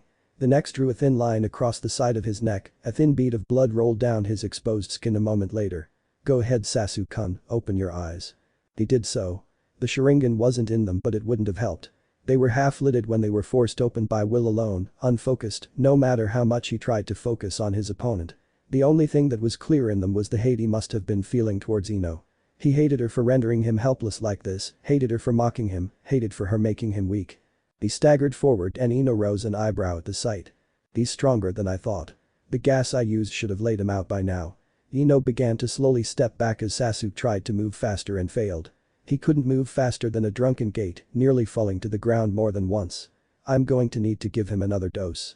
A number of specially made senbon rested in her ninja pouch and her hand reached into it, drew one coated in the drug she had used and the other two with nothing. Sasuke's eyes actually did sharpen when he saw them, but it was still useless. He could do nothing to block them. He rose his armored arms up, stopping one of them by letting it bounce off of his armor. The other two sailed past as he made a drunken turn to the side. He dodged it. Ino's eyes widened. She hadn't expected him to be capable of pulling something like that off after everything she had thrown at him. "I need to hit him with the second dose now." She didn't waste time, drawing a pair of the drugged senbon to each hand and throwing them forward. He vanished in a burst of smoke right before they reached him. He hit the ground hard not too far away from where he had begun, but it was enough to avoid her needles. She quickly dashed forward, drawing a kunai to her hand. He spotted her through his renewed coughing and multiplying double vision and held one hand forward. Ino recognized what he was doing from earlier and she vanished using shunsen, just as dozens of shurikens soared through the air where she had been standing. Her back hit the trunk of a tree not too far from the uchiha as he fell onto his back, his heavy breathing clear to her ears. I didn't believe the legate would prove true to his word. Naruto stepped up to the railing, the centurions with him wordlessly doing the same. This match has proven itself entertaining enough. He rested his arms on the railing as he leaned forward. "We will discuss more later, but for now you both are dismissed. Go to your men and await my command." Both centurions brought a fist to their armored heart and bowed their head before vanishing in twin clouds of smoke. "Your match has been as enjoyable as you promised it would be, legate, but I do not need the outcome to bring a poor end to it." Naruto's eyes focused on the coughing form of his legate and his eyes shifted to red. "Do not prove to be a disappointment to my legion." He had foolishly allowed the disgrace of defeat without fitting consequence once. He would not allow it again. Only one sentence could fit such a crime. It had proven successful in his newest lands and would prove successful when showcasing the consequences of daring to come before him after defeat. Sasuke rolled over from his back to his stomach, not wanting to admit just how much of a struggle it was to do so. Damn it, he could hardly force himself up on shaking arms. Damn it. His rage let him force his body to rise. He could not get to his feet, but he would not be forced to hold himself like a dog on the ground. He could consent to the embarrassment of being forced to be on his knees. "What does it take to put you down?" Ino didn't let him rise any further even if he could, a solid kick connecting with his chest and nearly sending him back to the ground. His hand shot to the ground and he glared at the Amanaka as he forced himself to rise back up. She struck him again the instant he managed it. He refused to fall once more. Why isn't he down yet? Ino kicked him again, aiming higher this time, and didn't fight down the satisfaction when her kick to his throat made him fall forward. One hand grabbed at his throat as the other almost failed to keep him up. "You're too stubborn for your own good, Sasuke." Ino let him rise back up partly. He turned his head to glare at her and she kicked him in the face without a moment of regret. "I don't have the chakra to use the mind-body switch technique anymore." She wanted to curse her own mismanagement of her chakra. She shouldn't have edged the Uchiha on to use the signature technique of his clan and then match it. She had burned through her chakra like an idiot. "Asuma-sensei is never going to let me hear the end of it if I don't manage to win." His helmet flew through the air and hit the ground with a clatter when she kicked him again, tried to force him to the ground with no success. The hand that had held his throat fell to his side, helped force his body to remain at least partly up instead of collapsing on the ground. "Just forfeit already." Ino struck him again, blood striking the ground in a number of strands. "You've lost." The Uchiha told her his refusal when he refused to open his mouth. She kicked him again to show her disapproval of such an action. "He should forfeit." Shino's voice carried over to the other participants. "With the drugs Ino used on him, he doesn't stand a chance of even standing back up. He's only making this worse for himself the longer he wants to refuse. My legate will never forfeit the match, you fool." Naruto's voice was louder than Shino's even if he spoke lower than him. His red eyes never left the form of his legate as Ino's blows left him more and more battered, split more of his blood. "To bring the disgrace of defeat to my legion is the same as to invite death to your doorstep. He knows such a thing awaits him if he is to forfeit and understands what must be done." Victory is his only option, death will be his punishment if he dares to forfeit. If the girl has the stomach to beat him to death then so be it. His eyes turned to Ino. Perhaps she would make a more capable legate even. She possesses an almost frightening intelligence with her plan and she has other desirable traits. The ruthlessness necessary to kill a beaten foe is perhaps the one quality my current legate lacks. How can you say such a thing, Naruto? Lee looked to Naruto with something approaching disgust, a completely foreign expression on the usually energetic and friendly genin. Few could say he was the same after what had happened with Tenten, but the disgust he looked at the genin with was new. I thought I understood you, but I see I was wrong. I have no problems with you despite everything I have heard about you, but I will not sit here and allow you to speak words such as those about one such as Sasuke Uchiha. He may be my rival, but I have seen a dedication like no other, were rarely glimpsed, and more in eyes that once lacked all but hatred and pain. Is the life of one so loyal to you so easily dismissed by one like you? He devotes his very life to your cause, and you consider it as nothing but expendable. Naruto laughed. It was nothing but a chuckle, but it spoke volume without him speaking a single word. Of course. Naruto rose from where he leaned against the railing. He rose to his full height and the room seemed to get smaller. The life of one, the lives of 100, of 1,000, no quantity truly matters when one is in my position. If death claims one weakling or another, I am not concerned with them or their pitiful life. Death simply shows me any who fall to it do not deserve to live on the lands of my grand Uzumaki empire. If death itself would not take one so weak, the countless blades of my legion shall send one to death for daring to bring defeat to the name of my legion, to my name. His eyes focused on his legate as Ino continued to strike him, try to force him to surrender from the pain. She was failing. If my legate is to die, he was unworthy of leading my glorious Orange Legion, of seeing my grand Uzumaki empire, and being in the presence of a Caesar like myself. Naruto's eyes seemed to shine as more and more blood was drawn from his legate, his struggles to rise useless. If my legate is too weak to triumph in the Chunin exams, he was never deserving of his title. The Yamanaka will be doing him a favor by killing him here and now. I would not be so kind as she. How can you dare to call yourself a shinobi of Konohagakure when you speak words that are the very antithesis of the way of the village? Lee left where he was standing. He walked towards the armored genin. How can you throw away your comrades so easily? How can you stand to look at yourself knowing you are nothing but an insult to the title of shinobi? Naruto was silent. Lee glared at him. The Uzumaki turned. Aura washed over them all. You do not address me properly. Red eyes locked with Lee's, dared him to speak again, and he didn't. I am a Caesar. He did not speak to the genin again.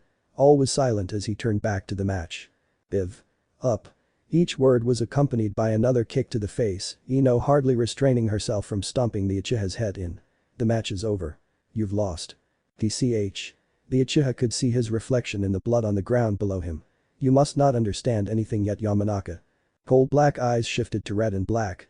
She struck out at him again only for a hand to catch her leg. She tried to pull away, but the grip proved crushing. I could have ended this match at any time, but I chose not to. The Uchiha looked up at her and his sharingan burned with hate. But now. Despite the drug in his body, the more than one explosion he had been in the center of, and the beating he had just taken, the Uchiha slowly rose to his feet. Now this match is over. What the hell are you? Ino tried to pull away, but she could only scream when a crack came from her leg. The Uchiha had effortlessly broken the bone. How the hell are you standing? She managed to scream the question through her pain, and Sasuke gave her a bloody smirk. The answer to both of those questions is simple. He pushed her away. He seemed to tower above her as she struck the ground. He laid a hand on the undrawn blade at his side. I am the legate of the Orange Legion. He looked down to Ino. I am expected to stand. Smoke bombs, hastily drawn out by Ino, concealed her from sight. By the time the smoke dispersed, she had vanished to elsewhere in the arena. Red and black eyes discovered where she had gone with ease. He drew his blade from his side at last. Chakra consumed the blade with an almost roar. Playtime is over, Yamanaka. Prepare for your defeat. What's wrong with those two? Asuma brought his hands up to his face, grit his teeth, and tried to control his building anger. Why can't he just give up? He would actually receive an answer to such a question. It would be during near chaos in the future, but it would be an answer. You shouldn't be standing. Ino hadn't given up the fight yet. Sasuke had unleashed an arc of chakra to cut down the tree she had hid behind, but she moved on one leg with surprising dexterity. The drug should have made you pass out by now. Why do you fight, Yamanaka? The Uchiha held his arm out to his side, and his shield appeared on it in a burst of smoke. Is it for personal pride or the pride of your clan? What? The Uchiha brought the flat of his blade against his shield, careful to keep the expanded edge from chakra away from the surface of the defensive instrument. What kind of question is that? Ino used one hand to throw a barrage of shuriken forward. The other drew an explosive kunai that was cleaved in half midway between the two genin. She glared at the uchiha across from her. Just finished this fight already. She refused to let any of the building tears in her eyes fall. It was commendable. The crushing realization that it was to know that all her training, all her preparation, and all her planning was worth nothing in the end hadn't given her the slightest chance of actually winning would be crushing to most who found themselves in such a position.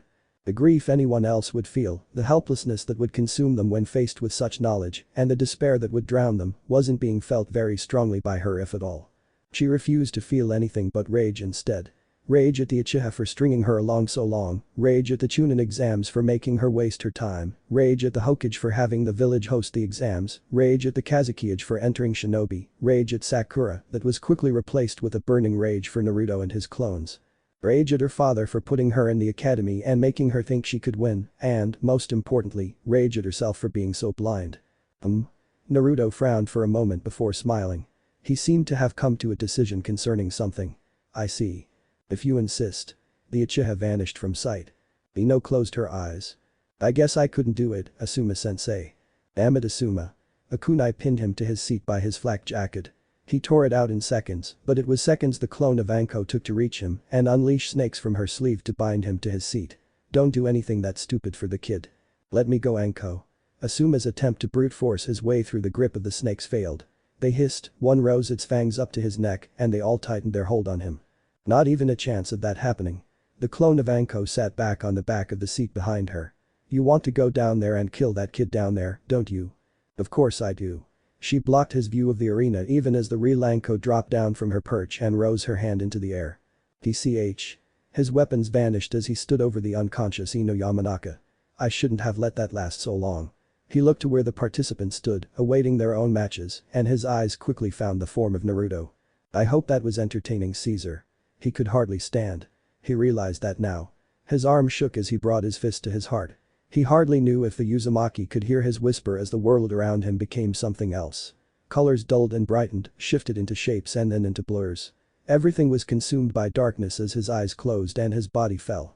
His mind was already gone, already far away in the darkness that took hold of his sight. Sasuke Uchiha collapsed onto his back across from Ino Yamanaka. Man, I wanted to make this decision a bit more dramatic. Anko looked to the two unconscious genin before crouching down next to the Uchiha and raising a limp arm.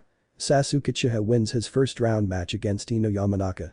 He advances to the second round. Medical Nin approached both unconscious competitors and Anko dropped the Uchiha's arm back to the ground. Both, with some effort on the team moving the Uchiha, were placed on stretchers and carried away from the arena. Red Eyes followed the stretcher bearing his Legate for only a moment before their owner chuckled. That was entertaining enough, Legate. Naruto's eyes moved to the proctor of the third stage of the Chunin exams as she barked orders to several shinobi. The next match would be postponed until the arena was repaired from the minor damage it suffered. I've got to talk to him. Shikamaru wanted to move over to the genin when he was hidden from them all by a cloud of smoke. See to the legate's condition. Inform me if he is unable to compete again. The four Praetorians kneeling on the ground nodded their heads with a fist over their heart before vanishing. Naruto's eyes had never left the Takubetsu Jonin that directed the shinobi below. Later. I've got to go check on Ino first, make sure she's alright. Shikamaru left the room without speaking a word. I'll talk to him later. He wasn't making an excuse. He couldn't focus on the conversation if he was worried for Ino's condition in the back of his mind. It would throw off his focus, he would fail to say the right thing, Naruto would ignore him and tell him to go away. He was thinking clearly. He wasn't trying to stop this. Rock Lee and Kankuro of the Sand, get down here. Anko called for the next two fighters minutes after he had left. On either side like the other two. Both took the steps down. I just can't catch a break. Kankuro adjusted the burden he wore on his back and fought down the urge to sigh. I fight a Hyuga in the preliminaries and now I've got to fight another Taijutsu user for the first round. If I didn't know any better, I would say the world's out to get me. If life was, it would have killed me by now. Alright, I don't care how they fight in Sunagaker Kid, you both need to show the other the seal of confrontation like this. Anko modeled the seal for the foreign shinobi. You can complain about it to your dad later, but you're listening to me now. Whatever. Kankuro made use of the hand not holding the strap over his shoulder to form the required hand sign. Let's just get this over with. Right down to business, I like you. Anko flashed the genin a smile that unnerved him. She looked to Lee and found him strangely focused. The proctor had read dossiers on each of the competitors the night before and the boy in front of her didn't match the file. I would not want to fight him. She recognized the look in his eyes. She remembered when Guy had worn the same.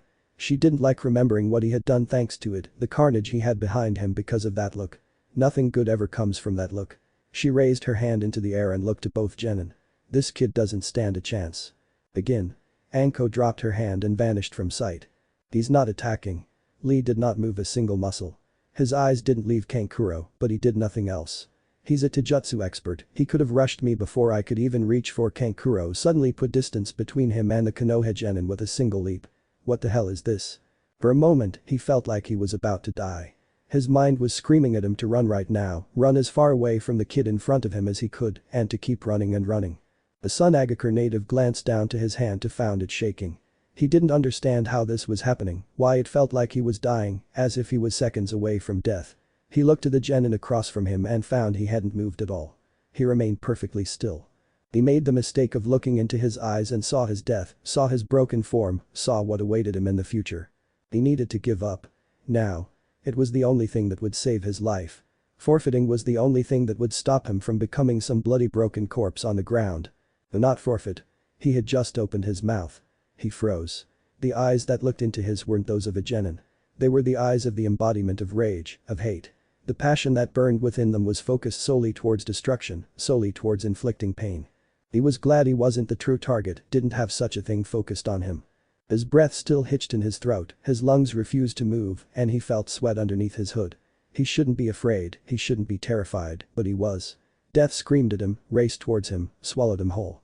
What kind of killing intent is this? How can it be so strong even if it's not even focused on me? I've only felt something like this from it or when father gets angry. How can a kid do the same? W wasn't planning to. His hands trembled. He couldn't stop them. I was just about to give you the offer. He needed to get control of himself. He had seen the genin in front of him in action. Knew he was fast, faster than he thought possible, but he didn't need to beat him when it came to speed. He had plenty of tricks up his sleeve, plenty of weapons, his puppets were masterpieces. This guy doesn't stand a chance against me. He defeated fear with reason. So what if he's fast? I don't need to do anything but point at him with the right attack and he's done for. Don't you remember what happened to the girl who fought me?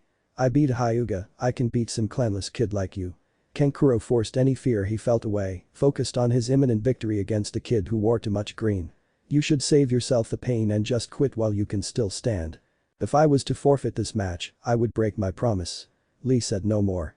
Kankuro didn't waste any more time with words either. Action spoke louder after all. Chakra threads took hold of the package on his back. Crow hurtled off of his back, charged forward with the familiar clicking and clacking he had grown used to hearing. Its mouth opened and unleashed a spray of senbon, coated in a new poison just this morning, from the tag placed there. He pulled back, brought Crow to a top, and made it raise its arms up. He fired gas grenades behind the senbon, let them blanket the arena in a poisonous cloud he had the antidote for. This was too easy. Kankuro drew Crow back further, let it hover above the ground in front of him. I won't have to bother with wasting any more chakra with this kid after that. Even if he got past the senbon somehow, all it takes is a single breath of that gas, and he's done for. He didn't dismiss Crow regardless. It paid to be ready to finish the match whatever way he had to. A bit more blood on the ground wouldn't be worth mention in a while anyway. You rely on poisons too much. He couldn't control Crow, it was suddenly hurtling back through the air and straight into him. He backpedaled, threw himself to the side, and narrowly avoided the puppet as it slammed back into the wall behind him. The voice came from in front of him. He couldn't find the telltale signs of his poison on the genin's face. He only found those same eyes staring at him. Shit. He pulled, brought Crow back as fast as he could. Kunai fired from the palm. The eyes turned away from him and to the projectiles. They were knocked aside with ease. Kankuro backed further up, reached for the scroll at his back. I shouldn't use this until the second round. His hand closed around a scroll he had prepared. He should keep it hidden, but his opponent was fast enough to warrant revealing his surprise early. He couldn't advance to the second round if he didn't make it through the first after all. I don't have a choice if I want to beat him. Dark eyes shot to the cracked form of Crow that moved to hover in front of him. The kick that his opponent had sent it back with had ruined some of the more delicate mechanisms there. I should keep it hidden, but I have one more anyway for the invasion. Kankuro couldn't draw the scroll out. A hand took hold of his at the wrist and forced it away. He was thrown through the air, Crow was sent forward to slash at the genin with blades sprouting from the forearm. He heard them shatter as impossible as it sounded. What the hell? Kankuro hit the ground on his back but rose back to his feet in time for Crow to be sent hurtling towards him. He didn't see his opponent despite the fact a punch had knocked Crow's head free, while a kick sent the body back. He connected a chakra thread to the head, drew it to a stop, and snapped it open. The tags shifted, a fresh rain of poison senbon fired down on the ground. He couldn't see him, but that didn't mean he wasn't there. The tag shifted again when Crow's mouth closed with a click, it opened, and a fresh gas grenade impacted the ground. A purple cloud engulfed the arena in front of him. This guy isn't a problem. Kankuro wasn't lying to himself, he wasn't trying to stop the fear that made his heart race. He's going to drop any second with the poison. He couldn't avoid it all, no matter how fast he is. Crow's head came to his free hand with a twitch of his finger. Kankuro turned it in his hand, saw where the break was, and cursed. You know, it takes a while to fix a normal puppet when they break. Kankuro kept a chakra thread connected to the head, kept it hidden from sight with the head itself. It would be his last trick if the genin got too close, destroyed the headless Crow. It takes even longer to fix mine. Crow's body darted forward the moment he caught sight of green, its arms fired off as blades revealed themselves. They spun through the air even as the cloak was thrown aside when the chest opened, seals activated, and kunai and shuriken shot forward as a dark cloud. Keep it together. He heard the clash of his weapons against whatever the genin was using to stop his weapons. He drew Crow back, let the body hit the ground like a puppet with its strings cut, and connected chakra threads to the blades in the air. 4 of them were more than enough. He's on the ropes. He had to be. He was poisoned, had to deal with his poisoned weapons, and the blades from Crow waited for the perfect moment to strike. This match is over. Short and simple. The blades shot through the air, were deflected to the side. Kankuro's eyes widened when the genin's form slowed. It wasn't the fact that the boy was unharmed that made his opponent look at him in shock, it wasn't the fact that he still didn't have the telltale symptoms of his poison, and it wasn't because he looked to not even be trying at all.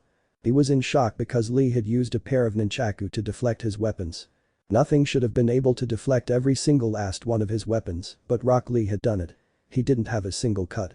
Crow's limbless form rose but it wasn't fast enough. He felt something break when he was powered back through the air. He heard cracks as Crow was assuredly destroyed. He hit the wall behind him, felt his body break stone, and everything went dark. Well, Anko looked into the hole in the arena wall Rock Lee's blow to Kankuro had caused. She glanced back to where the genin waited to see if the match would continue, and she rolled her eyes at the thought. That kid is going to need to head to intensive care. She appeared next to the Konoha genin and took hold of his wrist to raise his arm into the air. Rock Lee wins his first round match against Kankuro of the Sand. He advances to the second round. She dropped his arm and the genin didn't stay a moment longer in the arena. He turned and jumped back up to the participants' box. I liked him better when he was loud. Anko moved over to where Crow had been shattered by Lee's fist and couldn't help but whistle at the sight of it. The puppet was the victim of utter devastation. He knew what he was doing. The puppet had been broken with expertise it seemed. She could catch sight of the seals that concealed its weapons broken by the snapped wood, the delicate mechanisms that controlled the puppet's mechanical functions were shattered, and the larger devices that had been installed were of little use. Anko glanced to the participants' box and found Rock Lee where he had stood at for the first match. He's pissed. She was certain of it now. He wants to fight that guy's brother and do the same to him. She took out a scroll and laid it on the ground, forming the necessary seals. I wonder if that's the promise he mentioned. Don't bother. A voice from beside her made Anko hardly fight back the urge to draw a kunai and slit their throat. One of the honored siblings. Anko didn't show her shock, only gave a smile to the old woman that was suddenly close to her, gotten so close within the blink of an eye despite her age. She wasn't exactly on high alert, but there was still no reason for anyone to be able to get so close without her knowing they were coming. What the hell is she doing here for a chunin exams? I'll leave it to you then, Chiyo-sama. Anko rolled her scroll back up in a flash, her smile never falling as she put it away and gestured with her free hand towards the puppet. I was going to give it to him, but I get why you want to seal it yourself. And I thought young girls like you wouldn't understand. Chiyo did it with one hand seal, the scroll unrolled in her hand. Anko didn't react when the sixth sense that had kept her alive on more missions than she could count screamed at her to kill the old woman in front of her. She squashed it down. She didn't need to be responsible for an international incident. The alliance between the sand and the leaf was strained as it was, the wind daimyo not helping matters at all when he began fielding missions to Konoha instead of Suna. What the hell am I so worried for? Chiyo walked away with the puppet sealed. Anko's eyes followed her and her fingers twitched, the desire to put a senbon through the old woman's back growing more and more. She had tipped them in poison like always, part of her morning ritual really, and wished she could use them for whatever reason. The hairs on the back of her neck were standing straight up and she didn't know why. Don't do anything stupid, Anko. She slid her hands into the pockets of her coat, let them ball into fists there. Keep it together. She forced herself to turn away, jump back to where she had been watching. She's just a harmless granny. Anak assured herself of the harmlessness of the old woman as she looked down to the arena. Just a harmless granny the Kazuki had brought with him. She tried to stop her shaking. Keep it together. She's just a granny. She's not a threat. Focus on what you've got to do instead. She couldn't. Her mind wouldn't let her forget the old woman's face, forget the way she moved. She's not planning anything. She's not trying something. Her eyes fell to where Chio had stood, followed her entire path. I don't know what I'm so worried about. A seal burned where Crow once was. Her eyes caught sight of it with ease. It was hidden too well for most shinobi to discover it, but most shinobi didn't have one of the Sannin as their teacher for years. It was child's play to find it for someone like her. Her teacher had made her try harder when he was in a rare joking mood. I guess I know why I'm here now. She didn't know why, but the discovery, the path it created in her mind, put her at ease. She had to fight the urge to laugh as her eyes traveled around the arena, took in the presence of Sunagakure civilians, and the lack of presence of Sunagakure shinobi in the stadium. Her eyes moved to foreign faces, eyes that held ill intent, the tension that crossed the faces of too many people to count. She looked to Ibiki, saw him watching the crowd. Saw the way his eyes would narrow, how his face would twitch, how he would blink, and she fought down the urge to smile. Her eyes that could see the barest hints of doubt in her victims, could see fear behind the eyes of the best of shinobi, and could see the approach of the pale specter of death and know just how to deny it a fresh victim, took in the stadium with a new light. She saw what she hadn't seen before. She saw it all. She couldn't help her giggle. We're being invaded. And that marks the end of the fourth part of the story. If you guys made it this far and want more contents like this, comment down below to let me know. Thanks for sticking out till the end. I would gladly appreciate every likes, comments and subscribes I could get on the series. It only takes a minute, and best of all, you can show your support for absolutely no cost. See you in the next one.